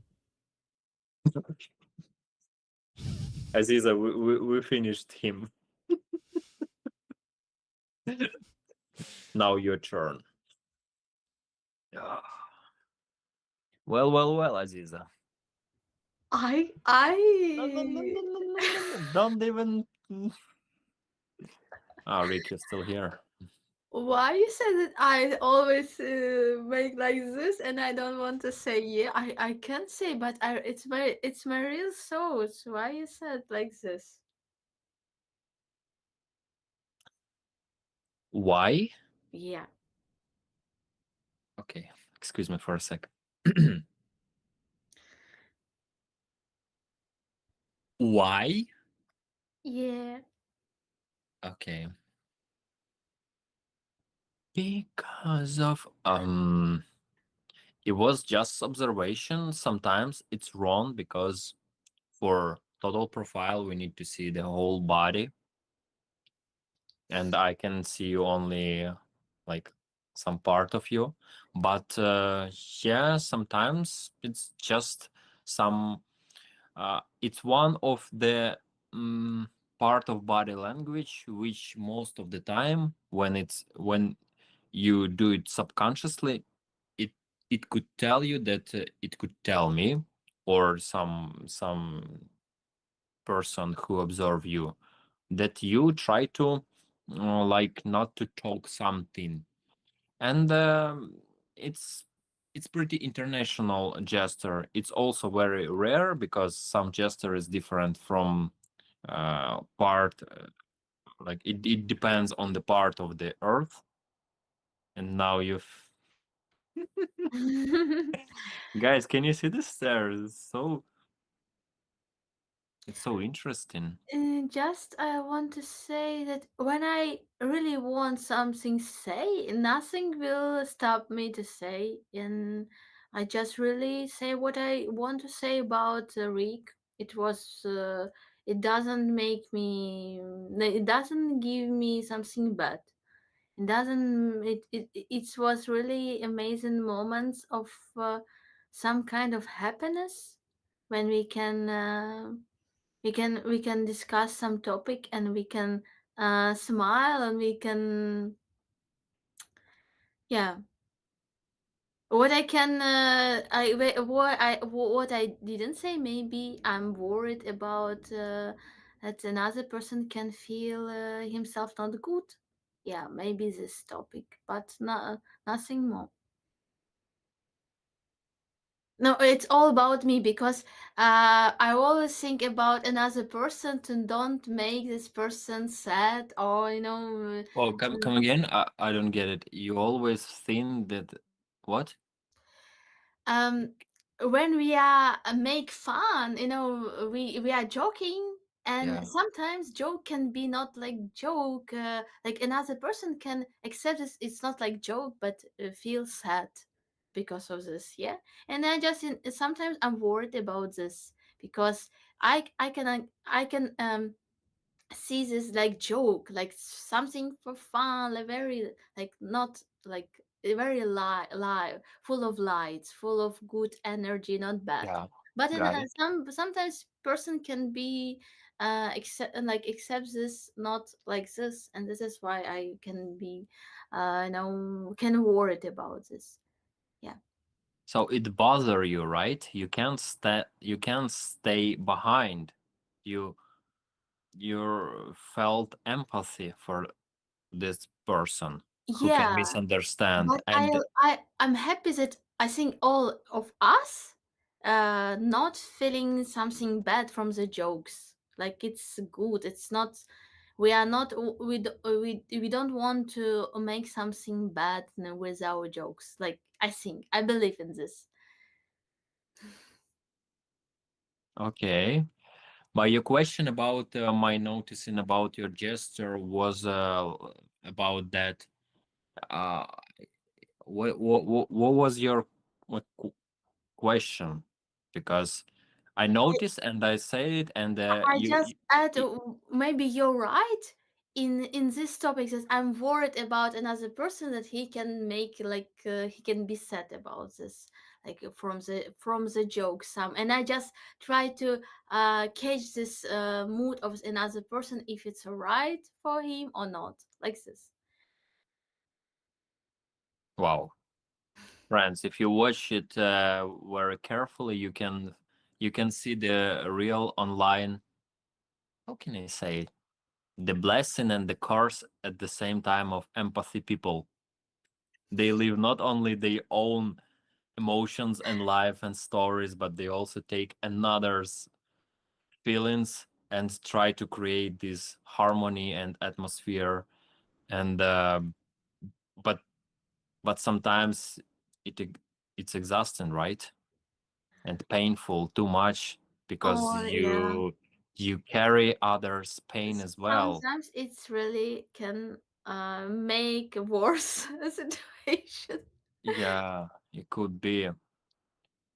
It's how to say opika over carry, over over care, right? Mhm.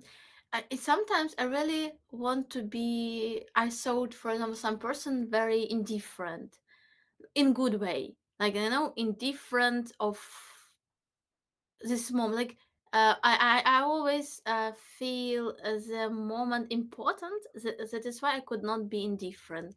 That is why I try to use my own energy, or like all my so I prepare myself for every action, because I feel it like very important. And sometimes when you, for example, concert, you feel that it's very important, and that is why it could be not good, because you are very you try to you want to see all the faces, and you will want to catch all these faces, if they are right, if they are like how they feel in this moment. And this is why you could not be better in your work. Yeah, because the key is to find maybe two, three faces, when you're on the stage. It's better when you're doing some public speech or Yeah, yeah, performance. It's better, and put messages to them. It yeah. could save your inner energy. Yeah, because I remember how I did the performance, and I saw the face of the person, and I like поперхнула, як поперхнулась, тому що it was very hard, vision, like very hard. Maybe it was not without bad thoughts. This person maybe didn't have bad thoughts, but it looks like it was something not kind, like it's not like it's my uh like how you said frenemy. Like it's my frenemy. Ed, we mentioned you, my friend, friend, not friend. Yeah, it could ruin all the magic, unfortunately. But Hmm. sometimes it could be just mistaken, right? It's Yeah. because I don't know about you, but i- it possible to meet person with really like ugly or scary facial expression, but it's good person. But most of the time, it's just exception, because that's why what emotion we have the most. This is how our face, our muscle build on the face. So sometimes, especially old people, they used to say, "This is the good person, this is the bad person," because they used to see a lot of faces in their life, Hmm. and they even upgraded this skills of observation and even intuition. It's like wisdom. Yeah, experience with the experience plus some knowledge. Yeah, it creates wisdom. but I met more people, older people, not with wisdom but with stereotypes. Like, yeah, in some Yeah, moments they are yeah. very correct, but sometimes it really can stop you to open something new. But we always can open something new. I can feel that it is alive. When you're alive, you can open something new, because the world is so big. Even if you will live long life, you will never learn or everything. It's always have to do. It's always have to like, maybe I'm not right, but yeah, maybe you saw me like this because I don't want to be loud, because he is a night and neighbors, and I sometimes I can forget that it's a night and can be too much loud for everybody. Yeah, it called actually you're right. It depends on the context. And right now you see the mistake of profiling of people's behavior when you couldn't know all the mistake, and it's always like the idea, because uh, like even though I was probably correct that you don't wanna make sounds, or you was uncomfortable and you wanna even protect some maybe person with whom against who we joking or such things, it's also never give us the exact context what's going on in your head. And now when you explain, like I never think that you have maybe thin wall, and you don't want to bother your neighbors as well. And this is how body self стримувати. How to say стримувати? Self resist. Я теж не могла знайти язик, і я Так. намагаюся stop some emotions, like Yes, cold, when cold. yeah, thank you very much. When your body's self-holding emotions, yeah, this is how it works. But guys, don't forget to Donate. donate. Yes, yes, I thank just you, Aziza. just for talking. Yeah, because we can talk like this not all night long, but still, Yeah. don't forget our main goal, right? Just to donate. Aha, Aziza is a great philosopher. So it's salt on the red earth. Oh my god. Yeah, yeah, it's good. It's good to hear that. Okay. Who the hell is Mertzi? Roman definitely has that Hugh Hefner vibe going. Um, no Hugh Hefner vibe, guys, until we stop terror Russia. It's never like that. Even though we can be in some good mood right now with you, it doesn't mean that we ain't still in war. Because yeah, we have some people right in Ukraine who just try to survive and not to think about horrible things and try to live their own life. But even though if you can see us here, Aziza, Rick, me, other good guests smiling or joking or having fun, it doesn't mean that we relax and feel this mood of Yeah. Playboy mansion. It doesn't like that. Mm, so don't misunderstand that. Even though if it was joke, still think twice before you write such things, or don't think and write such things, and after that donate as well. It would be good combination, like comment and donate, even little. Be participant of this great, big, legendary war for freedomness. You So see, he was referring to your robe, Roman. Never mind. yes, of course. But still, I I can, totally I can agree. smile and joking like this and still try to cover all the area, because few wall in this cabin made of glass, and it's dark forest or mountains outside, and I just worry, why the hell I didn't bring my night vision scope here, or any weapons, because there are some winds, some animals, some maybe enemies reconnaissance, even though I am somewhere in the mountains in Ukraine, but still, this is my inner mood for real, if you so interested in that. Right? Guys, you had such an awesome conversation when I was gone, and sometimes it seems that I should be gone from my seat here for you, for you to have a good conversation.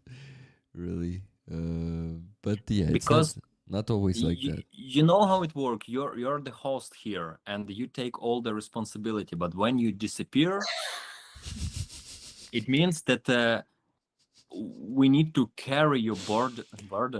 Burden, yeah. We need to keep on going, because this is how it works in real life. When you have somebody who take responsibility, me and Aziza, we can be more relaxed, right, Aziza? Absolutely, yeah. Rick should mention about donation, calculate all the spreadsheet, go in there, invite guests, do everything, do anything, and we more relaxed, and we can just push all that to you, our friend. But when you disappear, we understand we need to keep on going. The stream is going, people here. We need to collect money for defenders. So we start conversation. Yep. Thank you, guys. Though I must tell you, your conversation got us maybe one donation. Okay, let's see who donated.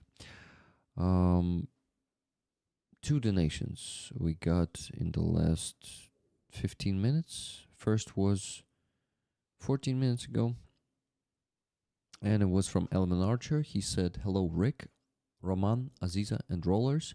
Just a small donation today. I remember Roman love of small donation. Love and blessings to all." Yeah. Then $10 from Kathy S. Thank you. Keeping the ball rolling. Another ticket, please. And Wait a sec. What KDS said? Keep the ball rolling. How dare you? Did you ever play football? Yes. What ball were you thinking of then? It's question for KTS. Yeah, Kathy, what ball did you mean for now? She said ball or balls? No, ball, one ball. Only one? Only one. Is it mistake in typing or? No, that's mistaken in perception. Look at Rick. Aziza, we also understand it right now. We talk a lot about facial expression and gesture. No. Rick tried actually, to right it now. Rick tried to scratches. probably It try to scratches. correct a not comfortable conversation and to put it in smooth highway probably. Probably. I don't And know. now you could we could see that, yeah, that's true. Because he right now maybe he was uncomfortable for inviting this guest. Yeah, because he think, yeah, Roman is okay, but sometimes he says something so stupid that I'm so embarrassing for my rollers for him.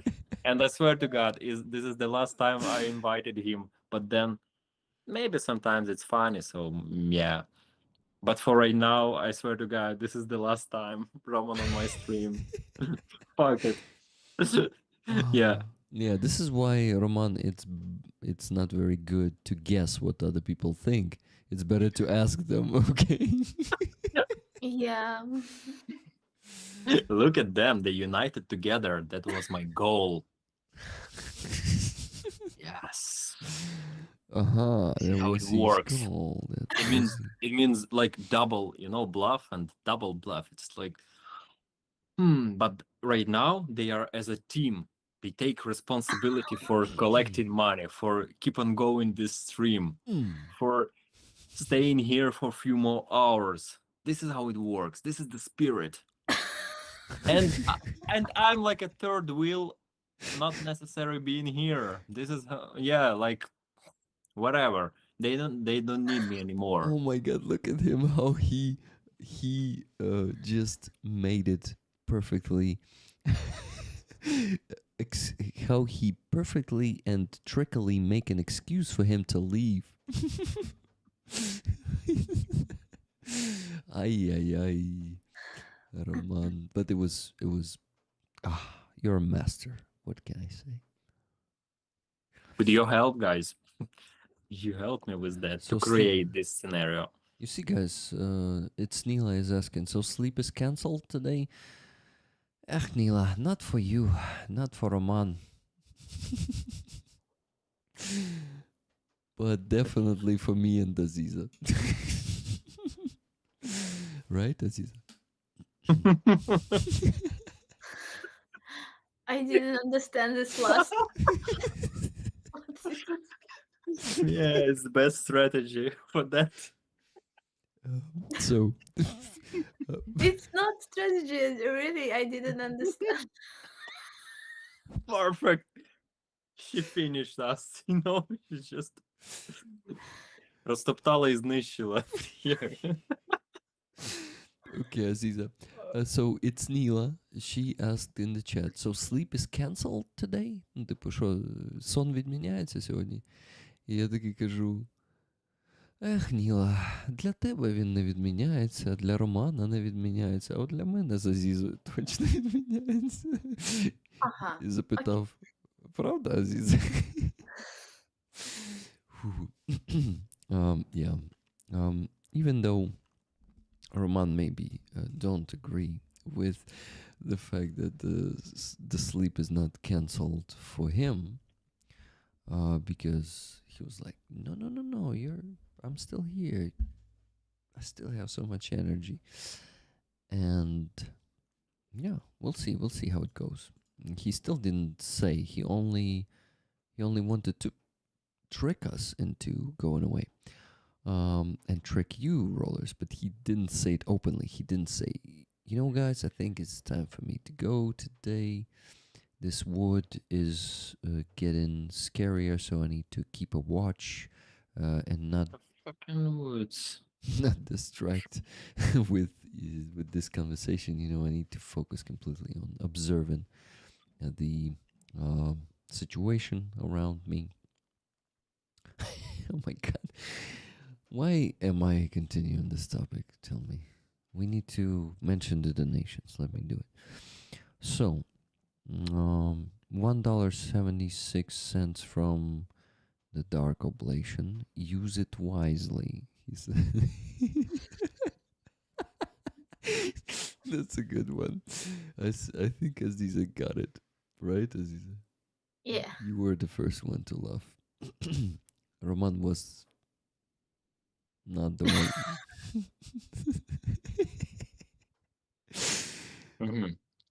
Funny, right? Funny conversation. To be honest, it's kind of confusing conversation. Funny conversation, but what about donation? €10 donation from Ronnie Rankin once again. He says, congrats with the ticket to the World Cup soccer. Who got the ticket? I hope you get to play and win against my country there. Ukraine won the Iceland today. So Ukrainian football team is gonna be participating in the World Cup. What year? Is it gonna be this year? No, next year probably. I don't know. I don't watch football. I don't care. Me too. I Me don't know. too. I just saw in the news that Ukraine was winning. When I started the stream, it was 2-0 in Ukraine's favor, and I thought, that's probably something that he's talking about. Okay, Kathy has donated $10 to explain what ball she meant. She says, another ball. It's Rick. Rick, just Focus. come on. Okay. Yeah. Another ball for Roman, so we can keep the balls rolling too. Who we? It's group bowling or bowling? Is group rolling? It's I think it's rollers are rolling. That's all, Roman. That's all you need to know. But here's another ball for you. I need to know everything because it was personal. Brett donated $10 and said Rick can be more expensive than a Ukrainian girlfriend sometimes. He keeps saying this. Like, do you have a Ukrainian girlfriend right now, Brett? Well, I hope you have one right now, because if you're not, this could be a bit inappropriate to say such things in those comments to your donations. Okay? I'm being serious right now. Even though I'm smiling right now, it doesn't mean I'm not serious. So, yeah, Roman says it very well when you guys were discussing that.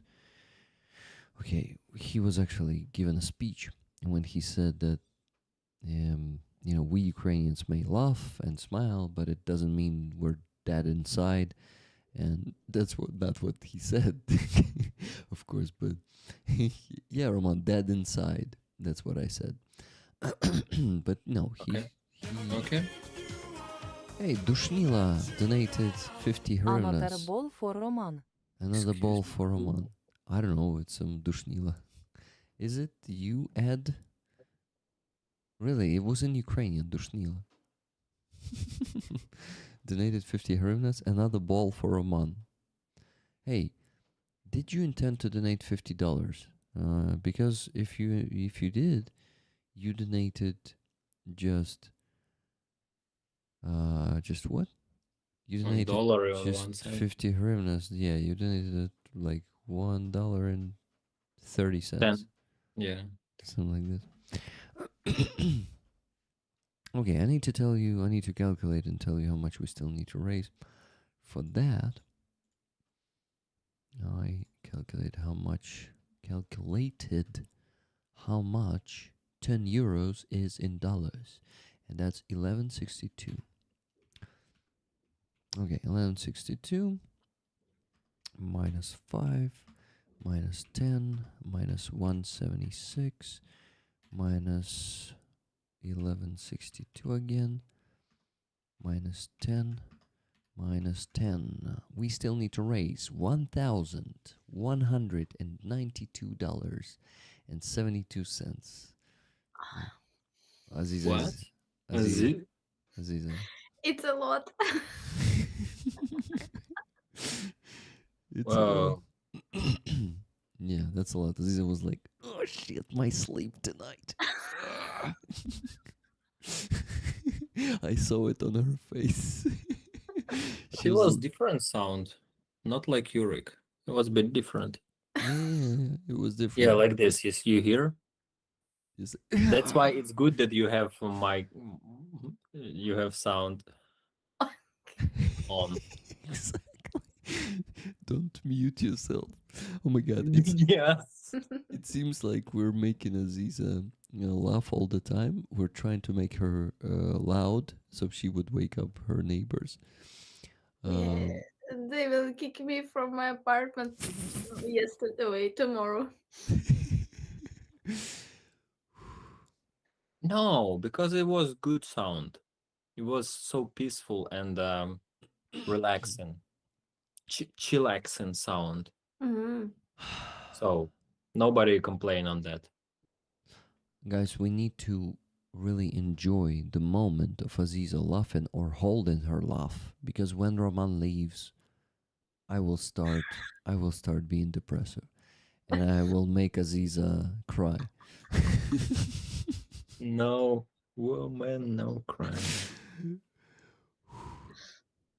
Yeah. So please value this moment with donations. Hmm? Oh my god. Yeah.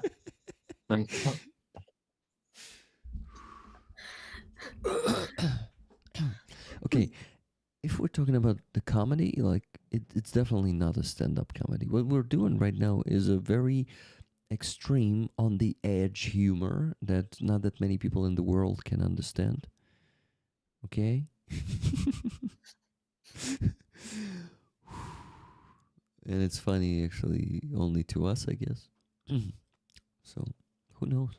It's definitely who knows. It's definitely not a stand-up comedy. It doesn't make much sense, right? We just make Aziza laugh, and Keith Kane says, "I love Aziza's laugh. It's so contagious." Yeah, it is, especially when she's laughing. And I hold my love, because if I will laugh like I will. Or maybe we can create such scenario. Wait for it, Rick, because you're like so. And in this scenario, Aziza will be in the same mood, but with no holding herself and no sound limitations. Yeah, that's the stuff. No sound resistance. Okay. That was the answer. Thank you very much, Aziza. So Roman, I think Instead of thousands of words, just yeah. Roman, if you want to contribute to Aziza's new apartment rent, you What gotta. do you mean contribute? I don't know this word.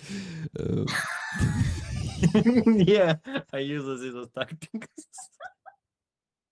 I don't understand. but you didn't let me finish. I said if Sorry. you want to contribute to her new apartment rent, you know, I don't know contribute, but apartment rent. You're gonna have new apartment. Congratulations, Aziza. Wow. Show us on the next stream. It's so good. This is amazing. And you can be more loud there. Like safe and sound. Safe and sound. Okay, Roman, let me be opened and No, please don't. and discover. Please don't. Okay, Openness. Roman. You know, truth, it's overwhelming. Truth not always so good. Sometimes it's better not to know the truth and being blindfolded. Okay, wait. Never gonna run around and desert you. Please don't do it to me. Don't sing this to you. No, don't ruin this cool scenario when rollers will hear it, we will hear it, Aziza will release herself on the stream. This is necessary for all of us, and for rolling bowling, or how you used to say it in chat, I don't know. It's good idea. Think about it. Aziza definitely likes it. I can see it in her in her look right now. No. Come on. Come on, what? Stop. My torso starts hurting of laughter. I mean, like, let's be serious, okay? And What? it's bad. And it's bad because let me think. What silly excuse can I make? Ooh, it's hard. Aziza, help me. Why my torso hurting of laughter is bad? Why you what? Core. Okay, why wait. you? It was like you know, it's like wife after 20 years of marriage said, "You wanna buy what? Honey, I just wanna buy a horse in my garage. You want what?" It was like, it was so. It was like, you did what? I didn't Whoa. understand these words. It works all night long, right? Leila is back in the chat or to the chat, and she says, "Guys, you seem to be quite tired and sleepy." Mm. Aziza, is it the case? Are you tired and sleepy? No, I'm okay. It was situation much. It was nights much worse when I felt myself very bad. But tonight is good. Okay, Roman, what about you? Do you feel sleepy and sad? Sorry, it was not like that. Tired and sleepy. No, actually, I have some energy. I don't know why. Because previous night I slept few hours and still everything mix and change. And we need to finish fundraising. It's important also. It is, and you know, I actually missed this to to make you not go to sleep and actually have energy for it to finish fundraising with me. So thank you for. Oh, I don't promise. Wait a sec, you Mr. Tricky. I don't say that I will finish it. I said it's necessary to finish it. Ah, Mr. Tricky, Roman. Yeah, unfortunately, because my inner statement unpredictable, so I can't like guarantee. You know, Yep. it's important. I want to be truthful with you. Yeah, thank you for that. Yeah, thank you for your honesty. Yeah, Aziza definitely believes you. Or she tried to release herself outside, to let her go, spill it out. Yes, I like that in people when they do it, when they stop resisting and just act, or at least breathe. Lilia Trokhymets says, "I came here to remind about the importance of the donations." That's Ooh. my sis. Yeah, Lila, Yeah. you're amazing. Lila, you want to join us? I'm not offering Ed to join us today, but I'm offering you. You're cruel. You're evil. Okay. Mm.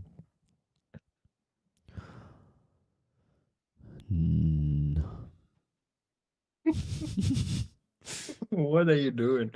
Are you a beginner beatboxer or what? Maybe. Let me think. What beatboxing sounds could you do, Roman? Not now. Maybe later. We'll see how it goes with fundraising, right? Okay. No. I don't feel confident enough to start beatboxing. I am broke. I can't. Don't put salt into my wounds, Lila. It's Neela says. Sorry, Neela, and you gotta probably just figure out how to deal with it. I mean, like, deal with the feeling when you cannot donate. It's it's hard though. You know, like, stay here because some people told me that. No, they didn't tell me. Or did they? I don't remember. Anyway, I have the feeling that because I'm constantly asking for donations on my streams, some people leave if they cannot donate because they are sick of me asking them to do something, and when they know that they cannot do it, it is becoming hard for them, and they cannot take it anymore, and they leave. They can't take it anymore? Yeah. Let's ask chat maybe. Oh, it's hard. It's hard. What's hard, guys? Big. Let's start a poll and see. Yeah. It's getting hard, getting harder. Is Or it getting? he did it. No, It's good to have a host, so we can chill in here. Okay. What? Do I want to go to the bathroom again? Maybe. because it's getting harder. Oh.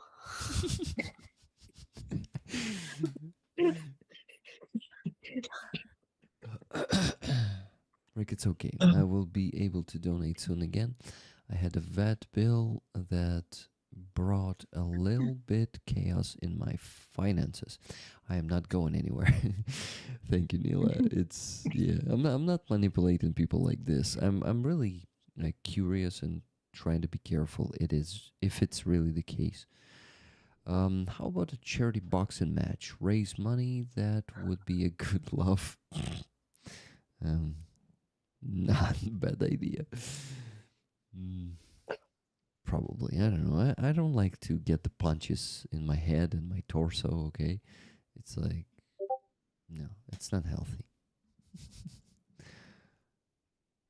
Okay. Someone is tagging me in rollers protests. Hey, Vadim. Vadim? Yeah, Vadim. Vadim posted that 5 minutes ago. A friend of mine wearing the Free Azov badge on a Free Azov rally in Heidelberg, Germany. Heidelberg. I don't know how to properly read it. That's cool. Who that was? Who was that? Was it Sven or was it Kai? Okay. Anyway, if you're here, Vadim, if you're watching the stream, let us know in the chat. By the way, we had 3 good donations, guys. Let's go. $100 from the Dark Oblation. Tickets for Silver Earth. He's short, and we have the saying in Ukrainian, like shortness in like speech, right? Is the sister of a talent. Maybe it's a Russian one, maybe I shouldn't say it. Do you get me? No, of course I get you. I try to torture you more with no help in you. Okay. Aziza, do you...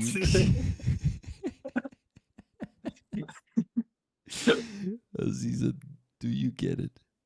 You mean this is Russian sentence? Yeah, is it a Russian sentence or a Ukrainian one? Типу, краткість сестра таланту, це? Yeah, this shit. I don't think we say It's it in Russian. Ukrainian. Fuck Have it. no such. It's Russian.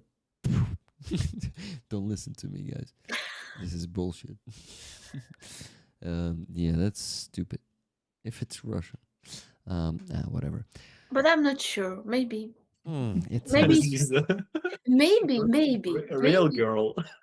No, maybe it's Chinese sentence that Russians stole. Ooh, Because they always steal steal some, shit, yeah. yeah, philosophical ideas or something like this. Yeah, they don't have their own philosophical ideas, except for kill people and take their stuff. You know, Out of izba. yeah, Dostoevsky shit like killing babushka with the axe, with the how do you call this other side of axe in English, which doesn't cut but you can kill with it. Топорик. Yeah, You but know, типа обух топора, але I don't know how to say it in English. yeah, I also don't know, guys. How do you Yeah. call the other side of the axe? So in Dostoevsky's piece of shit poem, not a poem. How do you call it? Come on. No, well, Huh? No. what? No. What? Aziza, what? I just And always be very careful right now. What? Just mention. I just always think how to translate roman in English. Yes. You can't. Okay. Just... You always wait a sec. You always think? How often you think about it? Always when I met such sentence, such word. I thought such people you would say. Thank you, Rick. Oh, sorry. So it happens mostly in the evening, such thoughts. or in the Not morning? not only in the evening. Roman, just Yeah, Roman, come on. okay. It's interesting topic about you, which we never knew before, and it's very intriguing. Probably somebody, not me, but somebody will be intriguing with maybe such name or the same name But because but how we can translate novel?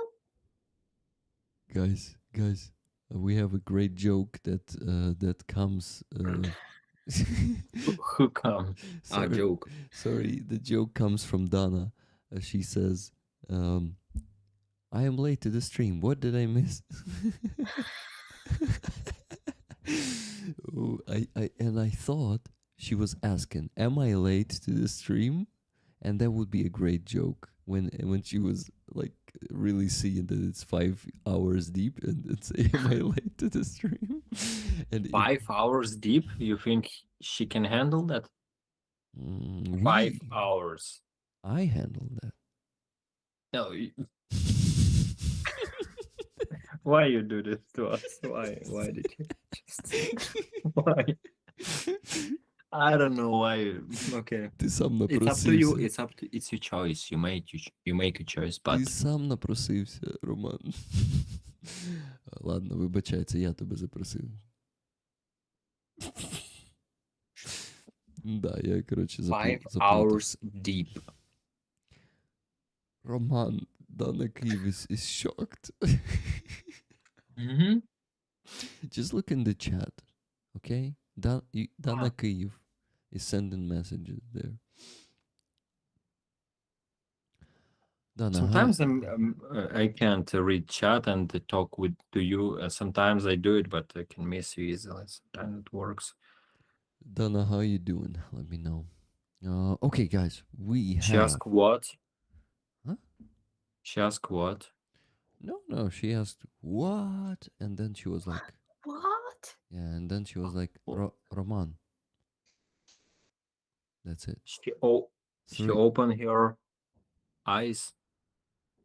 Yeah, well, she was shocked. I think it's a shocked emoji. That's all.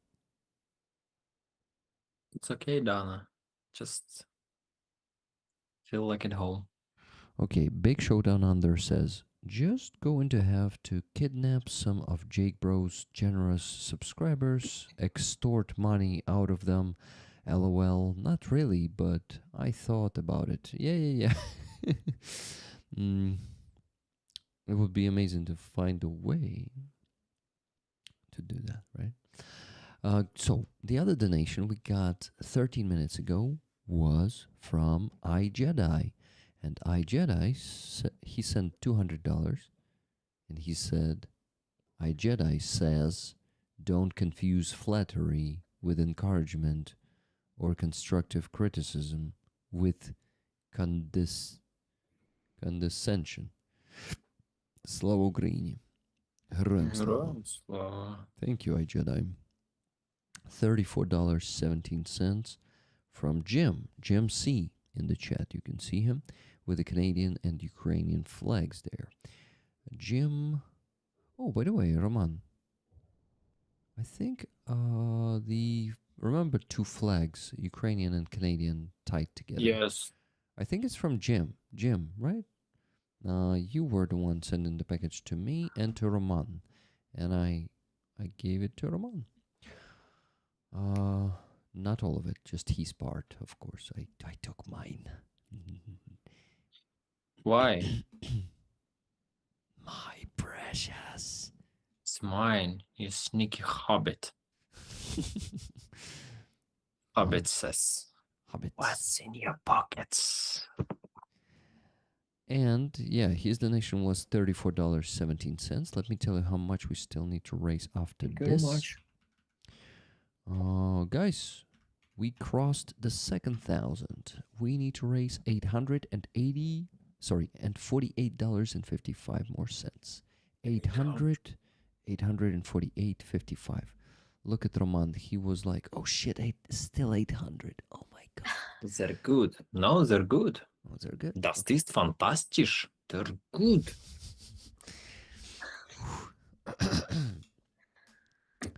How is it in Canadian?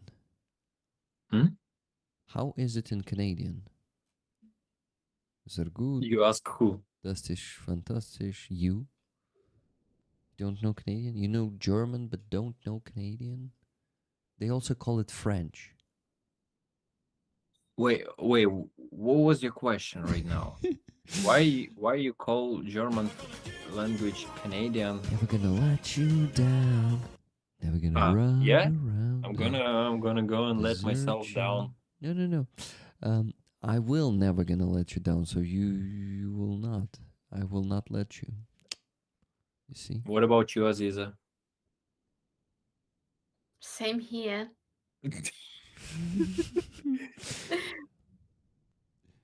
Okay. I have no question. Please hang in there, kids. Rick, Aziza, Roman. How old are you, Ronnie? That you call us kids. If you're, at least 20 years older than us, you have the right to call us kids. If not, Hey, it's Nila. What's wrong with my German language? Hey, the way he speaks German makes me cringe a bit as a German. Nila is pretty direct. Hmm? You like French language? Roman. No, Rick. Do you like French language? yes, Rick, it was for you. Not really. Pourquoi? Pourquoi? It was a question. Чему? Si. C'est Oui. fantastique. Oh, Fantastique. vous parlez français très bien.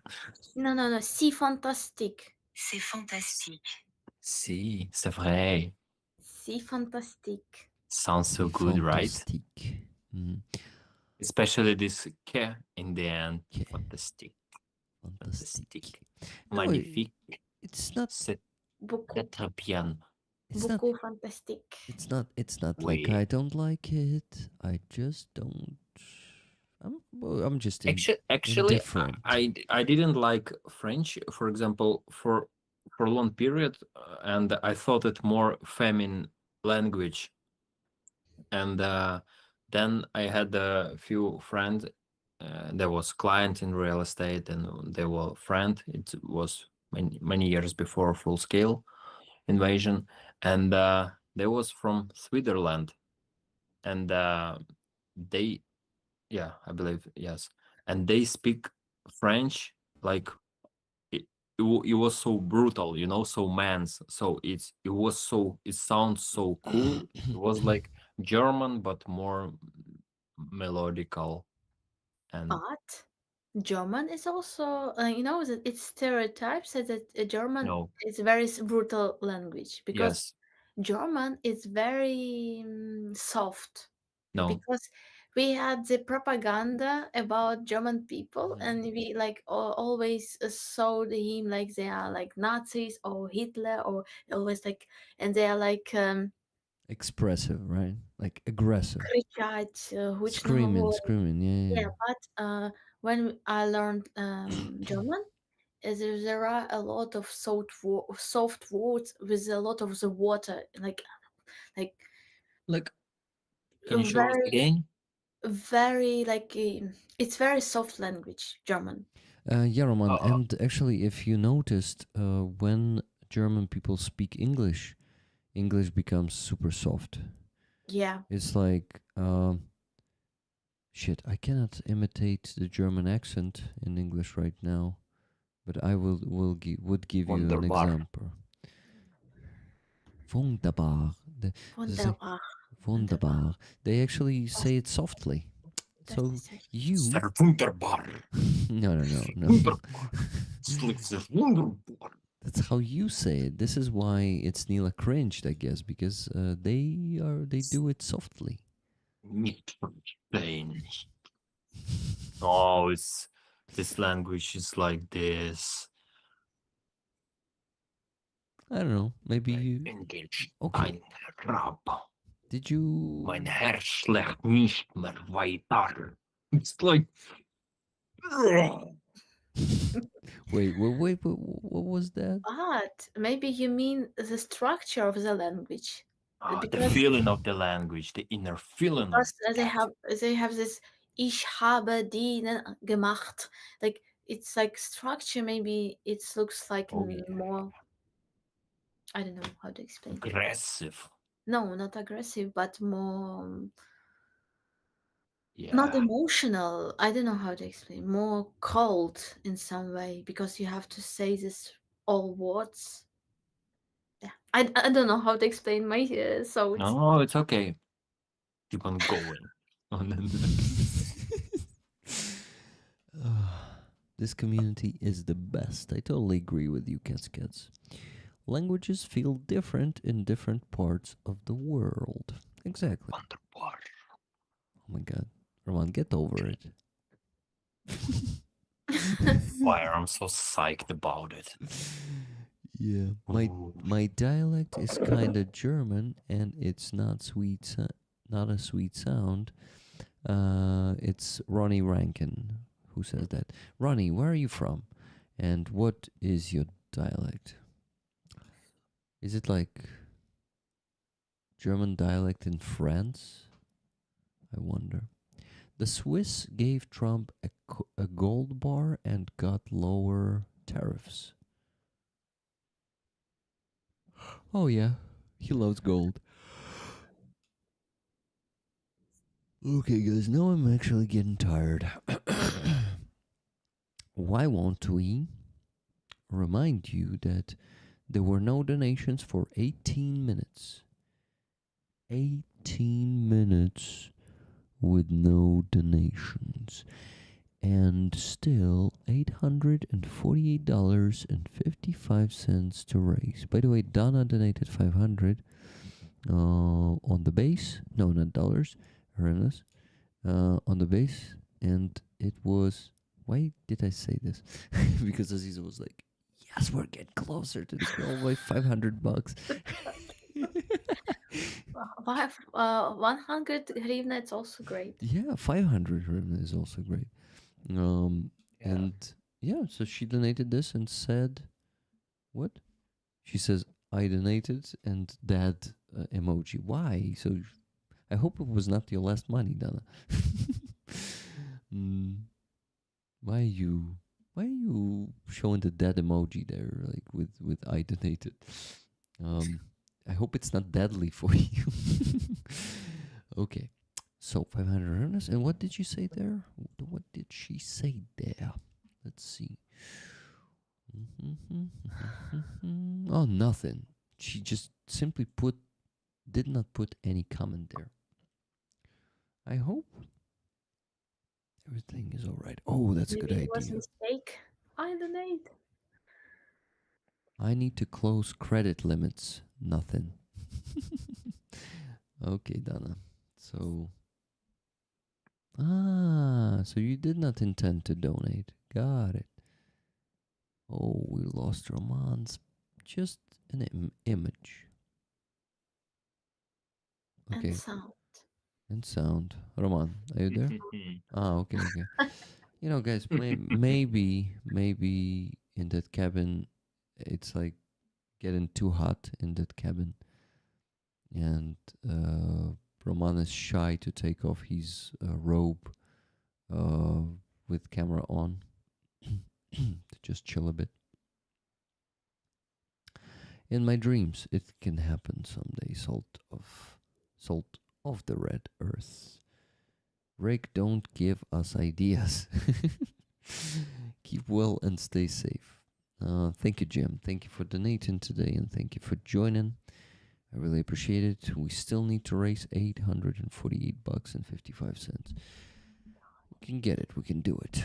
So, Donna, was it really unintentional, the donation, or are you just having fun, making it look unintentional? Rollers, you are damn...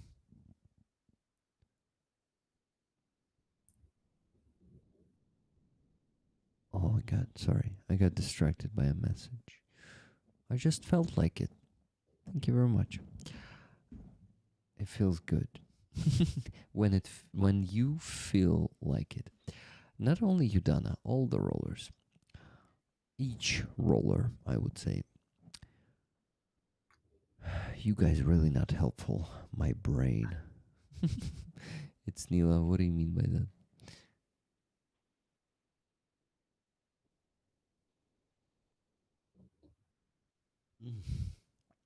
Aziza, do you watch Sternenko's videos or streams?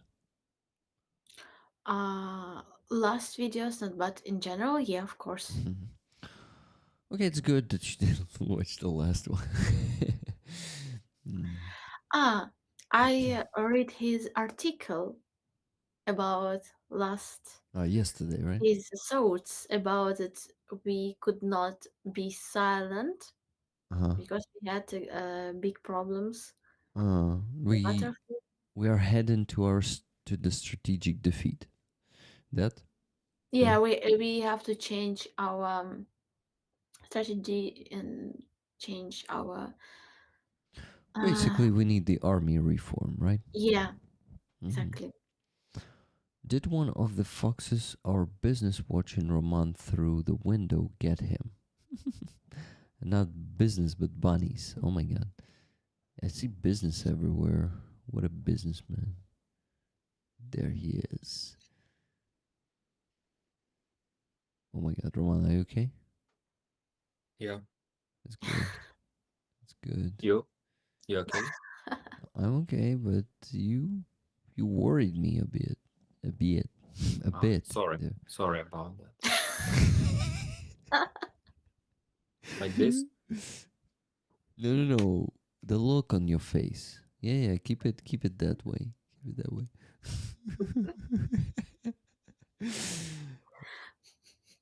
Hi, Roman. Welcome back. Aziza even forgot about her neighbors. No.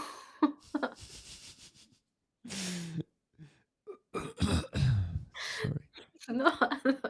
It's okay. Just let it go. Just let it happen. It's release it. He's talking about the laughter, Aziza. What did you think? I know. Roman, play along. Excuse me? Okay. Making I'm thinking, Roman, you're a good teacher. I'm actually becoming good in being a good troll. I just trolled both of you. No, you're not. This is why you say it, because you didn't even realize, huh? Okay, it means that only for you it's funny. Yeah, indeed. So. I'm just being silly again. Sorry. Okay. Apology accepted.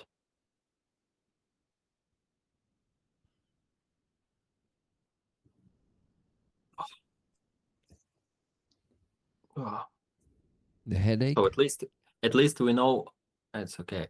We know how to distract Aziza from thinking about her neighbors. Yeah. Yeah, but I still could not be so Loud, yeah. But we need you to be loud. Why? Who asked why? Rollers? No, nobody asked why. So. Who ate my snacks? I don't know, Neela. Why do you ask me? She needs help with her rent, and Roman isn't helping, so she isn't going to have no neighbors soon. You see, Roman, there's a problem here. What problem? The one that Brett Up the Grove mentioned just now in the chat. I didn't read the chat. Now I'm gonna do it. Okay. Please okay. do. Roman looks so cool. Rick amazing. Aziza, you're so loud. No comments about what you mentioned, Rick. Roman is amazing. What? Thank you. Roman is amazing. You said, Yeah. Aziza. Yeah. Where to donate money? He is. Colors on fire. There's a funny suggestion from Cheryl. Aziza will have to move in with Roman so she can be as loud as she wants. Problem solved. You think problem solved? Do you think I don't have neighbors and I could be as loud? No, right now, yes. In this cabin, welcome. There's no fucking neighbors. Thank you for reminding me that, Cheryl. Thank you very much. Bye bye, insomnia. Oh no. Hello, insomnia. Yeah, not bye bye. Hello. Yes. And but she's a pranker. Cheryl She did it to all of us, and we never mentioned that. mentioned Oh. unnoticed. We never noticed. Yes, because she told Aziza she can move to Roman, and she know I'm in secluded cabin with no neighbors in the middle of the mountains. Yeah. Clever. She's good. She's clever. Yeah, definitely. She's clever. I really do have Je half. suis respecté. Je suis respecté. See, Okay. yeah, it was good. Or we are so no, she's good. That was a good one, Roman. So, guys, what the hell do we have now? We have the same amount of money that we need to still raise, $848.55. We didn't get any donations in the last half an hour. Oh, sometimes when you mention that, I just lost my count of time, like, Yeah. wow, it's half an hour past. Yeah, and it was like, it felt like just 10 minutes, right? Sometimes it feels like that. Well, then it seems we're having a good time here. Oh my god, guys! I'm thinking of what can we discuss. I'm thinking of the news, but whenever I think of the news, I'm like, oh no, we better not discuss that. No. Yeah. Okay, what I wanted to share with you guys. Ah shit, then it will come to the news. Yeah. I cannot talk about anything with you today, probably. I can talk about food. Are you hungry? No. Depends on what food you're talking about. Seafood. Seafood? Yeah, but this is metaphor. No, it's not metaphor. Boring. Why are you boring? It's 2:30. 2:30. It's deep part of night. Guys, The deepest part of night. If- Why you are so serious? because I want to make you hungry. With food? Yeah. Really? Really? Boring. Boring. Okay. Metaphor for what? For anything. Seafood. Danaki, for anything. Roman needs a cat. He definitely needs one. Yeah. Leila, maybe you bring him a cat from Donbass?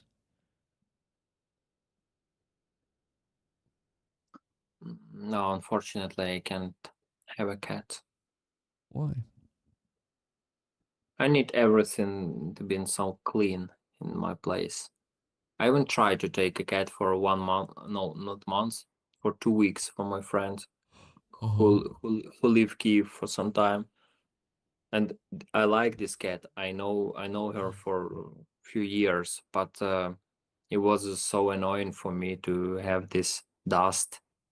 And for me right now, I live for so long in dirt, so right now it's maybe overcompensating after that, and I can have some chaos, maybe some paintings there and sculpting there, and maybe, but I don't have like dirt, like dust on the floor or somewhere else. So yeah, unfortunately, I can't have a cat despite I like them.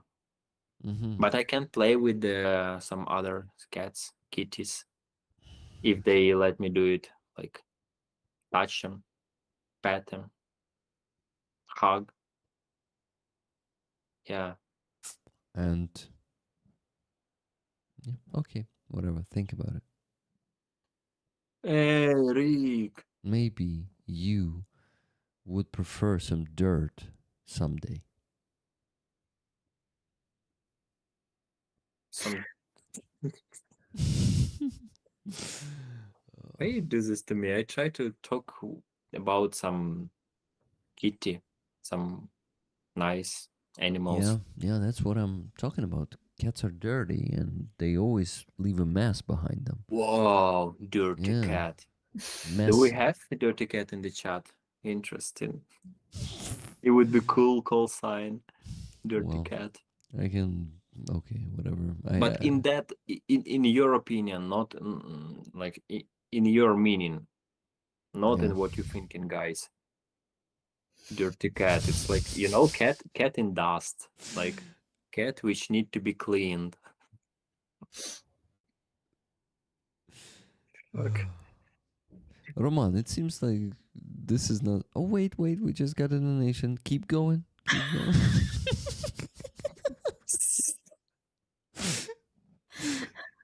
It's from Kathy S. Just at this mimit. Minute. Minute. Minute. Minute. Хвилина. Yeah. So she donated $20 and said a donation for a psychological opinion. Trump's 3 military operations against the Houthis, Iran, and Venezuela were named. And this is true. Operation Rough Rider, Operation Midnight Hammer, and Operation Southern Spear. What would Freud think? Oh yeah, Freud would definitely think... Oh, that's actually a pretty good question for Roman.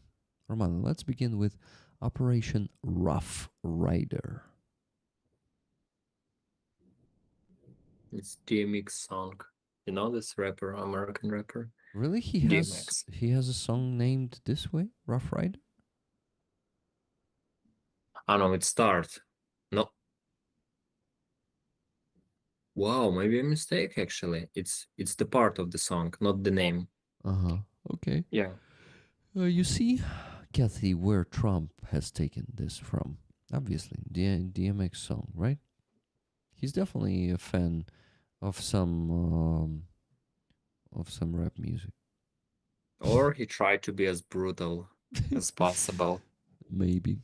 So the Rough Rider. It's like when you want to do it in rough way, like when you really prepare for something. Yes. How to say it? Rika, you're right. Teddy Roosevelt, Rough Rider, Big Playa says. So probably that guy already had that name long before DMX and Trump. Okay. So, Operation Midnight Hammer.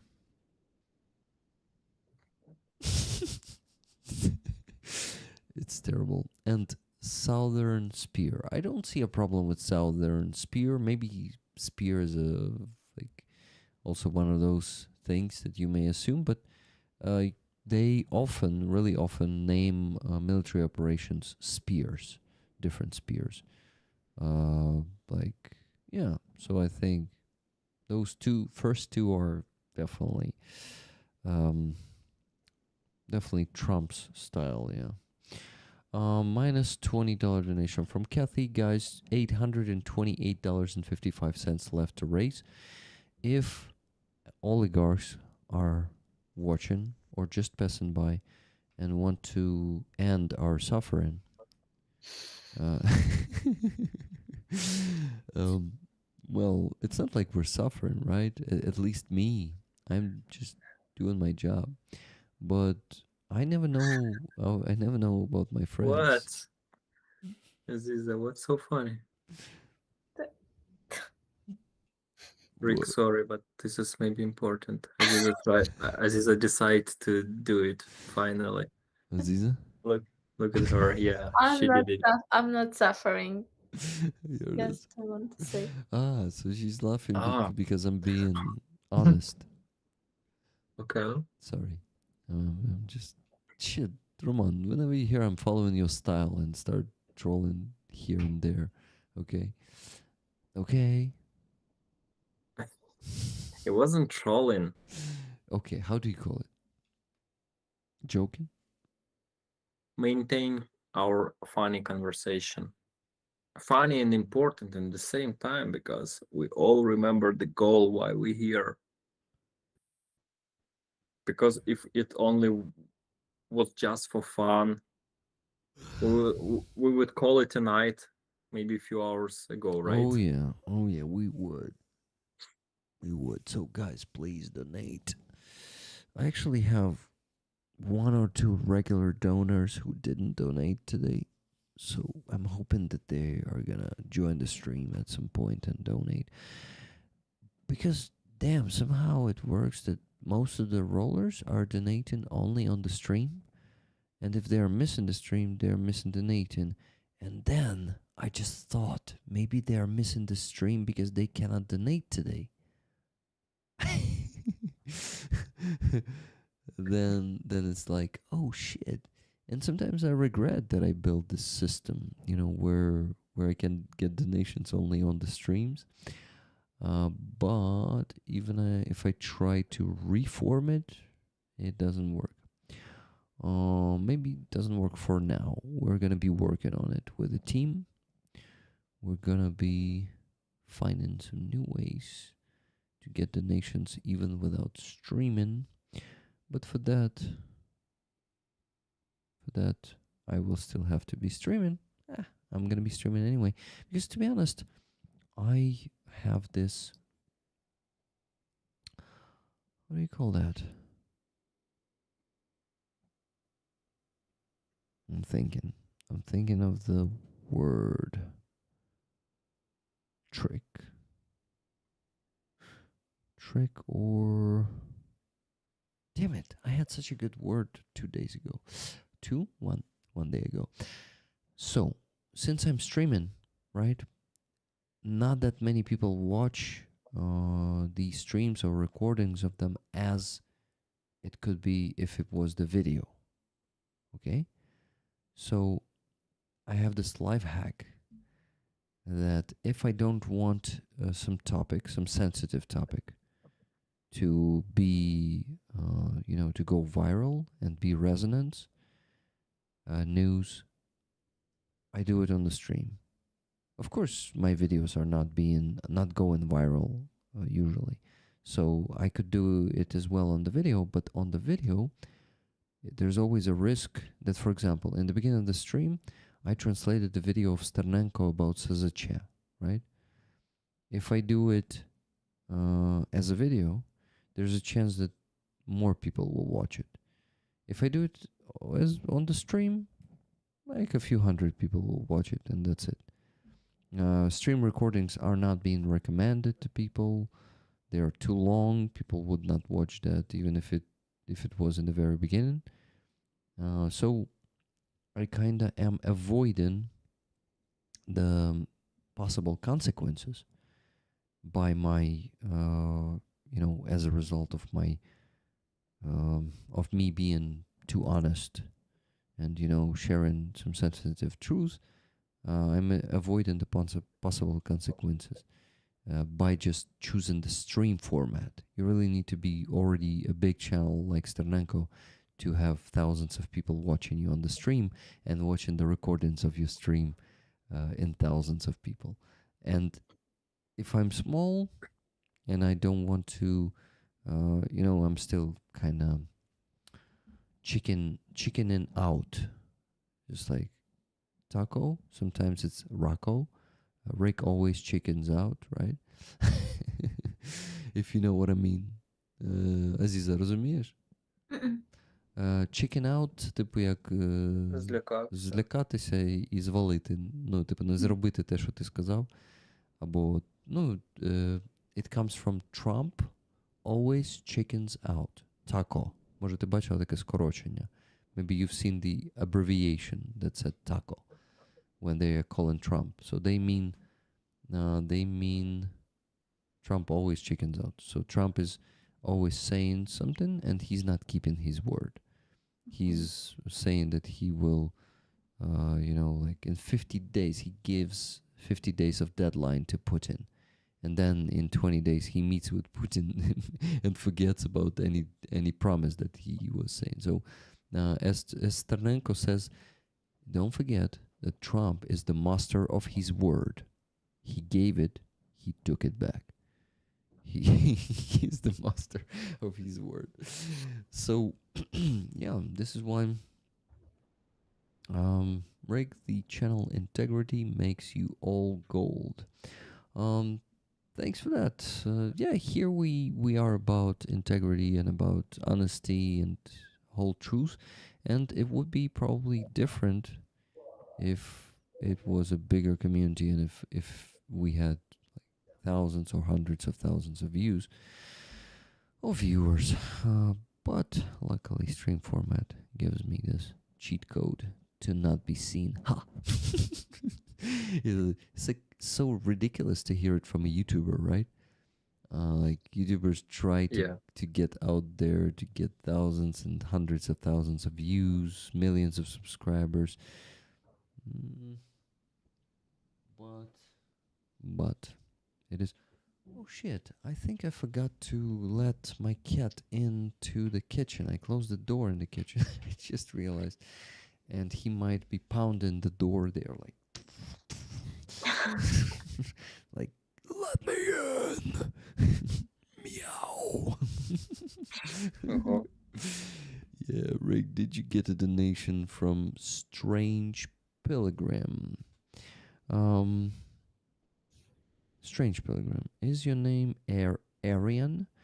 If so, I got $5.55 1 minute ago. Fundraiser, Slava Ukraini. Героям слава, thank you. Minus 555. Oh, guys, do you know what I realized? I forgot to keep working on the spreadsheet, and around 15 donations were not put there. So I finally found myself some work. I see Roman really likes it.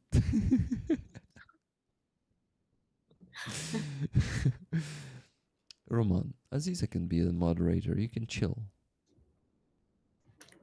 Yeah, I can moderate, of course. Guys, let's donate. Of course. Oh my god, sorry. Sorry. I will check the comments. That was supposed to be $50 Canadian. Oh wow, the $50 Canadian is really like, I mean, the exchange rate of Canadian dollars to US dollars is going down, guys. $50 these days, 50 Canadian dollars these days is $555.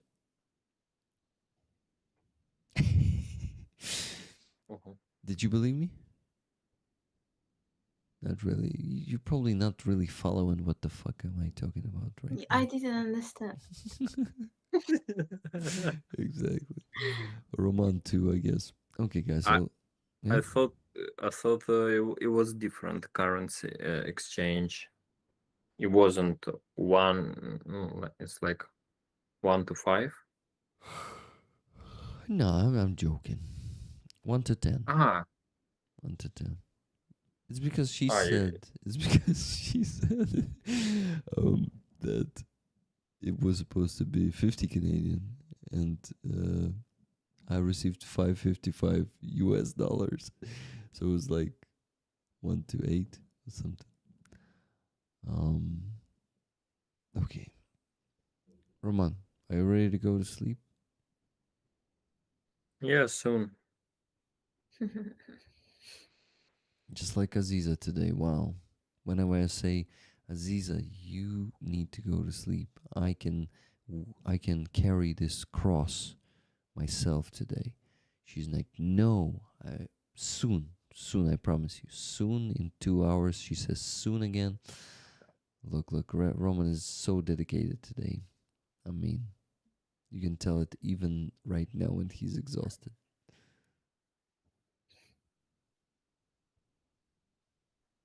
Spreadsheet, Rick.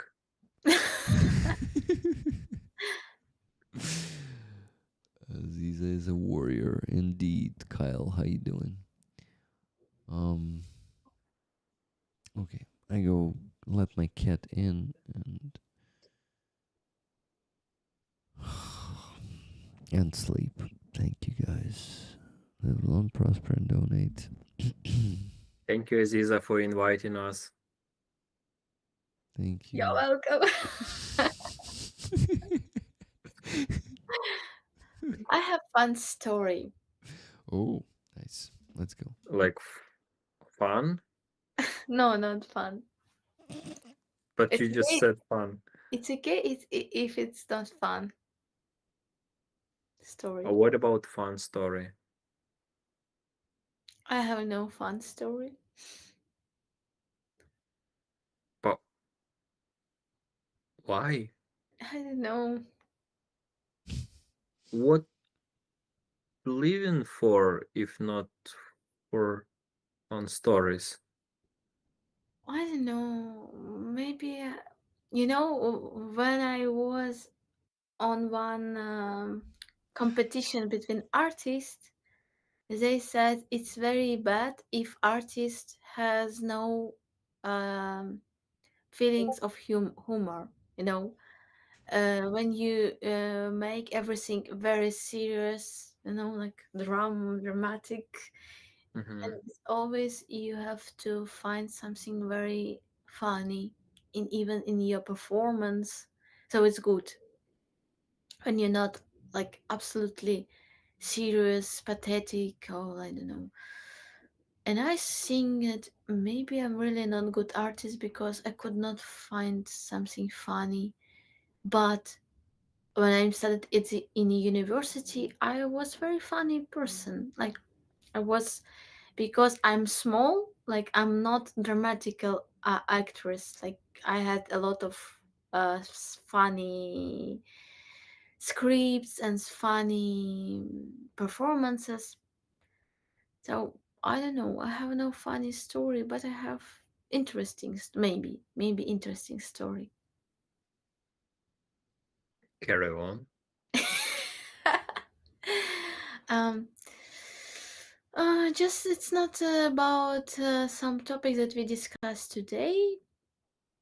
Uh, mm, it's about, I think, using the people um in a bad way, like in a bad way. Example, we had some propose to clean um, our very beautiful place in Odessa region. It's Kuyalnik. Maybe you heard about this place, Kuyalnik. Uh, no, it's familiar name, but I never It's a, been there. you can find they created a film movie about Kuyalnik, documentary movie. It means that it could be an Oscar, like one of the Oscar films Wow. that we like sent this film. So it's very amazing, a place for recovering.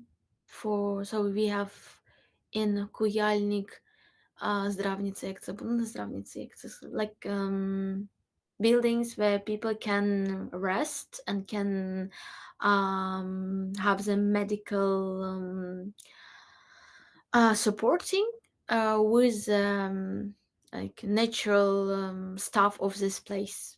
Sorry for this English words. And this place could disappear in the future because we have no water. Like we we begin to have less and less water in this. So it's like озеро. Як буде озеро? Lake. Lake. It's like lake that could be smaller. And so we have community of veterans, a lot of veterans, and they had proposed to clean this place from the szyny. Як буде szyny? Tires. Oh, yeah, and from the like garbage, Yeah. Garbage. garbage. But it was interesting that the head of this заповідник, блін, я все нічого не знаю. Заповідник. Reservoir. Reserve. Probably corrupted person, and it's new person, but it was a article of one like activist, and he said that they wanted to like build something on this place, probably. And this person is very good. So he is enemy of Trokhanov. This is ecologue, this activist, and he saved a lot of places in Odessa from their buildings, new buildings. But the veteran said that we have to clean this place. And I visited. So I yesterday was like cleanups day, and we clean a little bit, and it looks like it was just decoration of some, that we were like decoration of some PR of such person. Like we did this cleanups day, and we are cool. We try to protect this place. Just the story in it. It was a little bit sad experience because you really want to um, really make good steps, but sometimes it can be not maybe good for this moment, but without a good future, just this story, not funny, but I think it's interesting. So, what was your lesson from that story, from that experience? Trust my feelings researching, because um because sometimes you have to say no for very good people to do something, but they are very good and you respect these people. But it's like we have big picture and we have small picture. In the small picture you do something good and you support people, but big picture is not good, like it's not same, sometimes like this, yeah.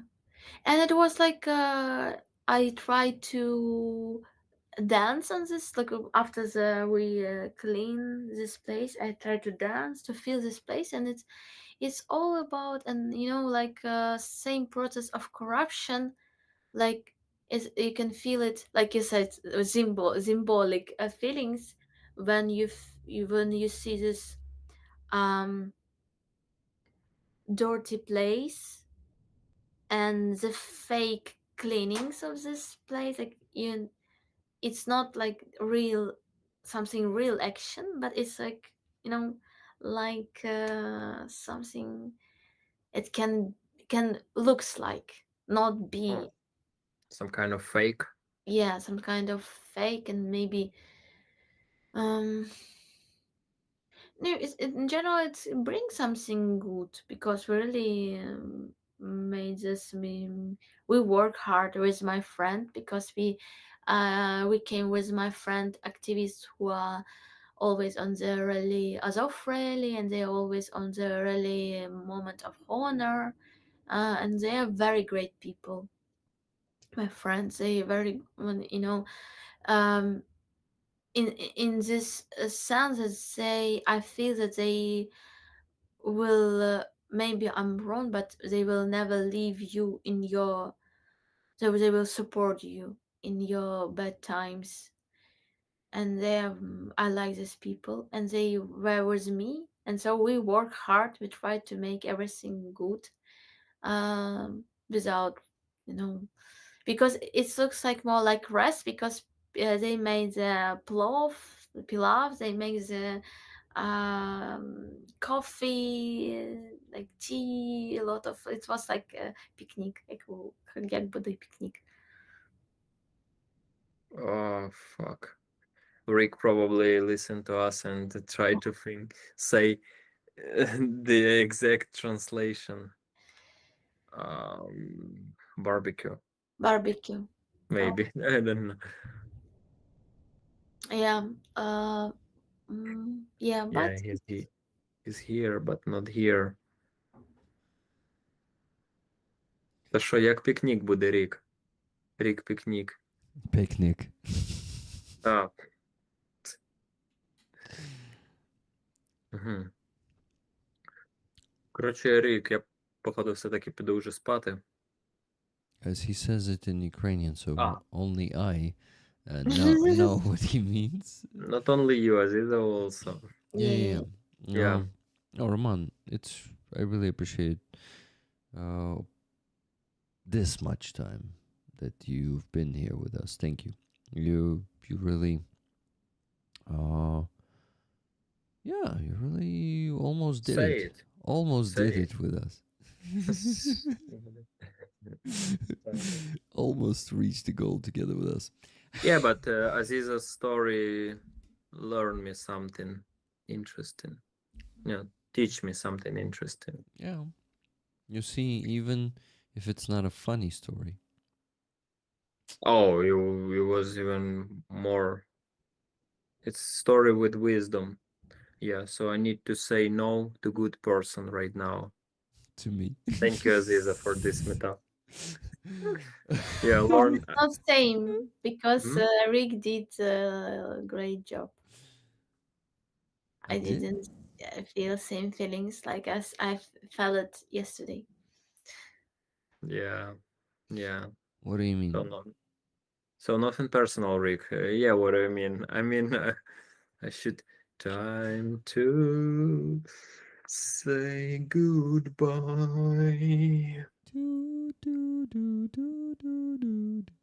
Oh, you're listening to Andrea Bocelli. Look at you. I just You upgrade know your. this. Look at you. I just know this one, okay? There are some hope for you, as I can see. Thanks for coming to the stream, Roman. Lisa says in the chat. It's in the chat, I thought. Yeah. Oh, I love that song, Cats says. Don't make us cry. Yeah. Thank you for inviting me, Rick. I don't know how you gather all your courage to do it again and again and again. Roman, actually not invite you more often just because I don't want to bother you. So it's not about the courage. It's actually about being considerate. Okay. No, I mean, Mr. I'm serious. Confederate. I'm serious. Huh? I am serious. Okay? Yeah.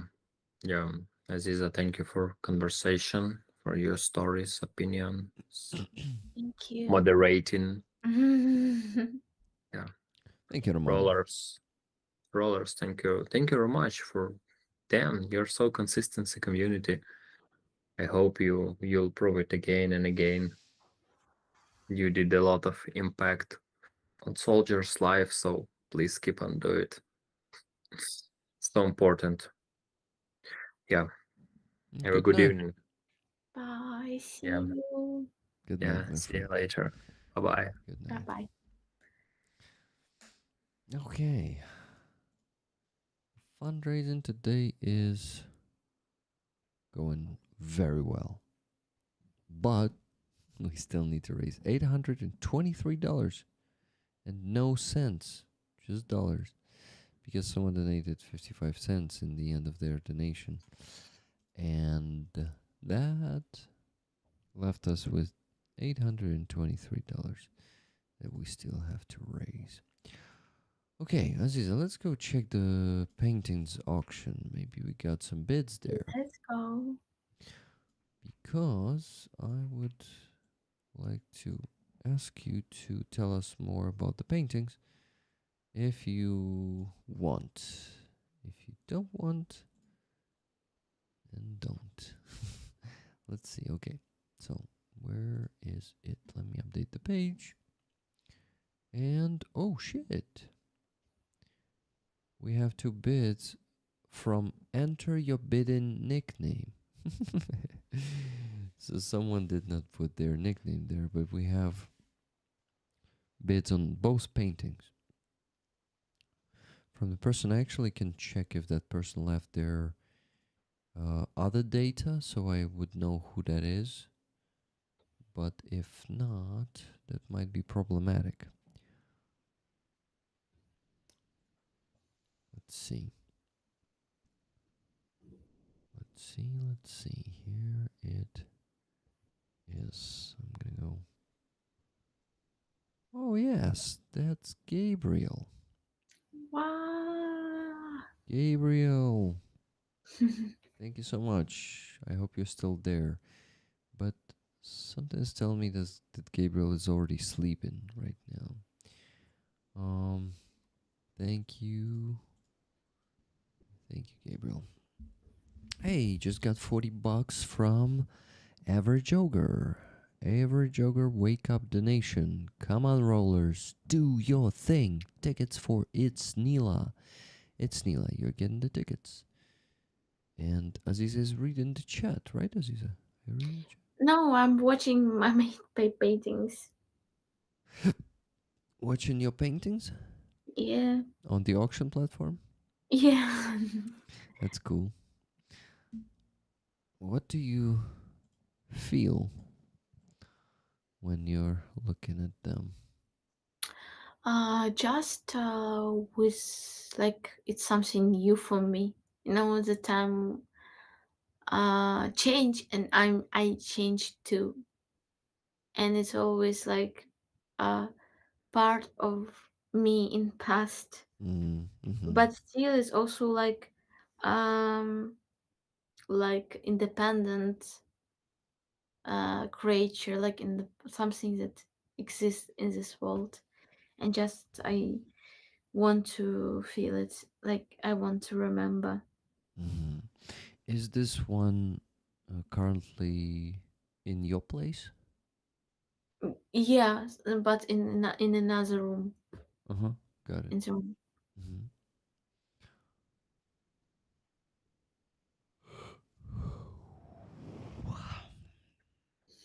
I just remembered that I still need to do the most interesting thing in these streams. Spreadsheet. Yeah. You can make. I can talk. Yeah, I know. I just don't want to do it, really. Are you tired? Yeah, I'm tired. It was, I had a lot of energy today on Friazov. I was very, energized and optimistic. Great. Yesterday was a hard day. These news, and the situation, I cannot stay indifferent, and I feel really like that I care and it gives me the pain. In Ukrainian, guys, we say "мені болить," "мені це болить." So, and it's not like it gives me the pain. It's like I care about it too much that I feel pain. Yeah, probably like this. So yesterday I was on that YouTube course, and we had a great speaker from Ukrainer W. It's the Ukrainer about war YouTube channel, and Karina Pelugina was giving a lecture, and at some point I started talking about this, and I kind of had a question, but it was like more than I was not asking, but more talking than asking. So we talked about it. I took the extra time, like 40 minutes. We discussed the army reform. We discussed the war crimes that are also committed in our army against our soldiers by some of our commanders. And, it was painful to talk about that. Um, it was hard. And when I was talking, when I was like asking the questions and saying, I felt like my face is like at some point, like some part of it was paralyzed and my lip was not moving. So, I mean, I had strong feelings that were even affecting my mimics. And I wonder how I looked at that point. But anyway, it was like, yeah, it was emotional, but I I did a pretty good speech there, though, uh, even though I was a bit nervous, a bit worried, but it is so like these feelings they are very bright in me, and I care so much about yeah about the I don't want to say I care so much about our soldiers because it sounds like I'm not being honest, It's like I'm faking it or something. Like when people say I care about them so much, and you can tell that they're full of shit. They don't really care. Yeah, it's always works like this. Yeah, but I have friends there, and I understand that you know it's their lives, it's their future. But I also, to be completely honest, I also care about my possible future because I may end up fighting. I may end up in the army. You never know.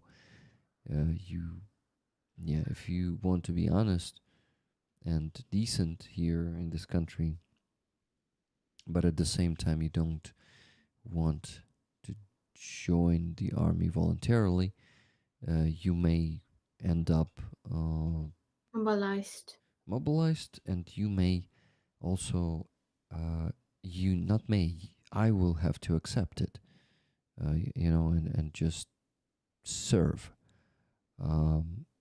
And yeah, man, this is why I also care about my future. If I get there before the army reform, Yeah, yeah, it's not. huh?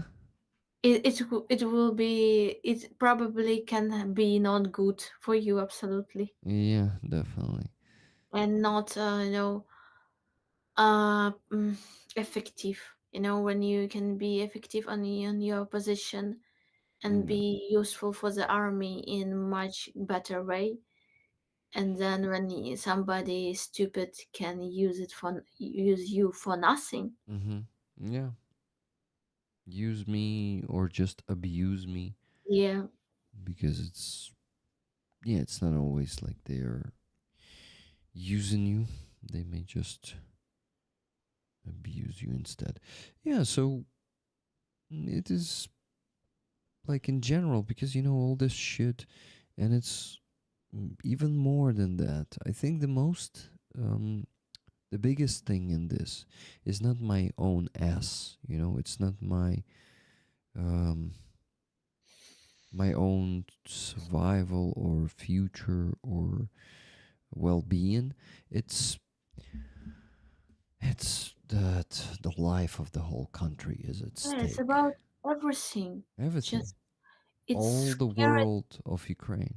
It's scary because we can feel it every day how everything can be worse, and for us it's everything. Our cities, lives, Kiev, all these cities that now have peaceful life. Not peace. We have the shellings, we have everything, but we have the opportunity to be in Ukraine and to have the future to, and we can lose everything. We can Yeah, lose this, even this, in- like it can be incredible good for us in the future. yeah. Like For so, us we just fine. patriotic Ukrainians, it is death, like slavery at best, torture and very, Yeah, very painful death.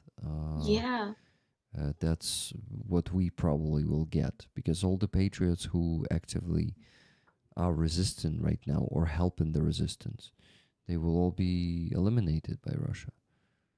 And yeah, those, people who don't care right now and they just live their life and what difference it makes, as they say, какая разница. yeah. All this shit, those They people, will find their places.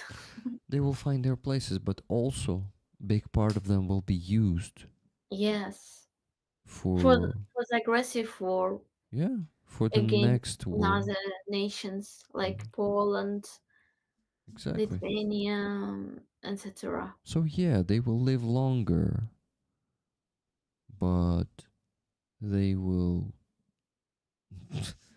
they will still Yeah, get killed. it's just the people could not understand this. So they think that it will be just for the peace we can be under Russian occupation, but no, Yeah. we will be part just not um, this holy, like holy fighting for your country for freedom. You will be part of the war that destroy, rape, Yeah, you and will you will become an occupier yourself. yeah, like we were in Soviet time, part of Russian Red Army. Mhm. Um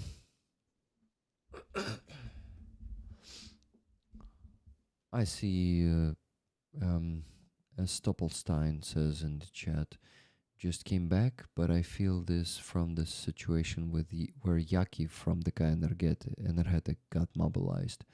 Uh, Someone realized he'd be serving better by sharing Ukraine with the rest of the world. Yeah, and not all the people are as lucky as him, but the more famous you are, the more chances you get to not be used and abused in the army.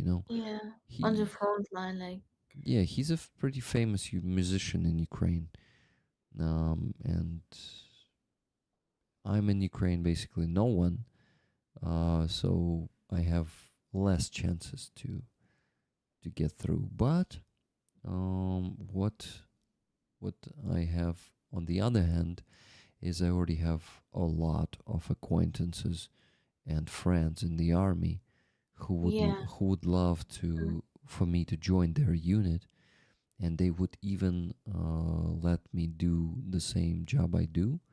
I'm just gonna be doing it from some chata in Donetsk Oblast. you know. yeah. I think the all smart people have to understand that you can do your work. and support army Yeah, and you know, for them it's going to be because beneficial for the commanders because they yeah, can use me for, you know, for their unit. They yeah, can. all brigade needs equipment. All brigades need a lot of things. Yeah, exactly. Constant time. Yeah, constantly. Yeah, and this is why, like many, yeah, many friends who are officers are already um, recruiting me, saying, "Hey, you know what? Like, um, I actually thought that next month,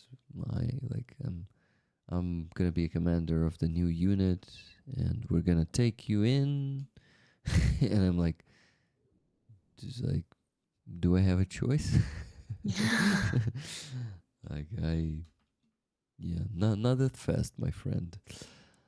Mm, yeah, good point, and you're a great streamer fundraiser.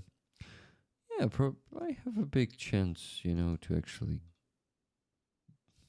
get get my way in the army too. It's just, you know, that I'm gonna get out of my comfort zone. I'm gonna be apart from my wife and cats. I'm not gonna live in comfortable conditions. Um, so yeah, it's just about the comfort zone actually, and you know, being close to your loved ones, because the big part of, you know, of this war for Ukraine is that families got torn apart. We have wives that are waiting for their husbands, feeling lonely, especially if they live like away from their friends. We have one friend who is waiting for her husband, and she left Kyiv, and now she's very lonely. Yeah, it's always sad, and you know, I don't want my wife to lose me. Right now, we are very close and we have great relationship, but who knows? Yeah, how how it will be if I'm gonna get like I'm gonna be sent away. Brad says that is my thing. I want to do something that's going to make a difference in Ukraine. I don't know what that is, and I don't think it's going to be fundraising in the same way I'm doing it now, but as. And he didn't finish because I think the limited number of symbols is there. You know, guys, I think the moment has come to pull out the patch that we have on the raffle this week, because maybe you lack motivation to donate. Maybe this will help you with it. Oh, really amazing. Yeah, so that's a 3rd Assault Brigade's UAV battalion patch, but you see, it's the patch of the supporter. Wow. A pretty cool Wow. patch. So, guys, with your donations, you buy the tickets for this awesome patch. So we still need to raise the same $783. And if you did not notice, it's already 3:23 a.m. in Ukraine. We need your donations, and Very late time. it's really late, and you know, tomorrow we will have to drag our bodies through the day because we're already, you know, fucking up our sleeping schedule. Yeah, day off. Day off. Yeah. It's, yeah, please help us to go to bed at least before 5 a.m. because right now it's 3:30 with the tempo we have right now. I think the best that can happen to us is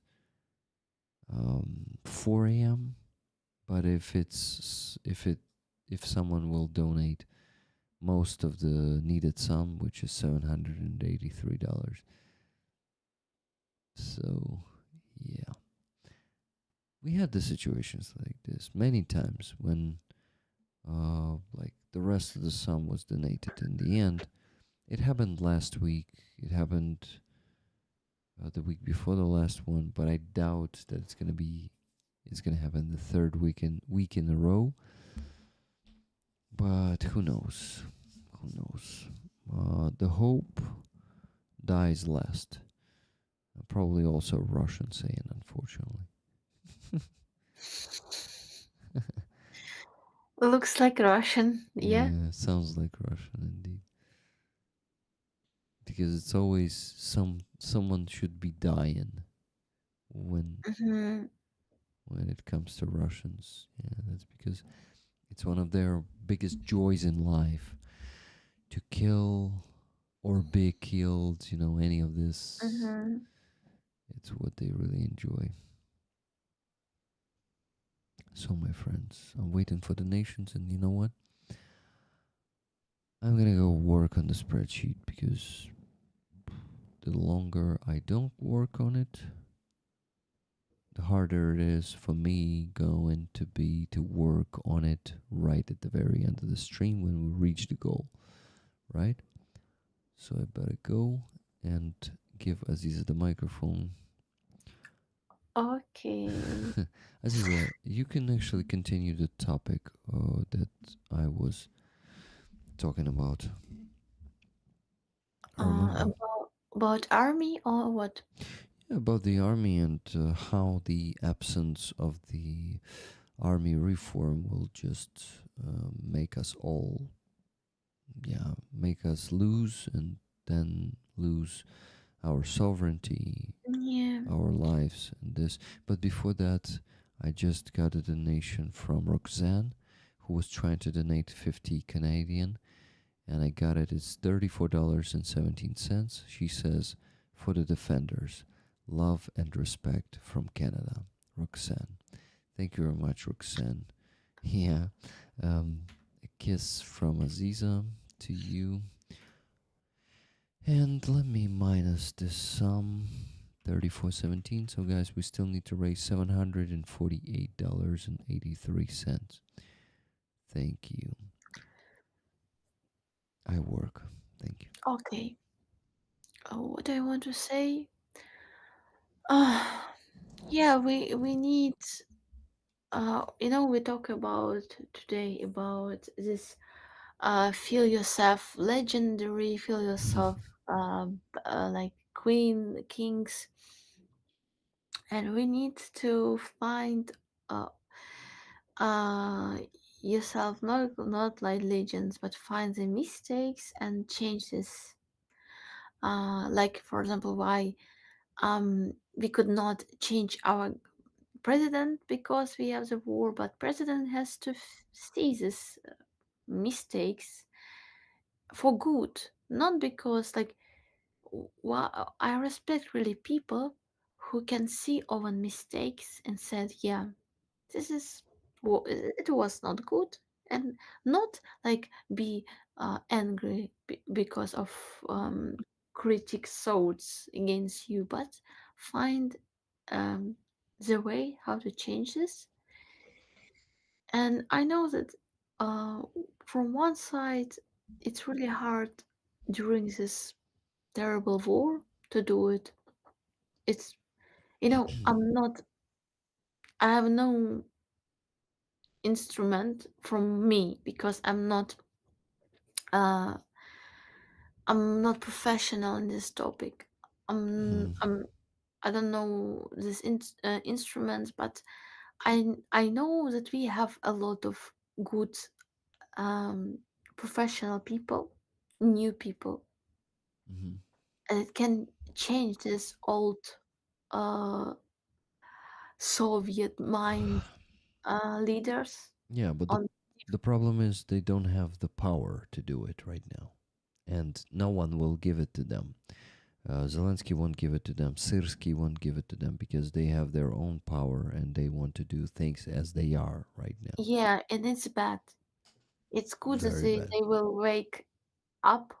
The problem is it's not about sleeping. It's about actually doing it intentionally and thinking that it helps. It's Uh, like deep illness, you know. yeah, yeah. It's like, Mm. yeah, indeed, deep illness. And it's like when you're doing something that obviously doesn't work, but you're convinced that if you do it a bit more and in a bigger scale, it will work. Yeah. Yeah, it's but with I feel like I feel that still we have influence on these people. Yeah, Uh, I think so yes, of too. course, it could be like I said about Kuyalnik, changes like for them, not PR, but not deep changes. Like, when you Just показуха. that not change, not heal your body, Mhm. I just like cover your like not attractive places. Wounds, right? Yeah, like it's not like real changes, uh, but we I hope that we could have influence in our journalists and our activists because of opening these mistakes. Like when it's absolutely clear for everybody, begin to be clear. Like you said about this woman that you met in some coffee shop, and she said it's like so it's begun to be too much clear And and what too much. did you say? I'm now You said curious. yesterday, or not yesterday, in on Wednesday, that you met a very like everybody talk about this scandal, and you met a woman that also speak in coffee shop or in restaurant about this with the Ah, Mindic. No, it was on the gas station. Yeah, I got it. yeah, like it's begin to be very very popular, like everybody begin to know, even Viral, right? children, you know. Yeah. um I mean, in this sense that if, when you have this influence, Mhm. they they can make this step, and that's why we have to continue to fight for real changes Mhm. and mm, show them these people that we are not fool, and we understand. um yeah, Yeah, that we can see right through them, right? yeah, and I always, like you said about this, I also think about mobilization and about the people um who don't want to really be abused of the not good system. And it's really like I listened the interview of this leader of Третя штурмова, забула його, Biletsky. Білецький, and she said about this problem about mobilization, because if you know about problems in the army and how it works by your friends, and you know that you will like have nothing and have no of course you don't want to be part of this. Of course you want to um in any case, it's not, it could not be popular for you, not, it's not good. It's like, and of course we have to change this because it's all about our existence. It's about Crimea, because I think, I spoke like maybe 1 year ago with my friend from Crimea, and he said to me, you want to see Crimea free, but do you want that people will die for the Crimea? Mhm. Because so it's his thought was like this: I don't want that people will die, Mhm. and like if I don't want to be part of army, why I should support another people? and said, "Let's go fight for Crimea. You are not a part of the army, and you want that another people will die for this because in any case, it's all about lives of the people. Mm-hmm. It's not that just, yeah, it could be like we no, even when we liberated Kherson region, I know that a lot of people die before like this moment when they begin to run. Ukrainian did a lot, like a lot of people died, Mm-hmm. and it's in Kursk region also uh, same topic. But and I also think about my hypocrising. Sometimes I think that I'm so hypocrite because I'm not in You mean army. hypocrite? Hypocrite, sorry, It's because okay. I'm not in army, and I'm always thinking about it. I want to be. I want to follow my words and follow my songs and follow my ideas Mm-hmm. and be on the side of this absolutely. And I always think about this. And from another side, I understood that if I will be stronger, then when I will be joined to the army, I can make more. If I will be nobody, I could not do like like you said. No, it's Mm-hmm. good that you can be very popular artist and you in the army and you can like continue you do your work and because everybody know your music and you can, for example, do it sometimes and be in the army or something like this. Mm-hmm. But if you did nothing and you have to work, so it's all my souls, and I mean, I'm afraid to die like a hypocrite person, and I always think about this. Hypocritic, probably. Hypocrite. I'm thinking. I'm also not sure. Hypocritic. Yeah, hypocritic, I guess. Hypocrite is лицемир, и лицемирный hypocritic, if I'm not mistaken. Yeah. Well, Aziza, what can I say? It's some people tell me that they think that only those have the right to talk about army reform who serve in the army. And Starenko, he's controversial in this. For example, he says, "I talk about the army reform because being silent is a crime." And then he says, "But primarily, soldiers need to talk about the need of the army reform." And then he says, "Don't be silent. Talk about the army reform. Demand the army reform." So he's addressing all his audience. Um, so he's on one hand saying that it should be soldiers. On the other hand, he says that everyone should demand the army reform. But I think it is actually fair that everyone will demand army reform because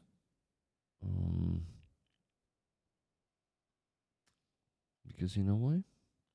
Because the soldiers, first of all, don't have that much choice. They don't have that many rights, and Yeah, if they start demanding something like this, their commanders will shut them up, and even worse, they may send them on some suicide mission. That it is happening yeah, all the I heard time. about this. And Yeah, so we have to fight for our soldiers. yeah, we have to do it too. This is why on the one hand I was hesitating to translate this as a chair topic, and Lilia Trokhymets in the chat today was like, "Rick, are you sure that you want to talk about this?" And I said, "Yeah, I'm sure." And I think without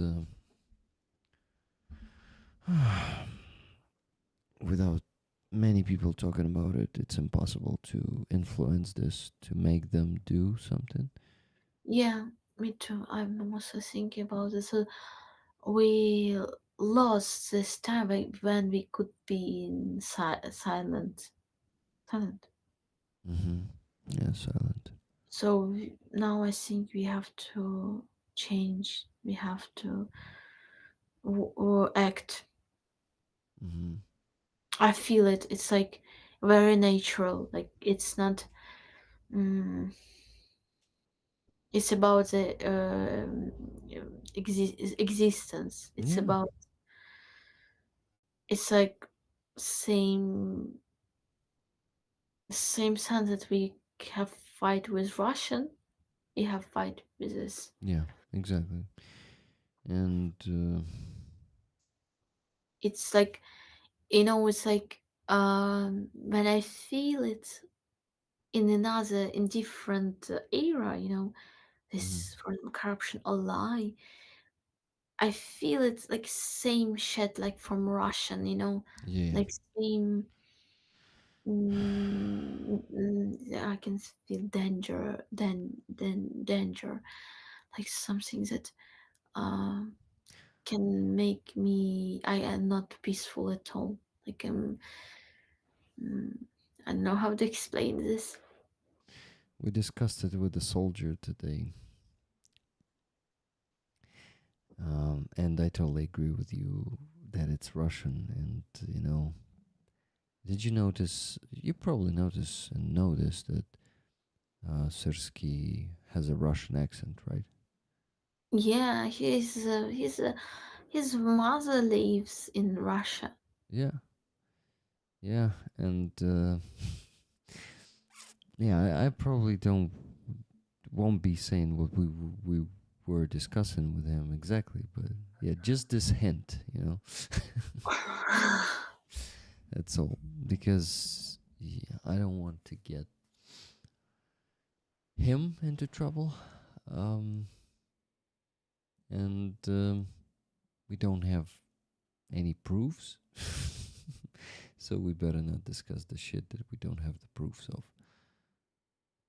But what is being done by the corrupt people inside seems to benefit Russians a lot. Yeah, and it's also about like was it everywhere where Russian were like where we were part of Soviet Union, and after the Soviet Union built this corruption world. Mm-hmm.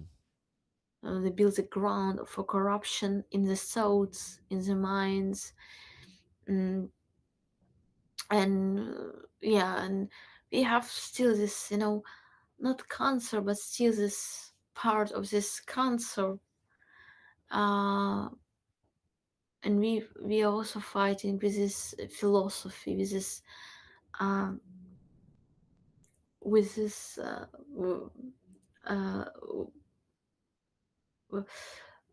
vision without values, without Yeah. ground, Yeah. something very not deep. For example, when you hear the music, when it's in Ukrainian even, but you can feel that it's Russian music. Yeah. Because it's empty. Yeah, it's empty and has a sound, Russian Yeah. sound. Yeah. It's Russian vision, Russian thinking how to make the money through the music. Russian So, world. and this is music really inspired, for example, young people to listen Russian music because they says, "Oh, Ukrainian music is stupid," for example, and because it's same shit, and it really inspired people to find something another, and it's like it help to not like Ukrainian culture because of this fake music, fake. Mm-hmm. And people can even didn't do it, just they cannot do another music because they were born from Russian culture. They like uh, Russian pop music, even Russian rock music. When you do your rock music, Mm-hmm. like Russian rock Yeah. or Russian hip hop. Yeah. Говнорок и русский рэп. No? Yeah, absolutely. Yeah. Yeah, guys, these genres we call them. Говно is shit, so shit rock. Yeah. And Russian rap speaks for itself. It's also shit. Hey, Emigrator08. I just dropped 100. So you're Thomas who donated $100 just now, right? Would you like 10 tickets for the patch? Thank you so much for the donation. UV Battalion supporter. Would you like to become a UV Battalion supporter of the 3rd Assault Brigade? If you're lucky, of course, you need to win it too. Yes, sir, please. Thank you very much, Thomas, for this donation. Roxanne, by the way, given you the tickets too, right? Okay, guys, so that means we still need to race with this 100. We're getting closer by 100. $648.83 left to raise. Come on, guys. $648.83. Much closer. Much closer, yeah. Much or just closer? I don't know. Much closer comparing to what, Aziza? It is important. Compare to 900. Oh, okay. Yeah, $648.83 is much closer.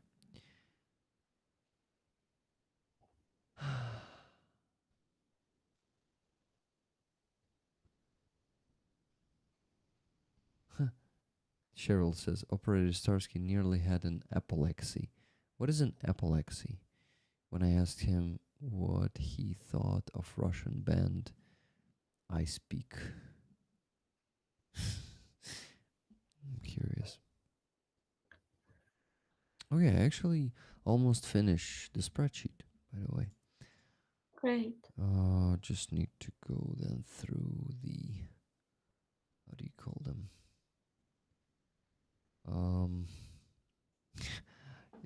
The base donations, yeah, base donations. So guys, last $648.83. 3:47 a.m. in Ukraine, and we're not going to sleep until we reach the goal. Or at least me. Maybe Aziza today will go to sleep earlier finally. No. No. You wanted I will leave you in if I still here. No, I will not go. Will be very sad to go and not till the end. If we will go together, okay.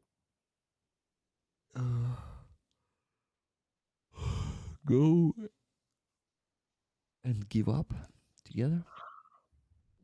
Mm-mm. No, not give up.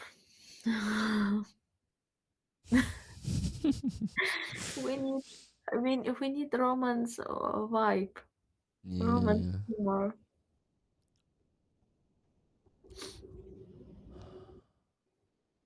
I always lose that vibe when he leaves. I have it when he's here, and I can even joke like him, be a trickster like him.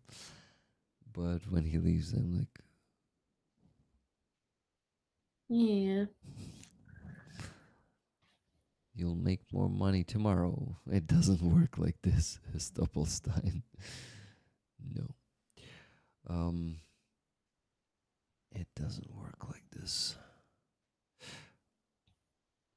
I see some tired but dedicated rollers. 7 tickets for rollers, please. Tracy Oceanfire says, Tracy, so you just donated and I didn't see it. Yes, Tracy, thank you so much for $70. Thank you, thank you, thank you. And that is $578.83 left to raise. Thank you very much. Greets, Tracy. Good to see you. Put it on credit. Pay later. Nope. No, guys, if you were here with me, like, well, on some of the streams I explain how it works, and it doesn't. It is not how it works, and we need to provide, like, every week. We need to provide more or less stable donation rate that we put into the jars of our fundraisers. And if we don't do that, we will break the promise to our soldiers. And the promise is next. We will get to your fundraiser that is standing in line in about 5 months. And if we don't provide every week the needed sum, then those 5 months will turn into 6, 7, 8, 9, 10 months. It depends on how far that fundraiser stands in line. So yeah, that is the case. How many different brigades do you support? Ooh, strange pilgrim. At least 15 to 20 on the regular basis. Yeah, like this. And sometimes there are some units who help 1 or 2 times and then they disappear. I mean, after that, they don't ask for help. But on the regular basis, at least 15 of them, I guess, yeah.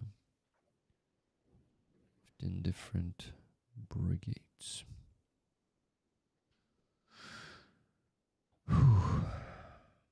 Okay. Rick, work on the sheet. Aziza, did I interrupt you about 20 minutes ago? No, we discussed together, Oh, like you say something new. okay. Oh, so what I want to say, it's also all about, especially about my life, because my mother is in Crimea. Last weeks I could not call her because he doesn't have internet, good internet, because of Russian. Mm, And so I even could not speak with her. And I can understand that it's all about her life, also her dreams, because we didn't speak. I didn't call her, but I'm sure that she's worried about this topic. She wants to see Ukraine strong. She wants to see liberation, justice of, like, see Crimea like part of the democracy, and I have to do something. I have to find the way, and I have to change maybe something in me. But yeah, it's all about also how to help them, how to save them if I'm acting, because, for example, I know some mm, my friends begin to be soldiers, and they can do it open. They can, like, share with this, continue to be themselves, like, in their life. But Crimean Tatars, they always in the shadows. If your relatives are in Crimea, you could not be, like like make your work and be soldier, or like, or open say, even, for example, my mom has special experience that I wanted to share with the people, and it can help to explain a situation in Crimea, but I could not, because she's in Crimea, mhm, because it's not topic for this time, because it's dangerous. So it's more complicated situation when you want to find the best uh, like best strategy what you can do in this moment, and how you really. And it's great that today our friend um that we talk about um we talk about why, like, our state, also about our mental health, because I have some Mm. friends that now in the психушка. Uh, mental facility. Yeah, and sometimes I think, wow, I think it's maybe only one place that when you can rest. Like, say, I'm crazy, don't touch me. I don't want to have responsibility at all. I'm crazy, just. And of Well, course, it's joke, but I will never find the rest somewhere, even especially somewhere like in Germany. No, it's like yeah, you always on this in this topic. You always thinking about the army, about Ukraine, about everything. You will never, stop thinking about it. And when somebody told me you have to think about another topic or do some another topic, I could not at all. yeah, yeah, yeah, I it's like you always like in this. yeah, yeah. And it's the same for me. As I told you, it many болить, and yeah, it is always worrying me, and um, I care, and it gives me pain because I care, because the situation is really critical. Um, yeah, we still have the chance to overcome this, but at what price?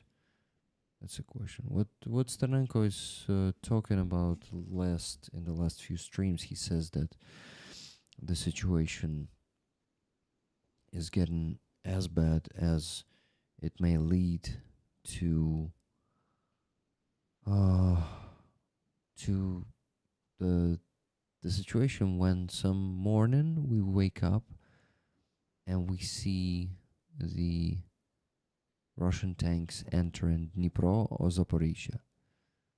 So, and this is a real scenario. And he says this is not a figure of speech. This is not I'm trying to scare you. This is a real scenario that may happen in the next few months. We wake up and we see Russian tanks are entering Zaporizhia or Dnipro, because their breakthroughs right now are like for 10 kilometers, yeah, like Novopavlivka yesterday, the day before yesterday. They broke through for 20, so no, not 20, 12, I think 12 kilometers. And they even got to the like western part. Sorry, not western, northern. They were coming from the south. They went through the whole village, and the drones stopped one of the APCs in like at the other end of the village. So they crossed the whole village. And what I heard from Serhiy from 92nd Brigade, I don't know if it's a secret information. Oh yeah, you don't know the direction anyway. So he says we had a situation. Russians were storming. They were moving on the motorcycles. It was just two Russians on motorcycles, and they were passing the positions of our guys, but all of our guys were sitting in their dugouts, in the blindages, and not shooting at those Russians. And commander is standing there and screaming, "Where the hell are infantry? They were supposed to be on those positions." They're contacting the infantry, and the infantry are saying, "We're not sticking out of positions because FPV drones will immediately spot us and kill us." So just imagine how bad the situation is right now.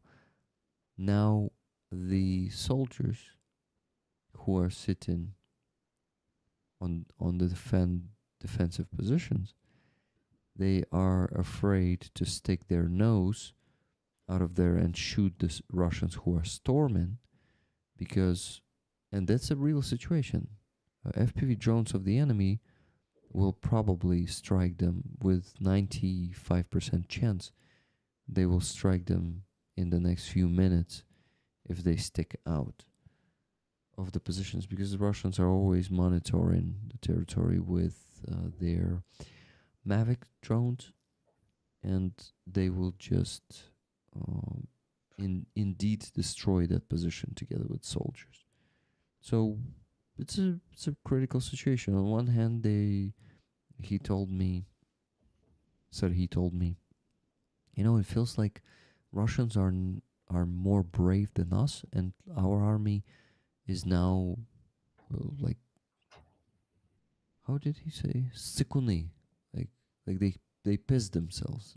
Like, so he says, shit, I look at all of this shit and I see that Russians are boldly storming us again and again, and our guys are either running or sitting in the dugouts.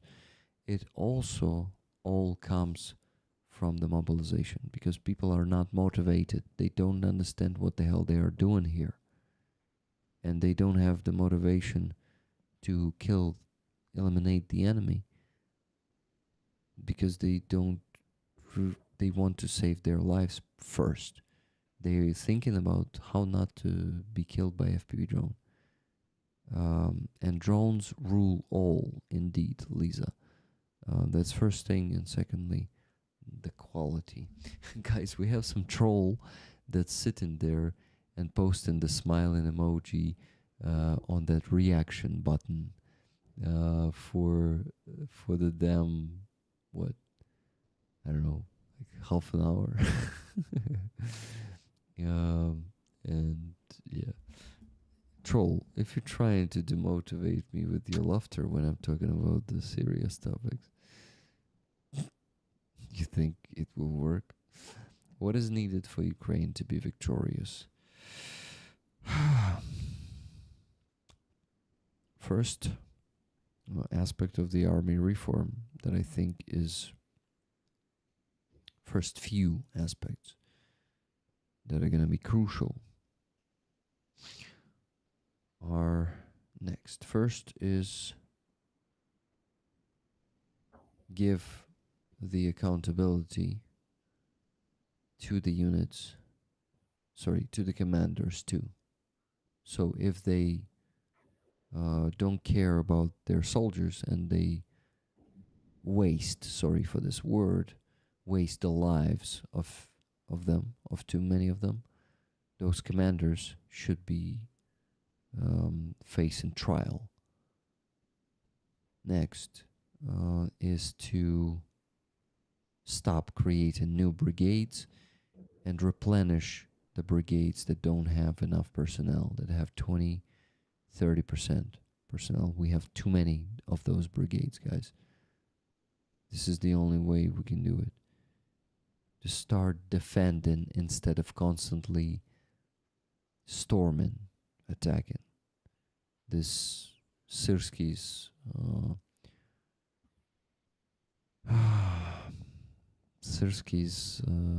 assault forces, these assault forces.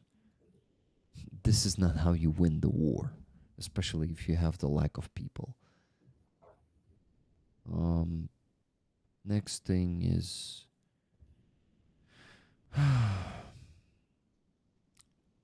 guys, to be honest, all of this won't be possible if we don't change the military command. Bogdan Krotevich is screaming about this for a year now. He Bogdan Krotevich is always saying that it's because of Syrsky and his clan. Let's call them this way. So he put his clan into the control, and no modern good commanders can get higher than the brigade commander or corps commander. They cannot get to general positions to get to the level of, maybe not Syrski's level, but at least those big commands where they make all the decisions and give orders. So without this, all of this will be impossible, because all of changes will be sabotaged if this command won't be switched by the adequate command, not by just the same. Of course, you see, there is there's a situation that is happening often in politics. Like, for example, Trokhanov is not the mayor of Odessa anymore, right? But his people are still controlling Odessa. So, yeah, it may happen that Zelensky says, you know what? I'm gonna fire Syrsky, and I am gonna place on his place the new commander-in-chief is gonna be this general, and that general is a deputy of Syrsky. So basically, Syrsky remains in control. All the, principles and all the views and Soviet values will remain there, because nothing will change. The team will remain the same. There's going to be the same people. So to change all of this, it will. And during the war, these changes, yeah, they are possible. We've seen it. They switched Zaluzhny with Syrsky. And a lot of soldiers are saying that it was one of the biggest mistakes. But was it a mistake? It's a good question that I won't be answering. So we actually had two donations. $25 from Estopelstein on Puka. Thank you very much, Estopelstein. And $40 from Average Ogre. Oh my God, Average Ogre. How many times did you donate today, and how much money? Thank you so much for that. So, $40. Average Ogre is very sleepy and very out of money now. Hope you get some rest tonight, Aziza and Rick. Stay safe and keep up hope, and keep talking about the difficult, important matters. Tickets, please. Slava Ukraini. Героям слава. Героям слава. Thank you, Average Joker, for encouraging us. How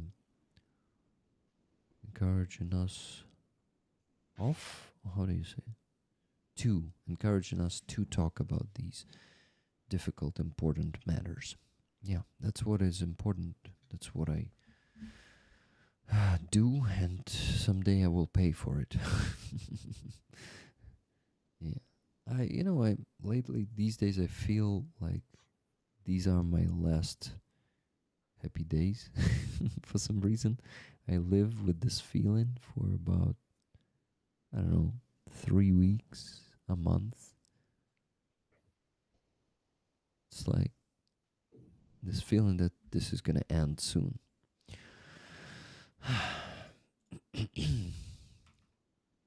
Well, I cannot say I'm completely happy, but I have a job that I love.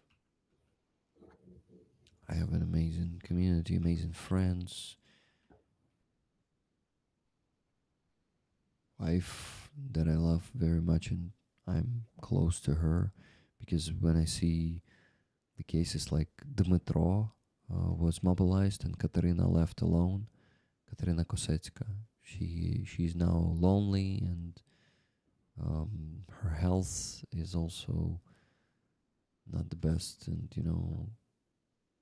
you see that you can be separated that easily, and that's also something that I really value right now, understanding that any moment it can end. This war is too gruesome. The PTSD would be so hard. Oh yeah, salt of the red earth. Thanks for your thoughtful answer. What more can supporting countries do? I think the level of support is pathetic. Yeah, the level of support is indeed pathetic, and countries could do so much more. They can supply us with twice, 3, 5 more times weapons, ammunition.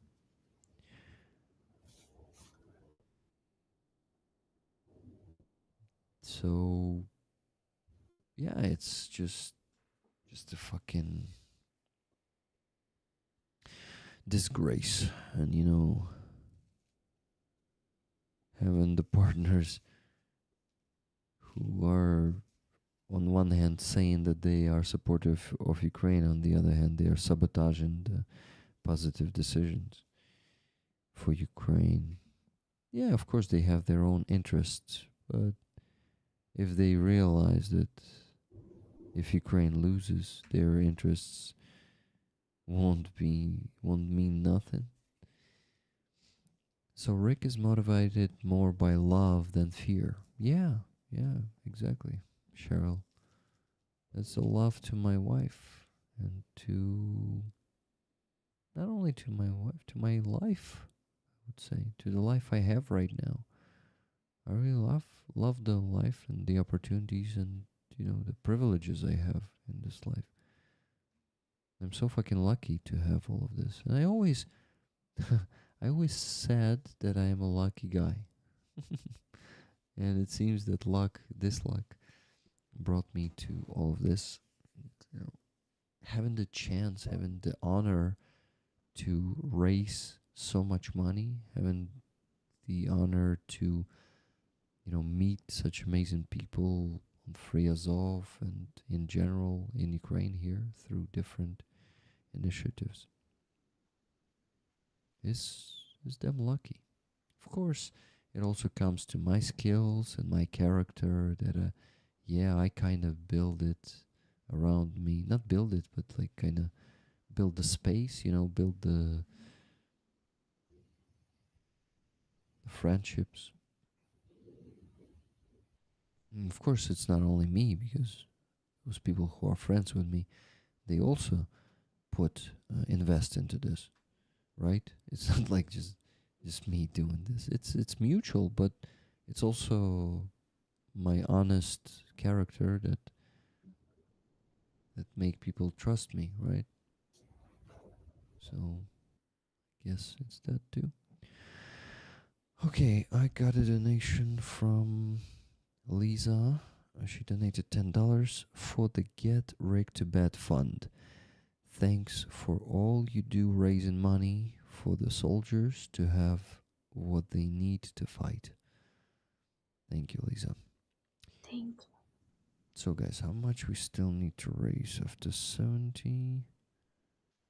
We got 25 from Anpoka. So minus 25, minus 40, minus 10. $503.83 more cents. $503.83, guys. So basically $504. So I have to figure out what I can do in Ukraine to help out, because reality has hit me that I'm getting older and realized I can't just hop into the infantry anymore, Brad says. Yeah, I can't afford to continue to give money to Ukraine, but of course I'd like to make a difference. Yeah, man, you will have to figure out. It's not easy though. Not easy. So, Rick, I will come back for a moment, okay? Okay, I was about to say I'm gonna go to the bathroom, but you first. Go. Okay.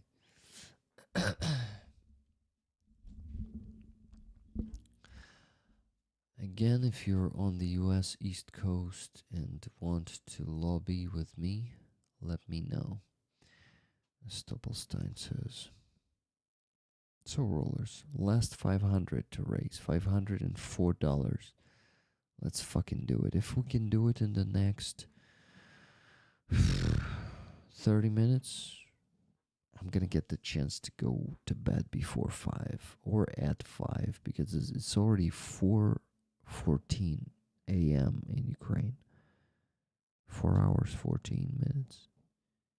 This stream has been going for 7 hours and 18 minutes. This is one of the hardest fundraisers I had in the last few months.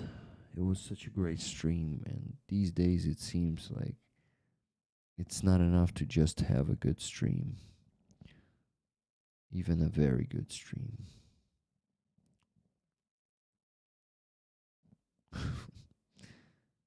Well, it's hard to make peace with it, you know.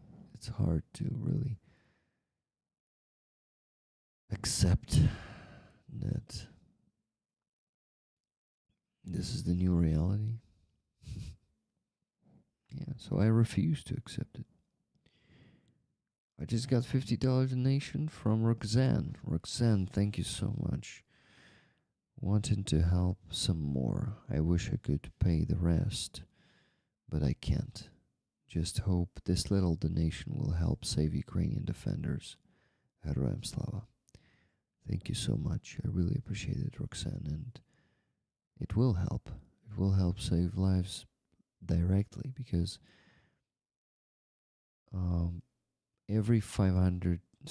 every week we send $500 of the money we raise to the Medkit initiative, IFAX. So my friend Helena, she's making IFAX every week. Okay, every month she makes around 50 of them in average. One medkit is $150. So every week we contribute for only 3 medkits. And a month it's just 12 medkits. Sometimes 15.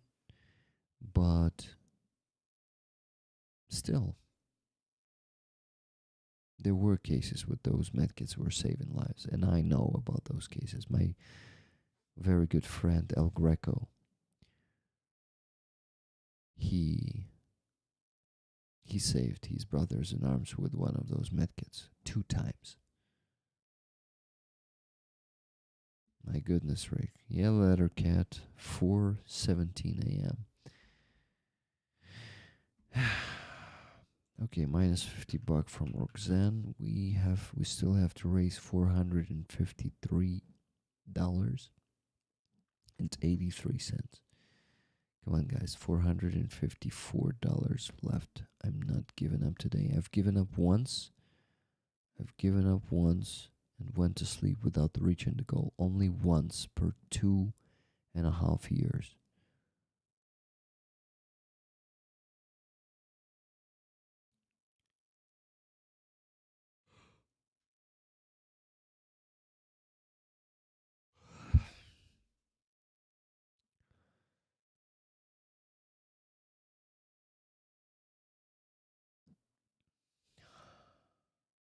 Now I'm completely sleepy.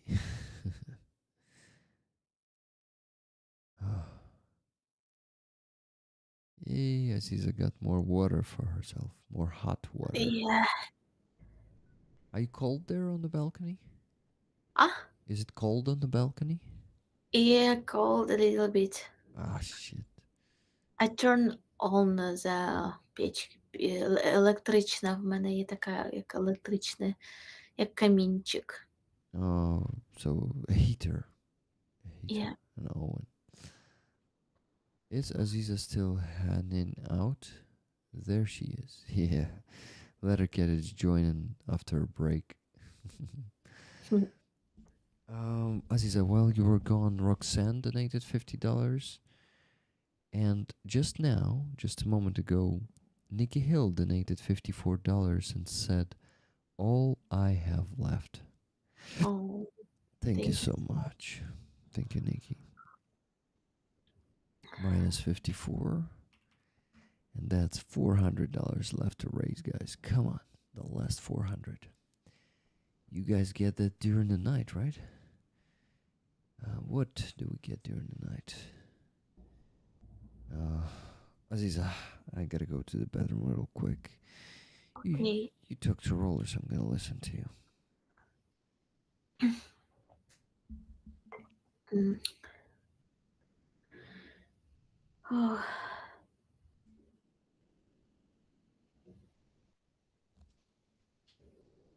What I want to say?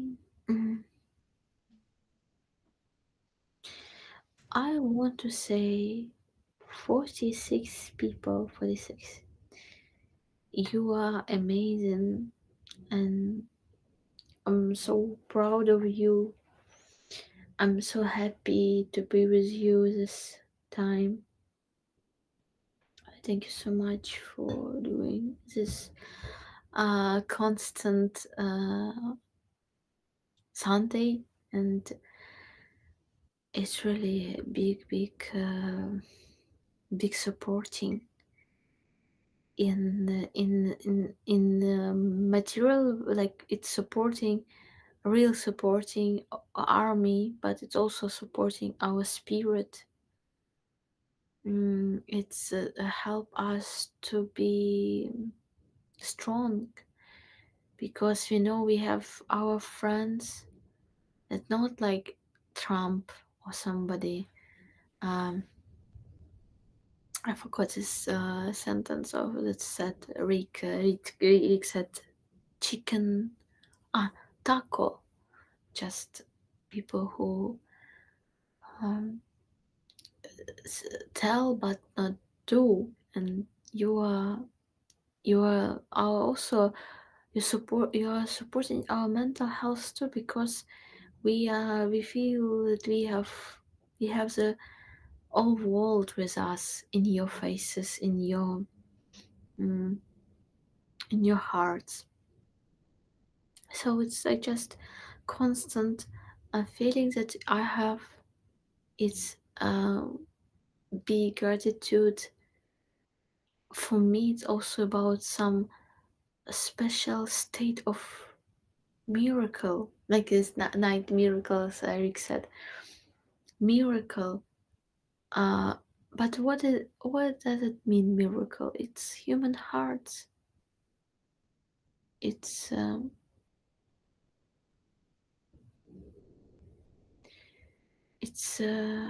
human will. It's choice. And I also believe that when I support somebody, it's also about these feelings. I remember when I began to do music, I said this word that I want to show the world that people are not stupid. That people, like one person said, they said so. The stupid music is so popular because people are stupid and they like such stupid music, and that's why it's begin to be popular.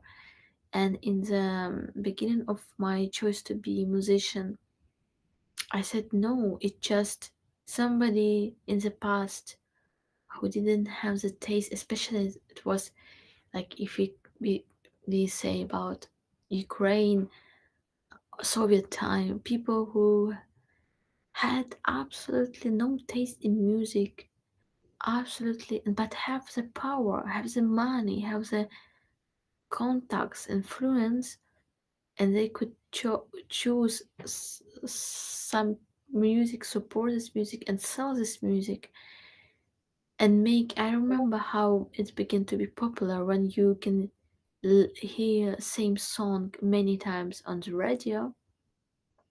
Somewhere, you begin to like it, if even it's strange. And I said that why we could not make popular great music, and why good music cannot create community people and make this music popular and popular. And so even people who are very far from this and maybe think that it's weird music, I began to think that this music is very modern. It's really great to listen such music, and so I believe that we can share. And I remember when I said this, one person helped me in my work, and he said, I just want that you continue to dream, and don't begin to be such um how to say, uh, I forgot this word in Ukraine too. um I forgot this word. Like, think about the world in the bad way. uh, and I just want to, and also father said to me about this, and I think that a lot of good people support my feelings that the miracle is possible. And a miracle, it's all about human will, human choice, and believing that you can change this.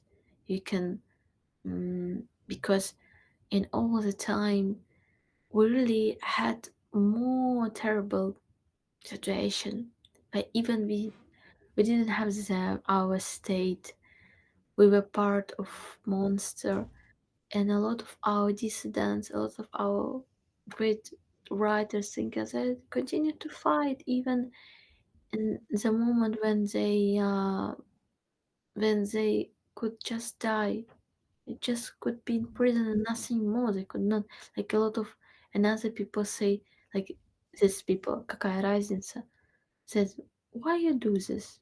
You are stupid. You will be in prison. You will not change this world. Just be silent. Just do your business. And this is people weren't agree with this. They continue to fight and they continue to do everything that they could because of this choice. And like we know, these people were very smart because even they built the ground of our future, and we could say that we are the flowers that we begin to be in this world because of this choice. That's why even in a very hard situation is not hard, because we overcome, our generations overcome a lot of tragical moments without hope to see something else. But we are still here. Like Roman today say, we are exist, and this is a miracle.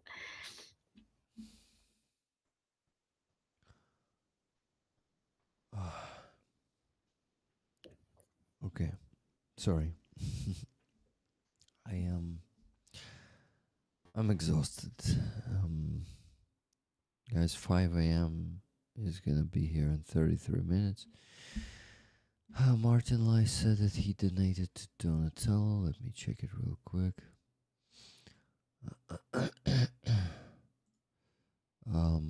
Give me.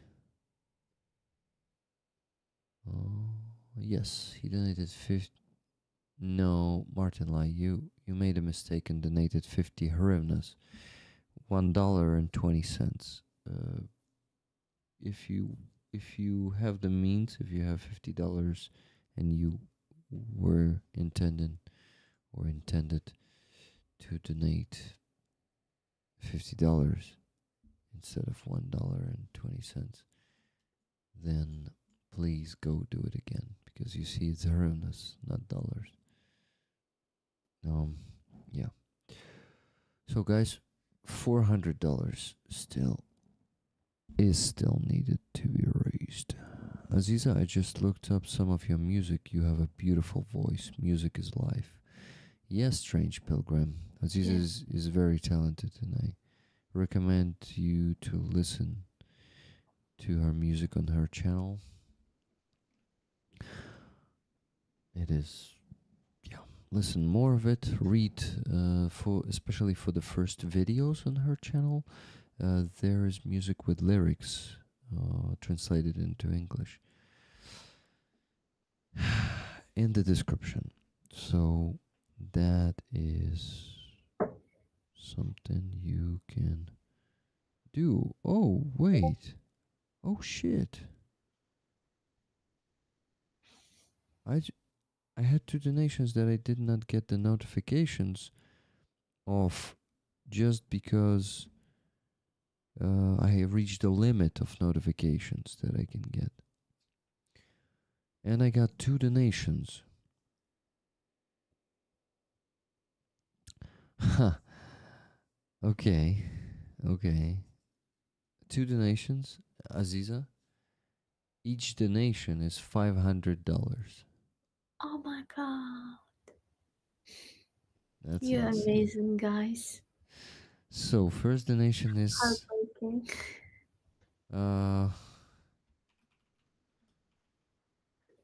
wow, guys. So first donation is from the person who in the comment said, if you don't mind, please don't tell it was me. So I'm not saying who that is. Buenas noches, he said. Thank you so much, my friend. And another friend is Alex in Berlin. Oh, thank you. He just woke up. He messaged me on Discord. He said, sorry, I fell asleep, but just joined the stream. I just sent a donation.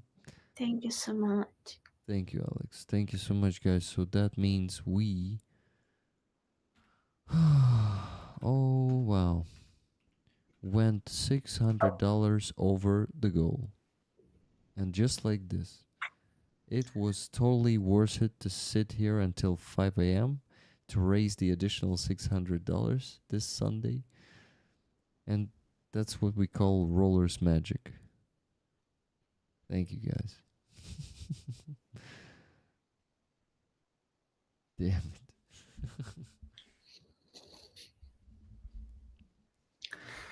It is, yeah. Alex, would you like the tickets for the patch? Where the patch is? It's this one. Yeah, you better take them. So if you take them, we won't have to give the free tickets to the rollers. Yeah, he will take the tickets. Thank you, Alex. Alex, why do you wake up so early? Or you were not supposed to wake up so early and you just woke up because you felt that we're struggling to reach the goal and you need to step in?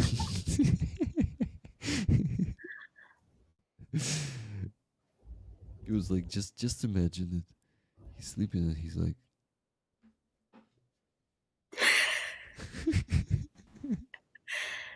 Thank you, Alex. Oh shit, I need to donate to Rick and Aziza for the fundraising. Oh, Alex, was it like this? He says, I just woke up, but I am traveling for work, so not in my own bed. Sorry, I'm late. No problem. Man, I really, really recommend to listen to the first hours of the stream. We had an amazing guest today, the amazing military psychologist Ross, who had experience in infantry and he had experience in the Special Operation Forces. So he's not just a psychologist, he's also a warrior. So this was a very interesting stream with interesting questions from the rollers. Rollers were really excited to have such guests, a guest, and there were many PTSD questions and stuff, you know. Aziza, it happened.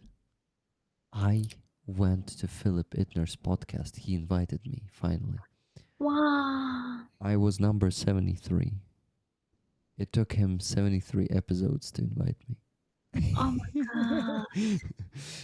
But it was an amazing conversation. We talked with him for about an hour, and he was asking me questions about my work, different aspects of it, work, life, and occupation. So I was really flattered by such attention, and he posted it today, right before my stream. So I postponed the stream for another half an hour so rollers could watch that video there. And it was indeed a very good conversation. Rollers, I hope you enjoyed it too. You see, guys, now I have full shitload of energy since we went over the goal by $600 and I don't want to sleep anymore. No, Oh no. I still want to sleep, like, badly. Guys, there's gonna be 50 free tickets because that mysterious person who donated the second $500, he never takes the tickets. So it's gonna be, I need to focus on it, work on it now, and I shut up and go work, okay? Let's do it. Let me figure out where do I need to put just Jimmy and Ed also. So Roman, Dushnila, Frenemy, Ed. I will count it all in for Ed. So that's 450 hryvnias. Actually, that's enough for a ticket. So I'm gonna give him a ticket. So his first donation was at 0058. Okay, good. I go research, guys, and Aziza will talk to you meanwhile.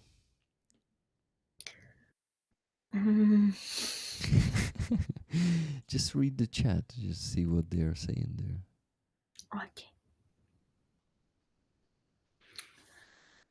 I found it easier to just sleep for 1/12 block every 2 days. Why a 12-hour block every 2 days? A 12-hour block every 2 days. We need some more plus everyone. Yep, Nikki is working on that. Thank you, Nikki. Fantastic. Congratulations on supporting the defenders. I promise to check in more often and support whenever I can. Ukraine must prevail. I hope that you both sleep well. Peace for Ukraine. Thank you so much. Thank you so much, Strange Pilgrim. That was a very You guys are message. blessed. Please stay safe out there. We Sivas are rooting for ya. Sivas. Слава Україні! Героям слава! Ram Slava. Who was that, by the way? A big player 3374. Player. Ah, big player. He has some child on his. Yeah. Yeah. So, guys, if you think it's over, we will do the raffle of the patch now. But first, I need to finish working on the spreadsheet. So, yeah, we'll have to work for another probably 20 minutes. And then at 5, we go to sleep.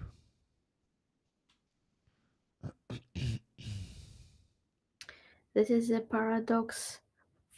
The suffering for the right reason is a responsibility. Oh yeah, I'm hiding.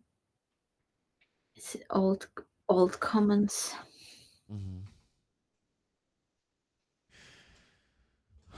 Ukraine needs the world to step up and fulfill the promise of freedom. Large majority of Americans support Ukraine. Thank you so much. We humans are capable of so much when we come together to help one another. Yeah, absolutely. My grievances. Is Aziza still hanging out? There is she is. That was a long time ago. It was like half an hour ago. So maybe go down again? Thank you. Glory to Ukraine, Celestia. 100. Glory to Ukraine heroes, victory to Ukraine warriors, freedom and liberty to Ukraine. That was It's almost my bedtime and I am 4 hours behind you. Yeah. Who? Ah, that's Lisa. Lisa.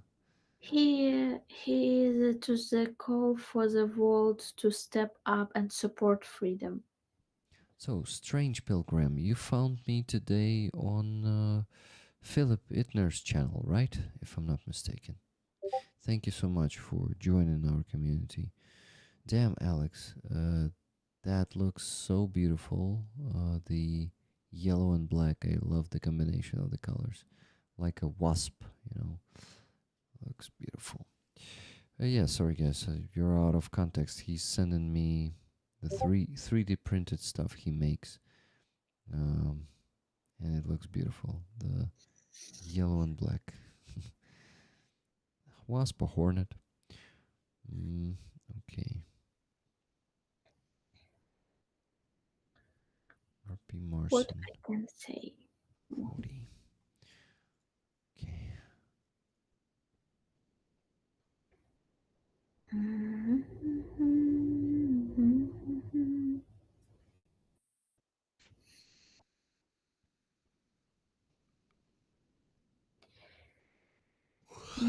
What the hell? There might be on uh, there might be an old long in. I had to read the Discord a couple of times.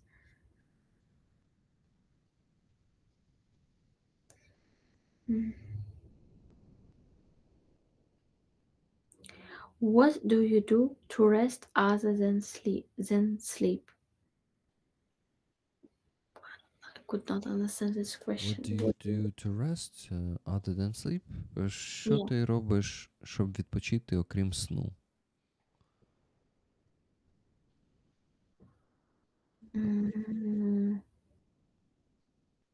Їм.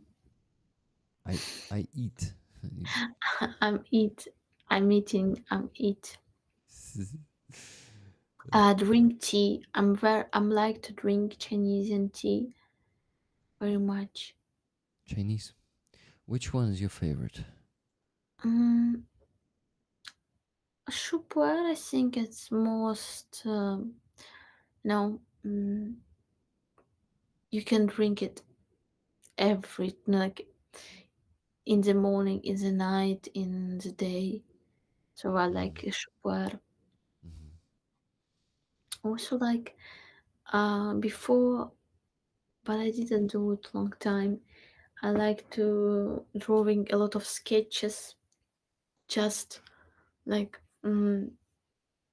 just like in without thoughts what I want to draw. Just like automatical, like make a lot of drawings Mhm. and write sentences. So the drawing helped me to write the lyrics.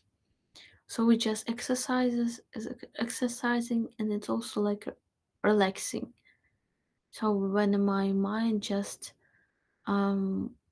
relax and create, because what's make me renew, like when I create something new and alive. So when I feel this real um,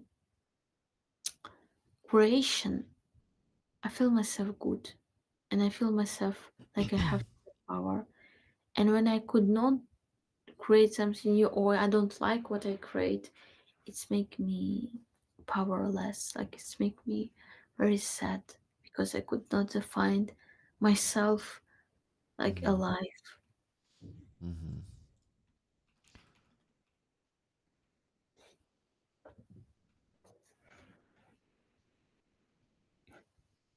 Hey, beautiful rollers. It's a great to see it all come together again and again. I'm lurking while I'm working today. Oh, by the way, I just checked Donatello. Martin Lai corrected his 50 hryvnias for $50.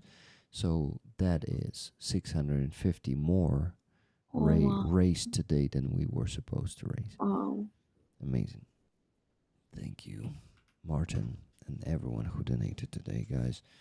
We did such a great crowdfunding today. Let me tell you how many donations did I get on PayPal today. I think it's close to a record. The record one I had was 73 donations. Today is 57. Nah, pretty far from the record. Though it's a lot because, like, in average, we get around 40, 45 donations per Sunday stream. Today it's 57. So we really, yeah, the community came together today. Really. There was such an upbeat stream with Philip Ittner. Oh yeah, I was so lucky that day to have the energy. I was full of energy when Philip Ittner invited me to his well, he invited me before that, but that day I luckily was full of energy. I went to the to physical training. Physical therapy, rehabilitologist. I went there. I was doing some good exercise there. Then I went and had a tasty fish soup. Mhm. And after that, I went to Phil, and I was indeed so inspired and so positive. So an interview was just perfect. I think it's one of the best interviews I was ever given. Wow. Yeah, so it was really good. I'm proud of myself for once. Well, not for once, but yeah, not that often, I guess, that I'm proud of myself. Okay, I need to focus. So Martin is gonna go there. Okay. So inserted, I found the position for just Jimmy, moved all the spreadsheet down there, and now I need to go. Oh shit! I just got $20 from Baltar. Baltar, love you guys. Slava Ukraini. Героям слава. Oh, John, thank you. And guys, that is an extra $20. It is another roller magic, continuation. Like we keep getting donations after we could not reach a goal for a long time, right? Now we went over it and getting donations. Amazing, thank you. Aziza, I shut up and give you the microphone again. oh my god. Sorry. Mm, You know what? We can as well sit in silence if you want. It's okay. I just don't know what to say. Like, Don't say anything. Just rest, okay? I will talk. okay, thank you. I will talk. That's okay. I just will comment what I do in the spreadsheet, and I think for this hour, it's totally fine. If it's gonna be that. So, after Unpoka, did you see like some blink of a light, like lightning or something? Mm. Maybe it's hallucinations already. I don't know. Okay, think, Rick. Ever Joker. Oh my god, how many times Ever Joker donated today? Like 5 at least. One of those 5 was $220. So I think he donated around 400 today at least, maybe more. Cool, thank you. Thank you. Dear Ogre. Okay. Lisa, $10.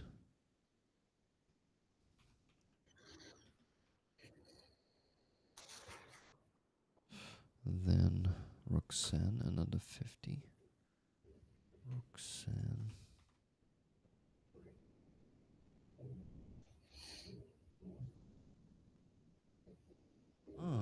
Its power bank now died. Oh my god, it was charged to 100%. Wow. It's a sign.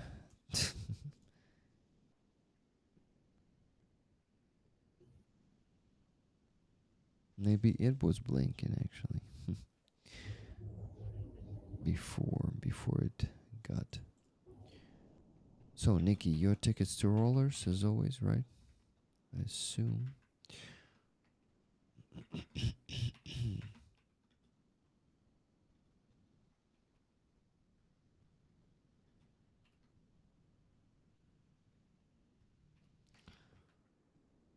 Okay, 5 tickets from Nikki.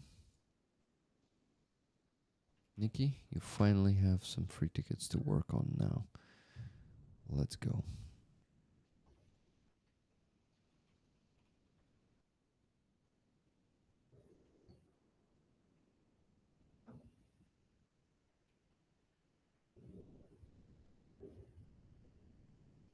Oh wait, before Mr. F, there was Martin Lai. Wait, was Martin Lai before or after? He fixed it on 432. I actually cannot figure it out anymore. No, I think he fixed it later already, but I'm not sure. When the power bank goes to sleep, it's time to go to sleep. Yeah, Alex, you're right. Yes, Rick, thank you, Nikki. It's an awesome day. It is indeed a pretty good day. I had a great day yesterday. Partially.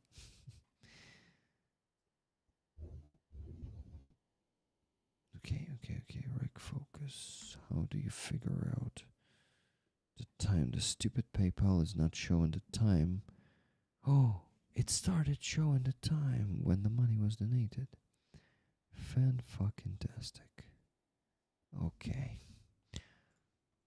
Now I know for sure that Mr. F and Alex in Berlin were donating before Martin Lai corrected himself. Okay, that's 500. PayPal finally did some update to their app. And that bug that I got is still there, guys. Their bug fix is terrible.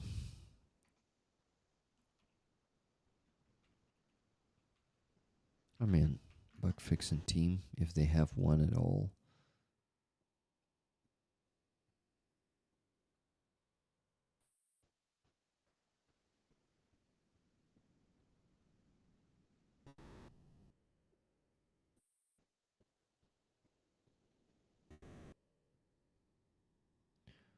Okay, but Martin Lai now.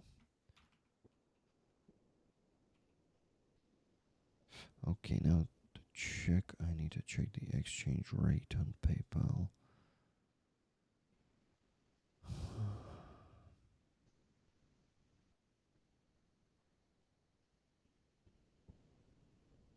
$41.8 right now. Okay.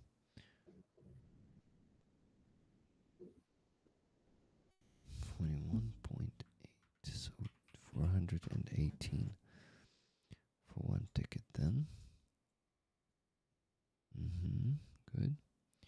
And then Baltar. 2 tickets. Okay, I finished the spreadsheet. Now we are just waiting for Nikki to finish with the free tickets. And it's gonna take around 5 minutes, not more. But I can already start calculating if I did not miss to give anyone tickets. If I put everyone into the spreadsheet, for that I need to withdraw the euros and the pounds. Yeah. Okay, 20 euros. Withdrawing the 20 euros to my volunteer card. It's 970 hryvnias. And it is done. Now the 10 pounds. To be able to calculate, I need to withdraw all the currencies except for PayPal. Okay, 10 pounds is 547 hryvnias. Withdrawing it now. It's done. Now I can calculate. Please match, because if you don't, I will have to find it while being tired, while being pretty damn tired.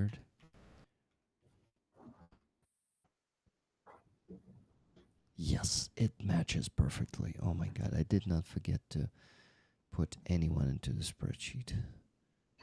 How attentive I was today. Знаешь це слово, Aziza? Attentive. Щось знайоме. Уважний. Attentive є. Уважний, attentive. Attention. Від слова attention. Yeah. Attention, attentive. Уважний. Oh my God. My hips hurt from sitting for 8 hours. Not even my ass, my hips. Hips. Знаєш це слово? Mm-mm. Стегна. Hip. Facts.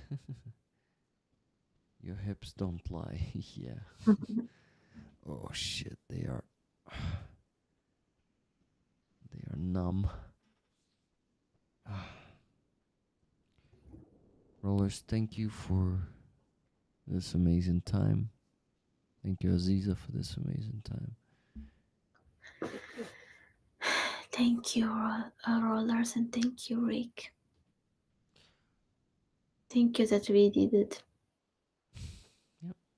It's always a pleasure, no matter how hard it may be sometimes.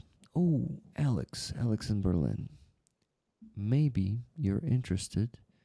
Other rollers, it also, may be directed to you. But there are new Aziza's paintings on the raffle, finally. Sorry, not the raffle. The, how do you call that? Auction. Yes, on the auction. That's the first one, Russia Kills Crimea. There's already a bid, but if you like to place a bid, the auction ends in a week, next Sunday. Close to midnight. If anyone wants to check the paintings out and outbid Gabriel, feel free to do so. And here's the second one. Wow, мій дух металова куля, що помститься неволі. My spirit is the metal bullet that will avenge, not avenge, but give a revenge to captivity. Fantastic. Are you checking your painting, Aziza?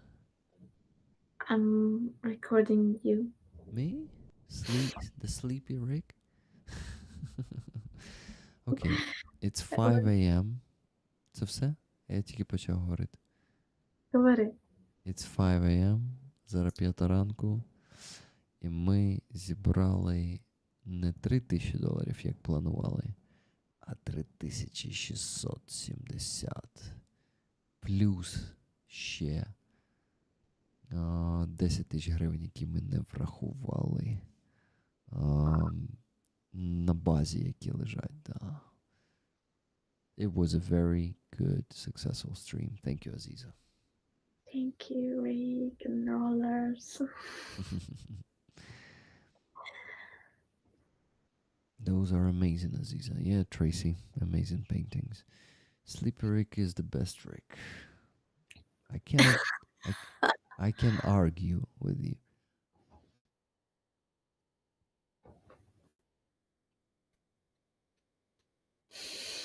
Though Sleepy Rick is a very chill Rick. It's a rig that you definitely won't be stressed with. It's a rig that will talk you to sleep, like with his ASMR voice. You will get to bed very fast. Okay. Let me think. I think if Nikki finished, we can do the raffle. Oh, only 4 tickets left. Great. Oh, sorry guys for yawning that loud and wide. You can't argue because you are too tired. ASMR Rick is here, yeah. No need to fear, ASMR Rick is here. Okay. Yeah, Nikki finishes, so I will do the what? The raffle now. What? Why are you laughing? Because I say the what?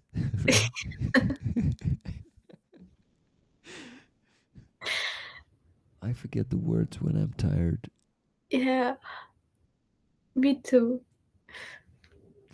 Nikki says, no pressure, Rick. Even Ukrainian words too, I can forget. Same shit. Sorry, Nikki, for the pressure. Nikki was, no pressure, Rick. Yeah, it seems like I pressured you a lot while you were working on that segment of the spreadsheet, the last one. So 545 tickets, guys. 545. Let's go. Okay, this patch, this beauty of the 3rd Assault Brigade's UAV Battalion supporter goes to one of you in 3, 2, 1. I'm spinning the wheel. It is making a pretty irritating clicking sound, and it stops. And the winner is number 54. Oh shit, number 54 is someone who donated in the first day. Or maybe in the second. Let's go see. Number 54 is Tuna with one ticket. With one ticket. Guys, just imagine how lucky Tuna is. And just imagine how lucky I am. Because, Congratulations. guys, oh my god, just think of it. I gathered a package for Tuna with an item that she won last time.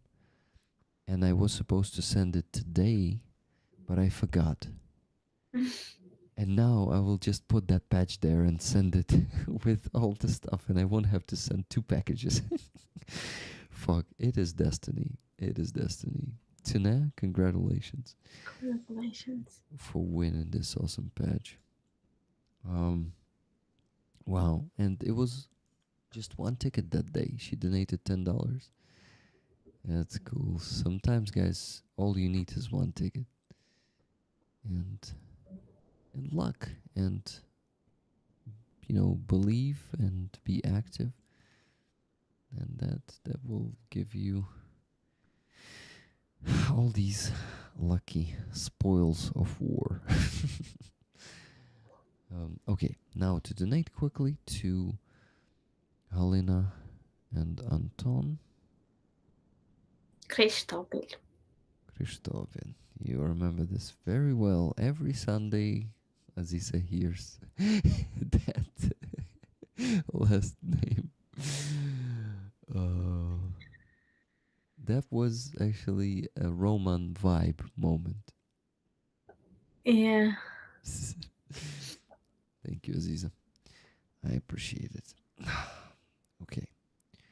So, send to Anton.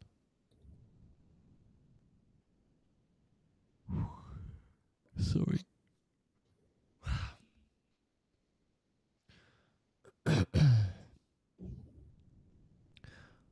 Okay, guys. Which week did we have the stream with them? Last week already. Oh my god. Okay, I'm sending $500.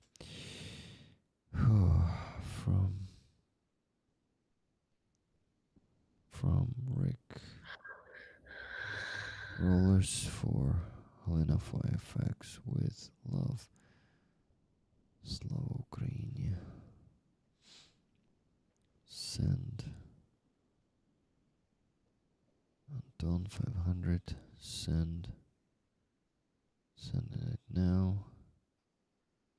And I think it's done. Next is a Stommel shelter. Since Tuna added the extra $40 to Stommel shelter, I'm sending 210 instead of the usual 170 today.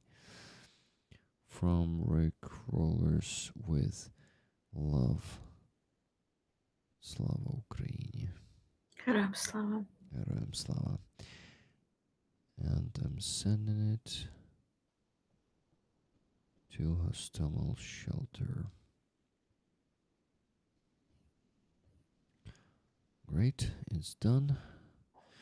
Then when the notification appears or will appear, it just appeared.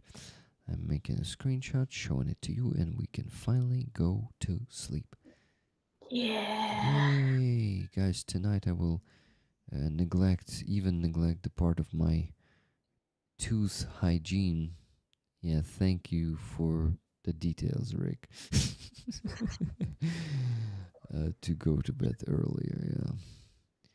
It was like, ooh, Rick, why do these ugly details, that you will go to sleep not getting through your teeth hygiene. On 100%, because sometimes I'm so transparent that I'm ugly, Mm. Yeah, I do that.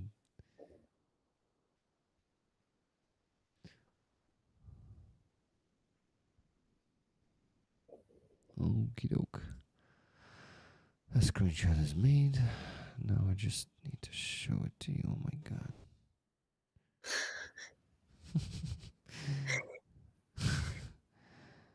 I am so tired. Good night, beautiful people and brave warriors. Good night. Good night, big player. Hope you guys have a restful night. Great live stream. Yeah, I totally agree. Kust woke up and was still listening. Andreas woke up. He says just woke up. Yeah, so he already had the chance to have his full night's sleep and woke up for work now, I guess.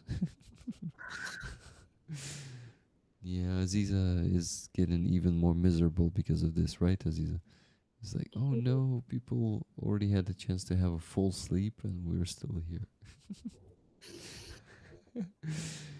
Okay, Rick, shut. I just dream about the bed, like horizontal line. And wait, Aziza, you won't even be working after this tonight. Maybe a little bit, like 20 minutes Really? Like, you're not joking right now? in my bed, like searching something or writing myself. Guys, Aziza is undefeatable and inspiring. Yeah, because you inspired me. Like I have good mood, we are tired, but we have good mood. We are like, here, we did it. Yes, we are the winners. We're not defeated. It was powerful. It was great. So it's like, I feel that it's for good, even we have no good sleep. Yeah. Alex says, you just reminded me I fell asleep without brushing my teeth, so I will do that now. Oh, great. Rollers, thank you so much for this great day. Thank you for all the fan fund in there too. It was crazy number of the super chats from Papa Dutch. There were some other super chats that I did not mention. So many of them, like Johnny Nadregard, Irma, Westerback, Ozzy T was even jumping in saying thank you, Ross. Very interesting discussion. Always keen to hear from Rubij. And in the end of the stream, there was Brad with his $2 super chat that said, Rollers rock, you wrecked and rolled. Yeah. Laurers, we love you. Thank you. Like Japanese say. They don't have the L sound, so they say. Lauren? So it will be Rick Rollers. in Japanese. Yeah, something like this. Aziza, thank you for being a part Thank you. of my every Sunday marathon stream. It's an honor for me and happiness to be with you, with your topics, with your ideas, with your friends, amazing people. Thank you, Aziza. Same goes from me to you. It's always an honor and a pleasure to Thank you. be in your company. You're a good philosopher, as someone said in the chat tonight. Aziza, what is that after focus emoji? Ah, bad. Rick, focus on the bed. Yeah. Oh my God. 5:10 a.m. Good night, rollers. Good night, Aziza. Live long. Good night, rollers. Good night, Rick. Take care. Thank you, dear moderators, for doing a great job today. Live Slava long. Ukraini. Heroям slava. And the sun will rise over the free Donbass and Crimea. Crimea will be free. Yep. Good night. Bye. Good night. Bye bye. Take care. See you. soon.